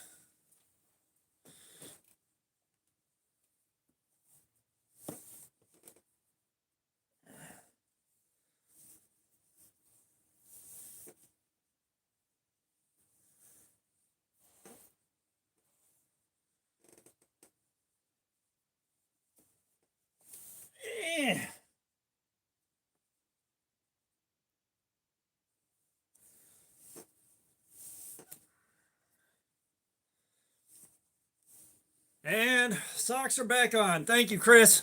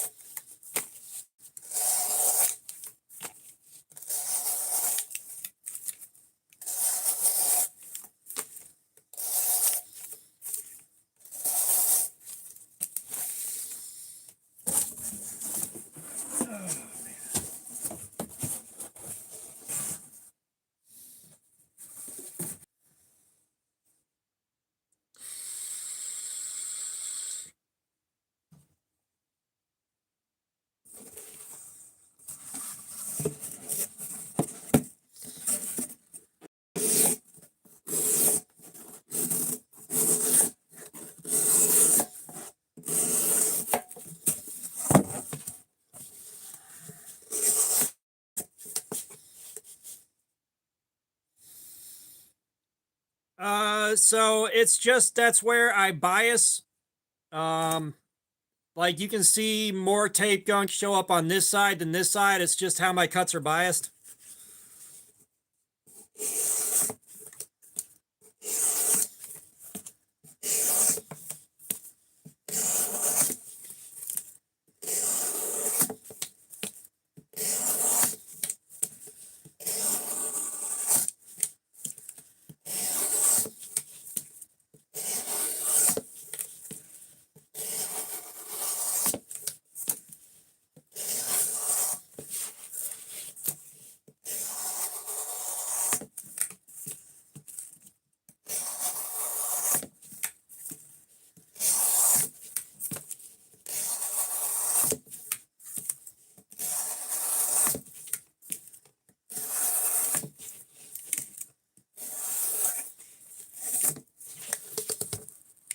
Yeah, my cut's biased to one side. No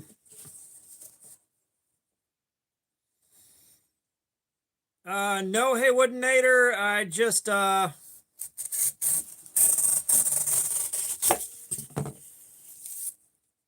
I'm just used to doing vertical live streams. At some point, I'd like to be set up where I could do a proper horizontal live stream, but the vertical live streams are working out pretty good for me so far, so we're going to be doing that.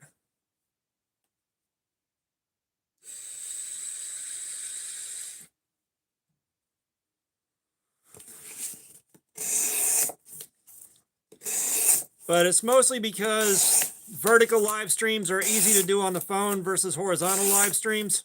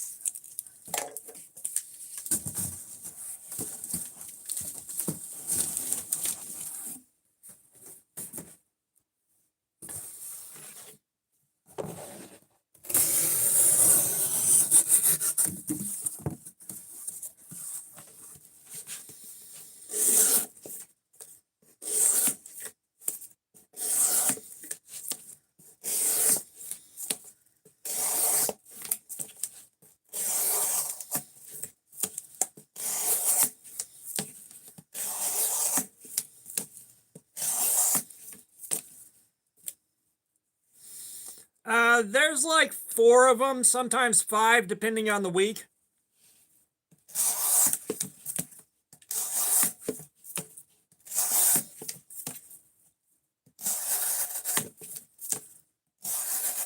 You know, their mom makes them eat vegan. It's not necessarily them doing it by choice.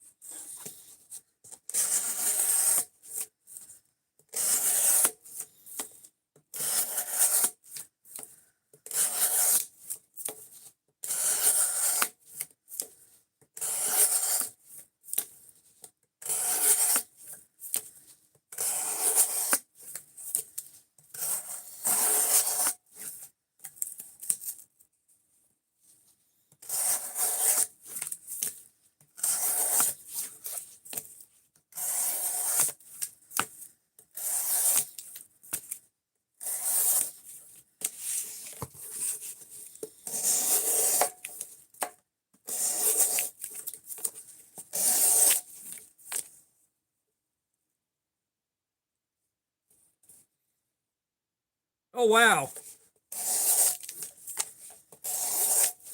Yeah, I imagine this looks pretty weird on a 55-inch TV. Maybe you can turn it sideways and rotate the screen.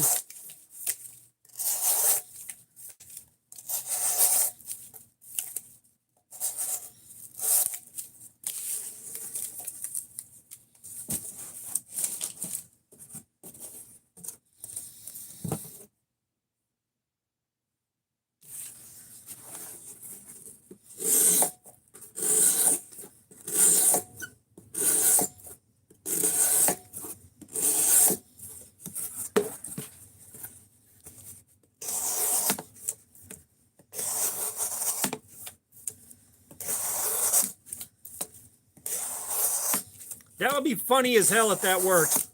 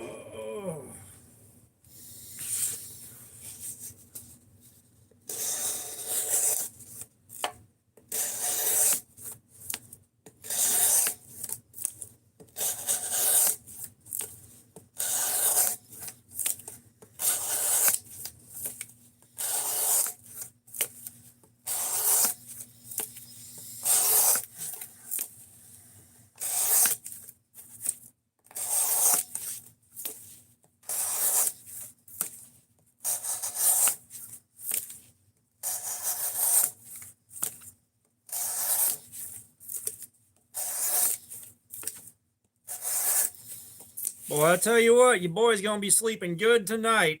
Fucking shit. I was tired when I started this.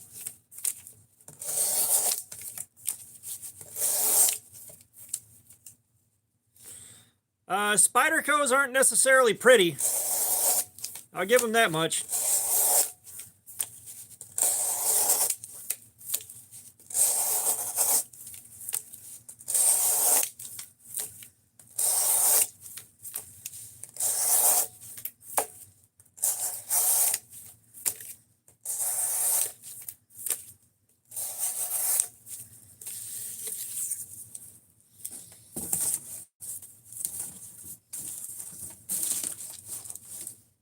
And my wrist is holding up okay, but we've also been doing this a lot.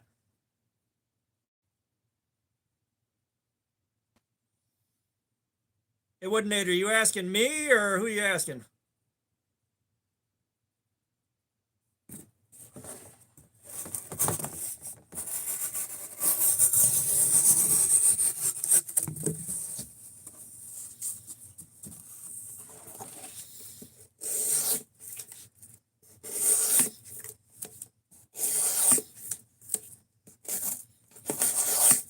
Oh no, I got a Boker Kalashnikov and the Desert Warrior back when they were limited runs. You know, they dropped the Desert Warrior and then they sold out within an hour, and then there weren't any more for a year. Back before they were no longer special.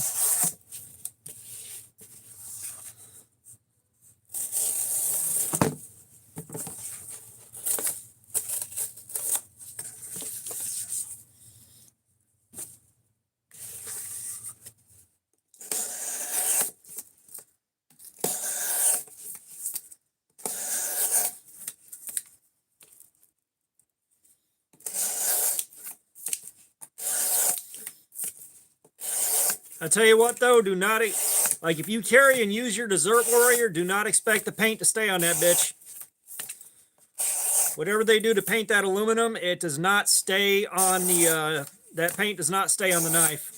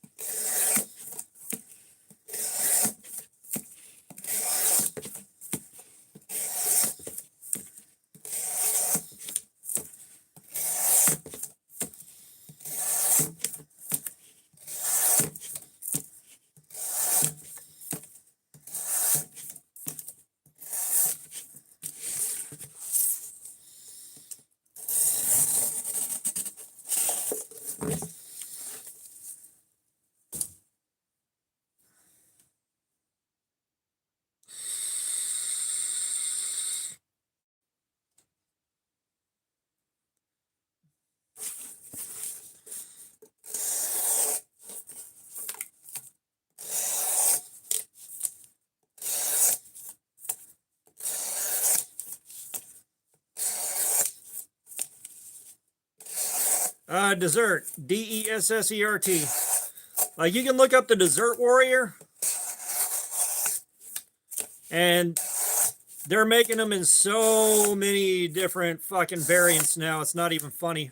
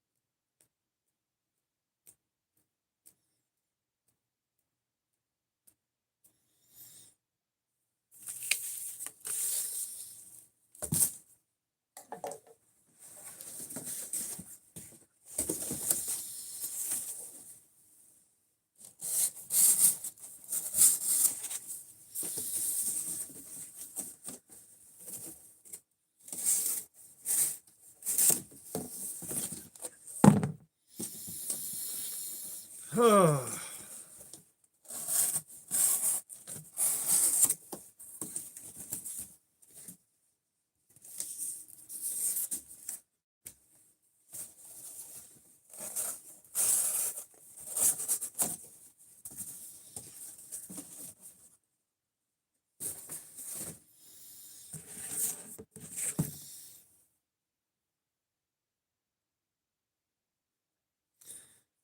Lone Wolves, are you talking about karambits? Karambits look cool, but they don't have a lot of utility, at least not for me.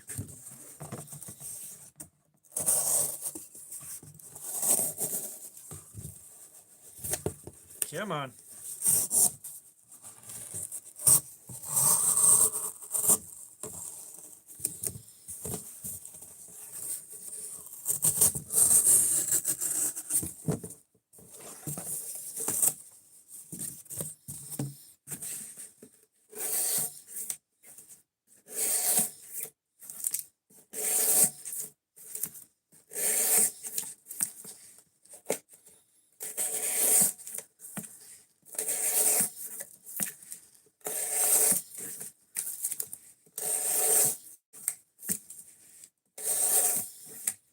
Butterfly knives are kind of the same deal. They're interesting to look at, and it's fun. It's cool watching other people dick around with them, but they're not for me.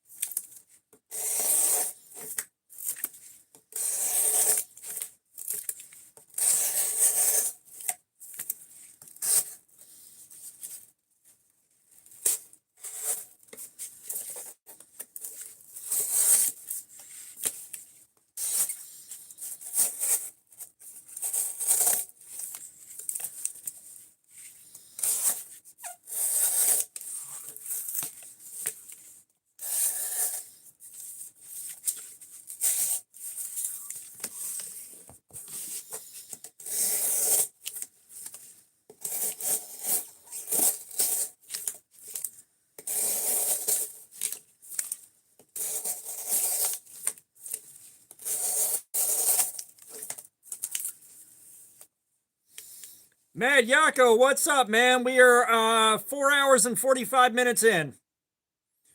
We are 4 hours and 45 minutes in, brother.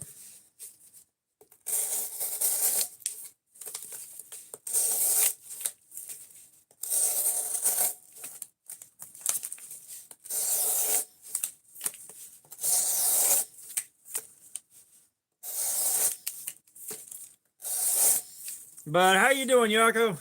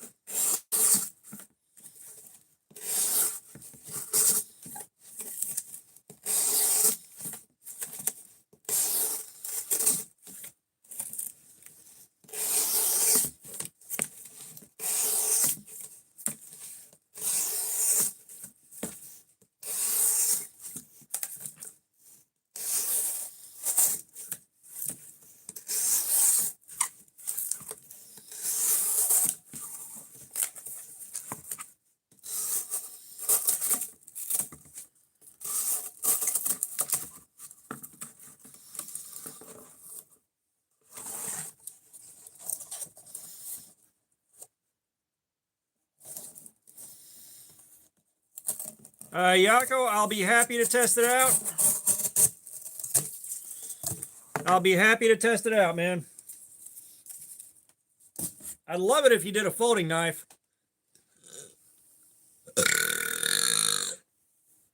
But, you know, you kind of got to take everything with a grain of salt. It really depends on how dialed in your heat treatment is and what kind of steel you're heat treating.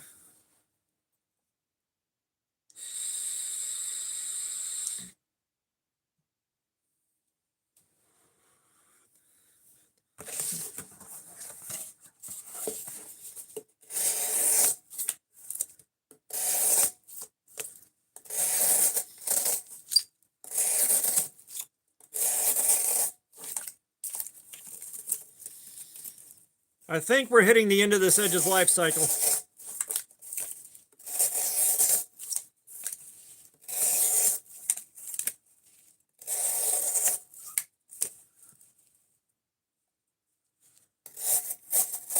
Just give me a thumb hole or a flipper tab. Give me a thumb hole or a flipper tab and I'm happy.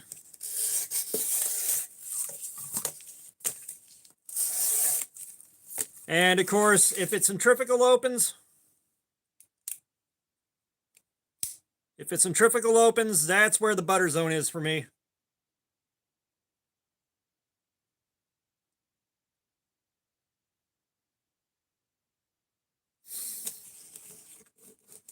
Yeah, like I said, I'm looking forward to that, man. I am looking forward to that.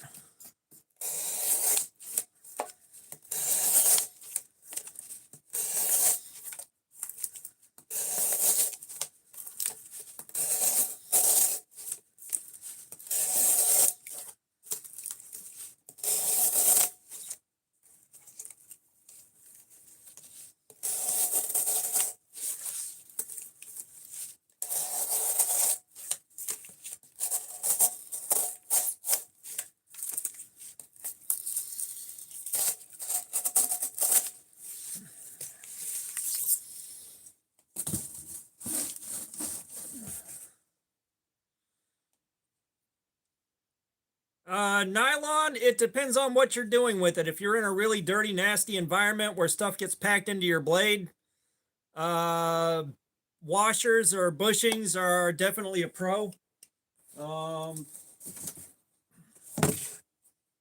Even if you're just general city carry and not that heavy of a user, they're not that big of a deal.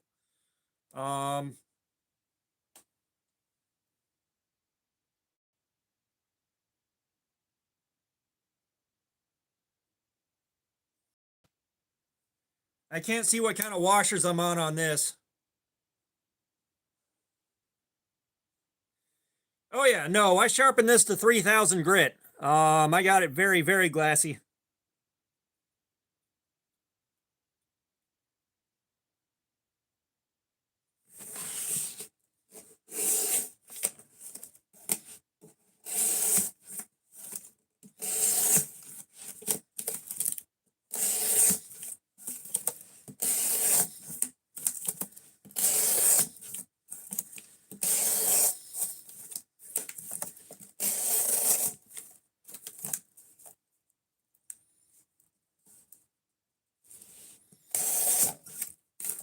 Ma 1313, what's up? How you doing?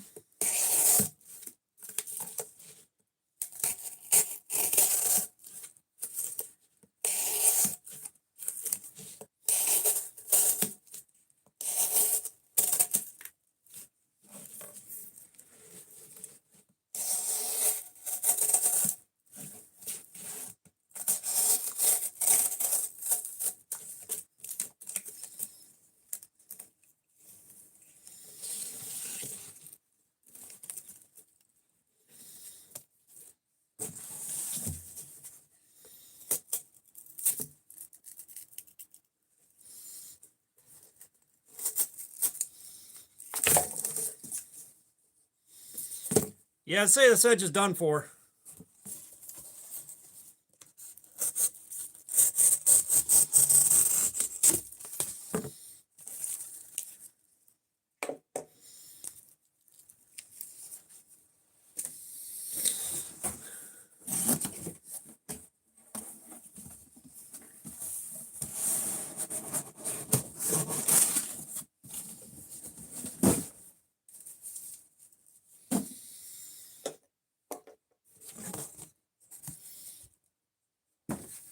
Well, it had been dropping off for a while, and I know that one piece of cardboard wasn't happy about being cut up to begin with, but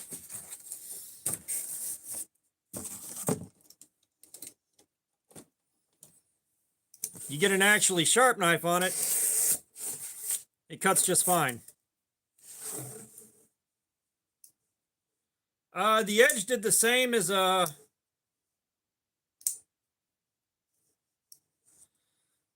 the edge did the same as the factory edge, basically.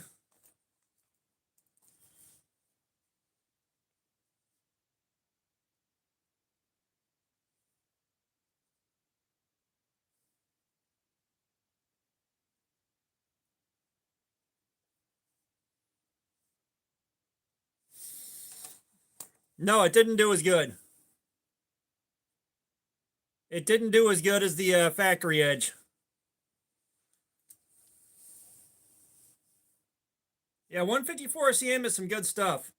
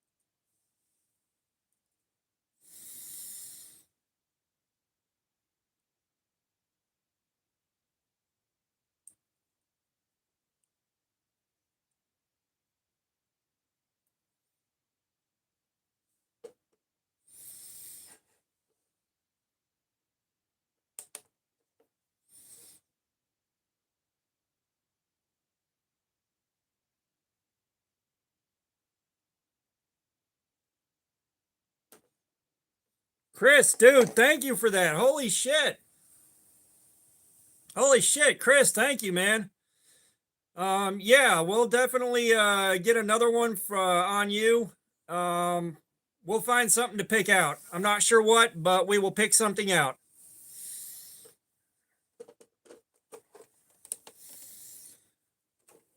I know I'm not going to get a good reading off of that. But Chris, thank you, man.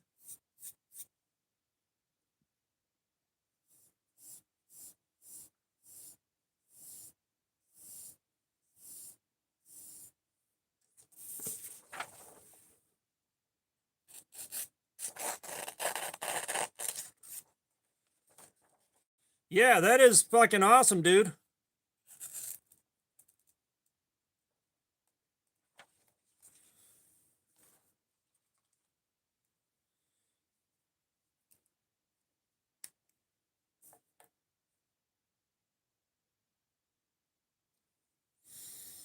Okay, let's try that out.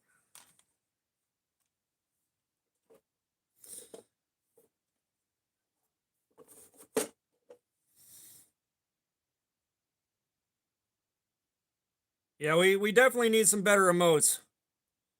Yeah, Chris. And you guys, if y'all don't already know, Chris has a channel. If y'all want to drop by and give him a sub, um, he is just now starting his channel off, so he's doing shorts on YouTube.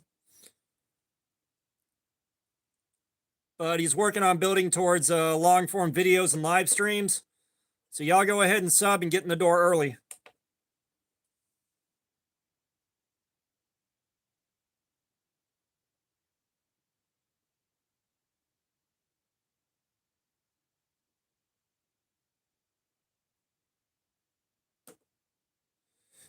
Yeah, 564.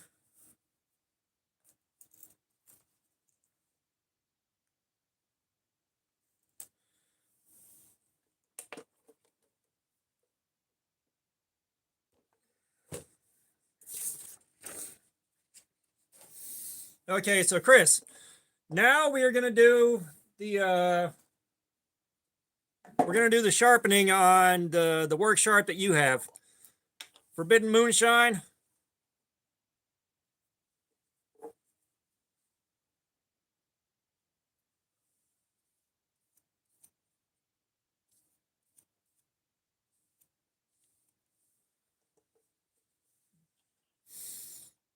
You see his profile picture next to his name. Tap his profile picture next to his name, and then it should say go to channel.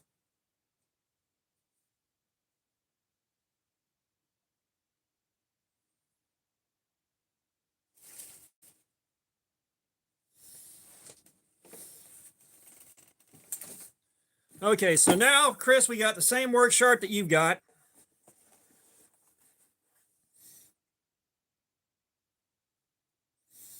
Yeah, like if I tap on Sweden EDC, I see report remove, but channel activity, go to channel, put user in timeout.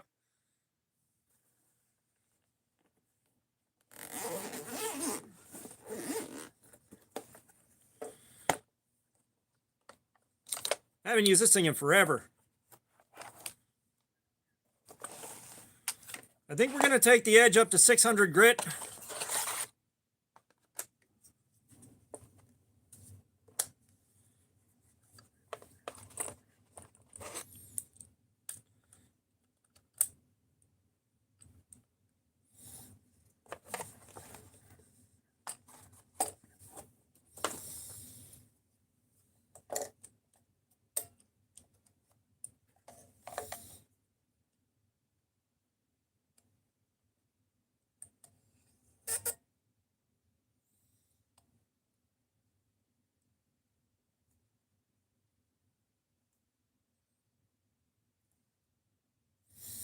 All right, so I've got it locked in the clamp.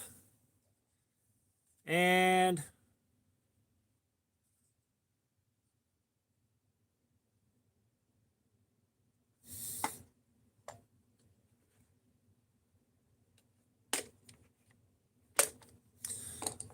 so I've moved it down to 17. We are at 15 on this side and 2 on this side, so this should be 17 degrees. I'm going to go ahead and pop the dingus end in here.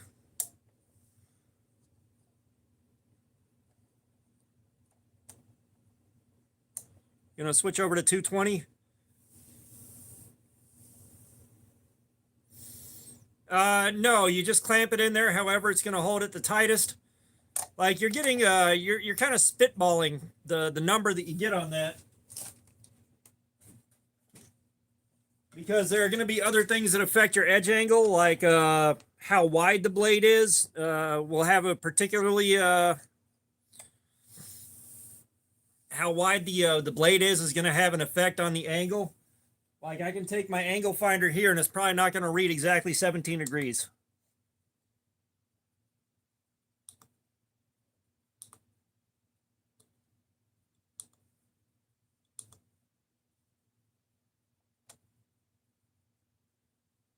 See, like I got 17.25 here, or 17.5, but it's going to get you really close.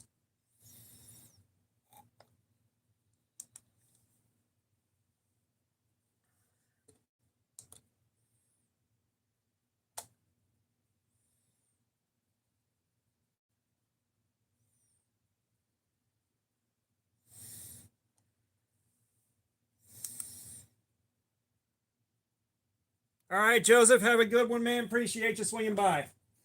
Now, something you can do that I like doing is go ahead and take a magic marker or a dry erase marker or something and mark the edge so you can see how much material you've removed and whether or not you've apexed.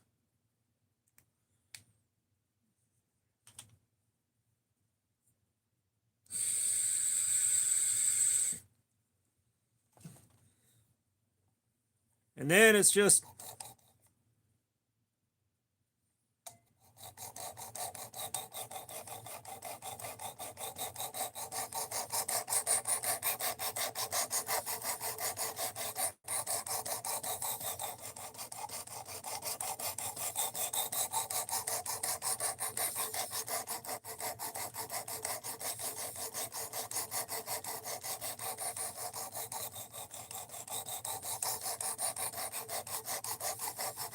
I'm giving it a little bit of pressure. I'm not pushing down crazy hard.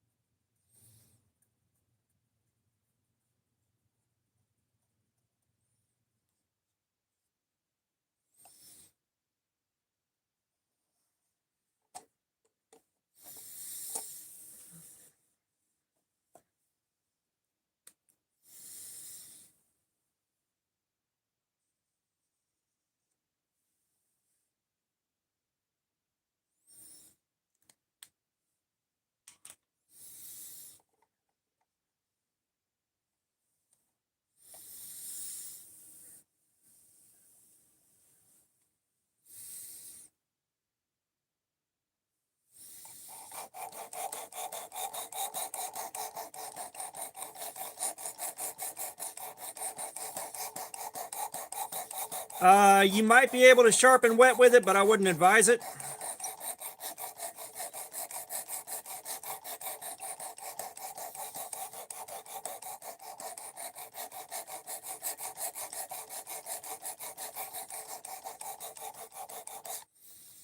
I mean, it's just simple diamond plates. So with this right here, well, you don't need to, and sharpening wet with this system can cause the steel to rust that's holding the, it can cause your plate to rust around the diamonds.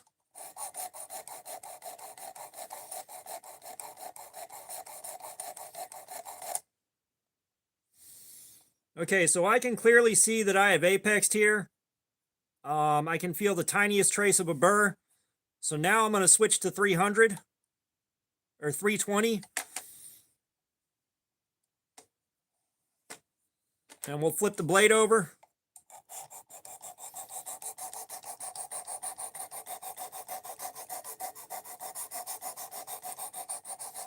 And you just go until you feel the, these are flat. But you just go until you feel a burr pop up on the other side. You know, you'll feel here, and you can usually feel a burr. Yeah, so this right here, if you press down on it, you got to press down on it pretty hard. It flips. I am more prone to just taking the whole thing out and flipping it over like that, just to make life easier. Yeah, like I tend to take the whole thing out.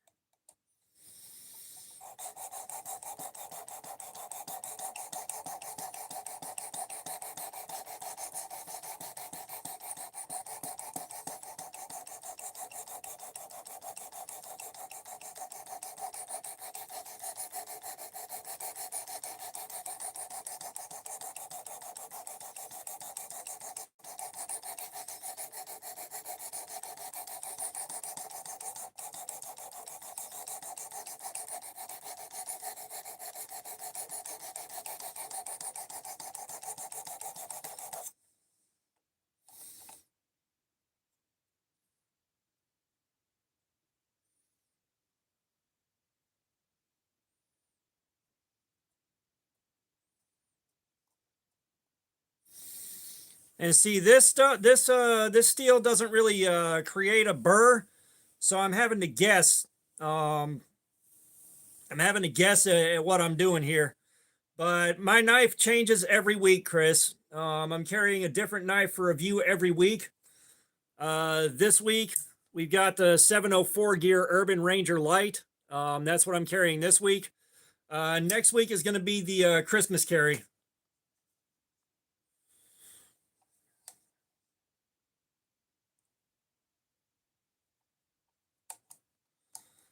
Now we'll switch up to the 400 grit.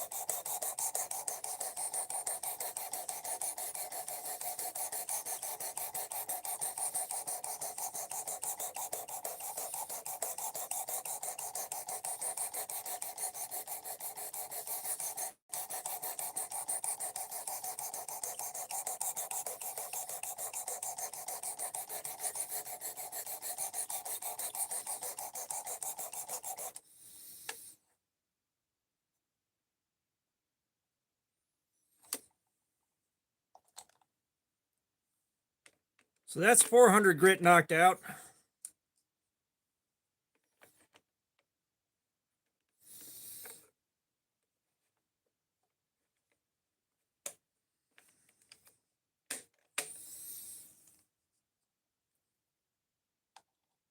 And then I've got the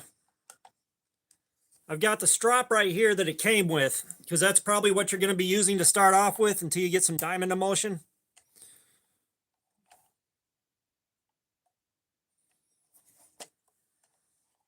So all you're going to do is drag the strop backwards.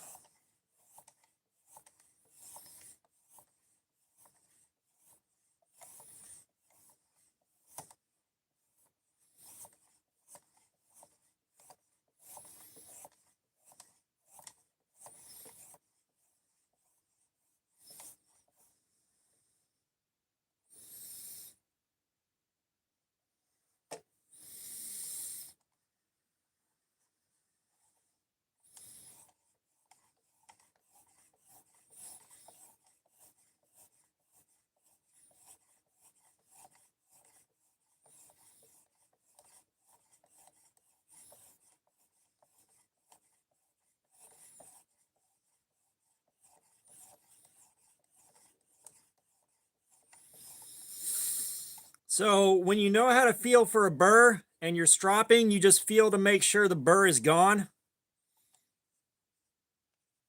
And then once the stropping is all done,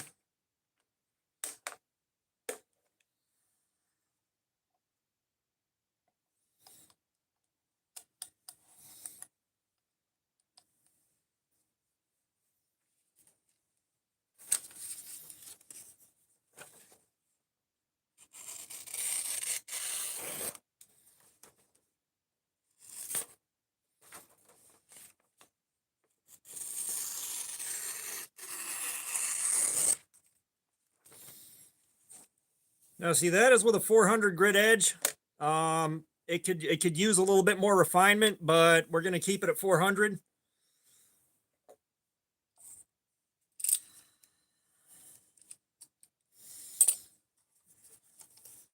Aiden, what's up? No, I'm showing I'm showing Chris Kits how to use the precision adjust that he just bought.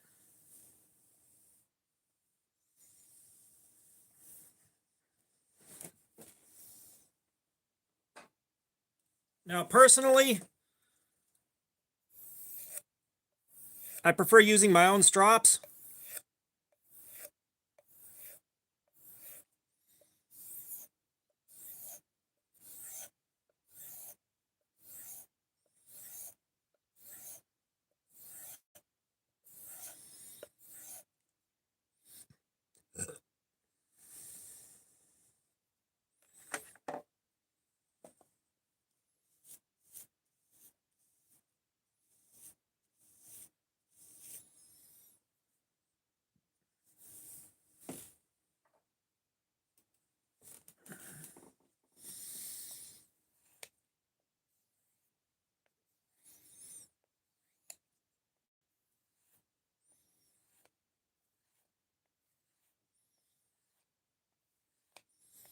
Speaking of which, Chris, I forgot.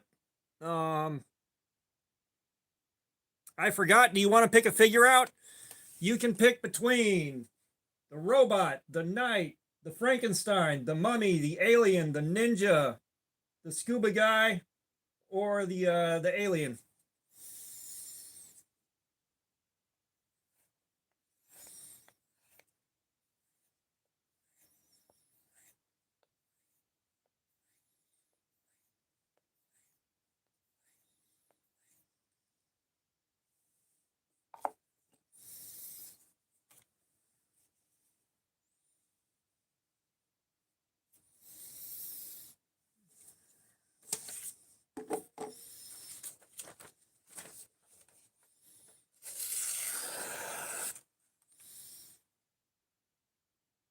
Now you see the difference between the first cuts and that cut?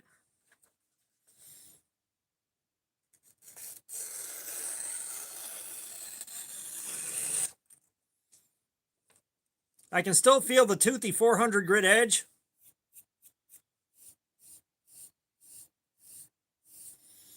But you see how much cleaner that cut was off of a nicer strop with better material?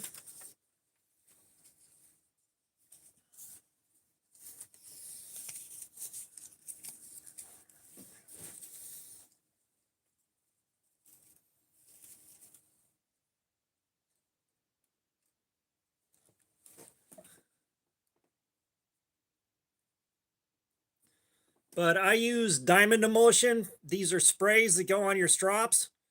And this has got diamond floating around in the liquid. And that's what makes these strops work so well.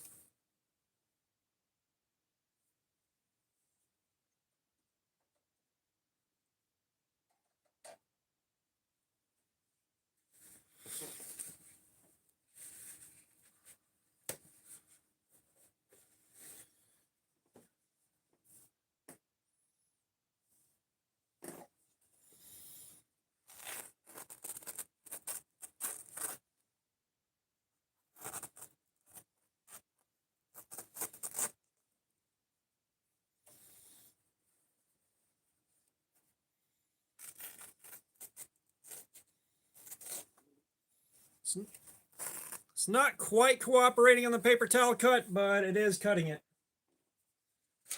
Let's see if it'll do notebook paper. Yep.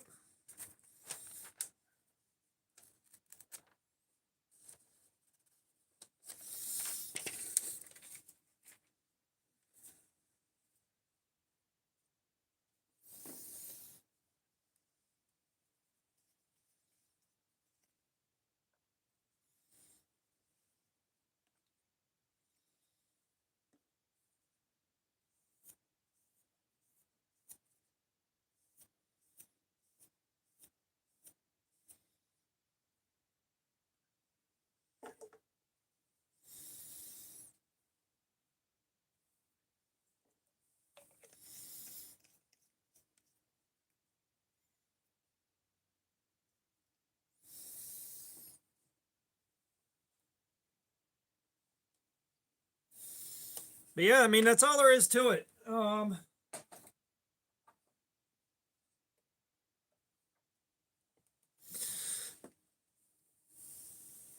But trust me, you want to get the extra set of stones. You want to get the extra set of stones so you can go up to 800 grit and then do the ceramic. You really, really want that.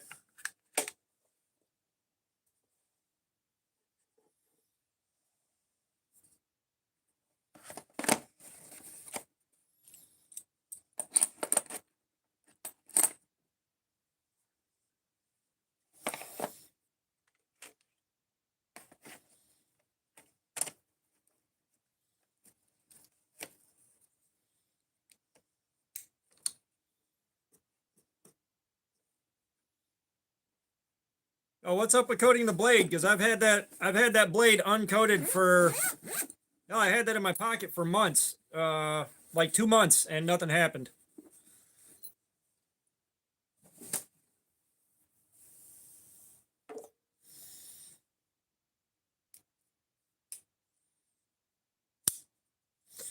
The verdict is it's a good steel. That being said, it wasn't so happy being sharpened up to 3,000 grit. It wasn't happy being sharpened up to 3,000 grit, and then highly mirror polished.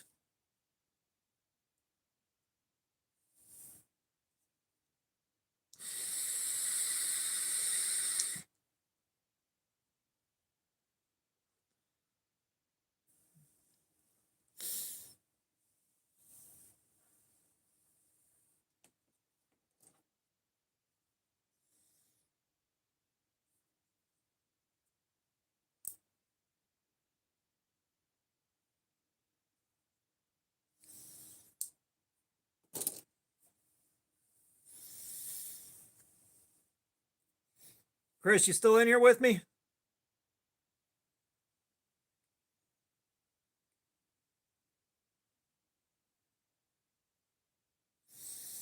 With that particular steel with the carbides. Okay, cool. Yeah, I just wanted to make sure you caught all that, Chris. But no, so I would probably do 400 or 600 grit instead of 3,000 on a steel with carbides that poke out, kind of like this one.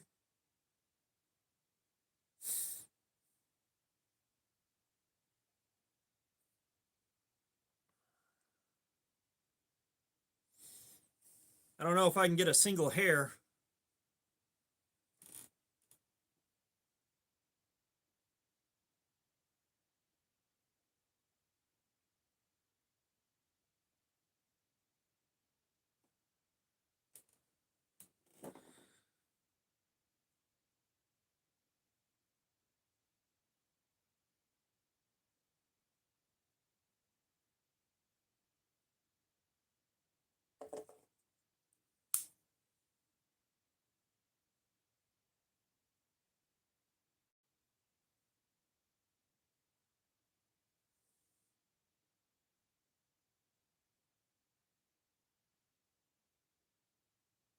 Yeah, we're not hair whittling.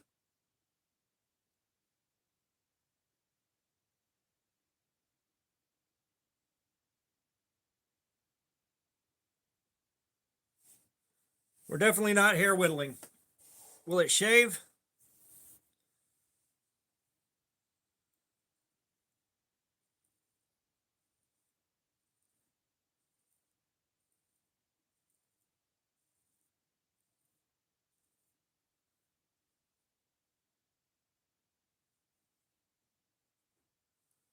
Oh, we're definitely shaving.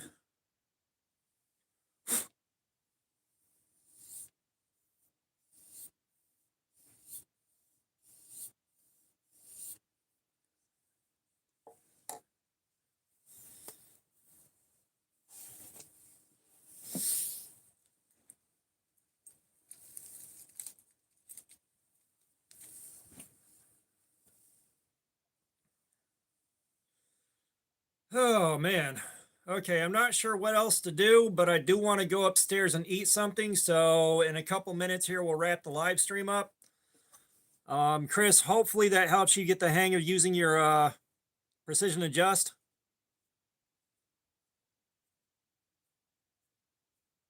I hope.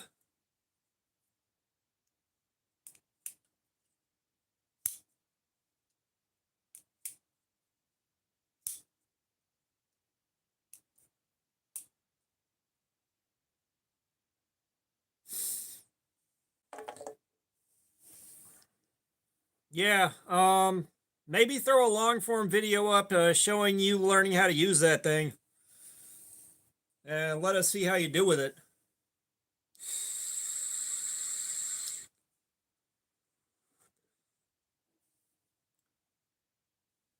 Yeah, Evil Twin.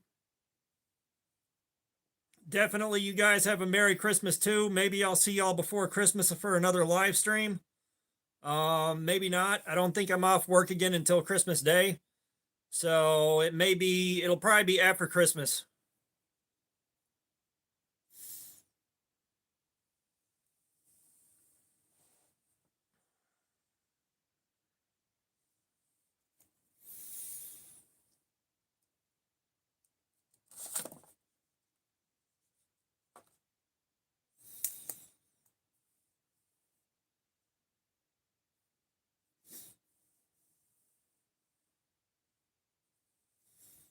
Yep. All right, guys. Y'all have a good one. I'm going to curb the live stream here. And yeah, I'll see you guys again after Christmas. All right. So y'all have a good one. I'll see you later.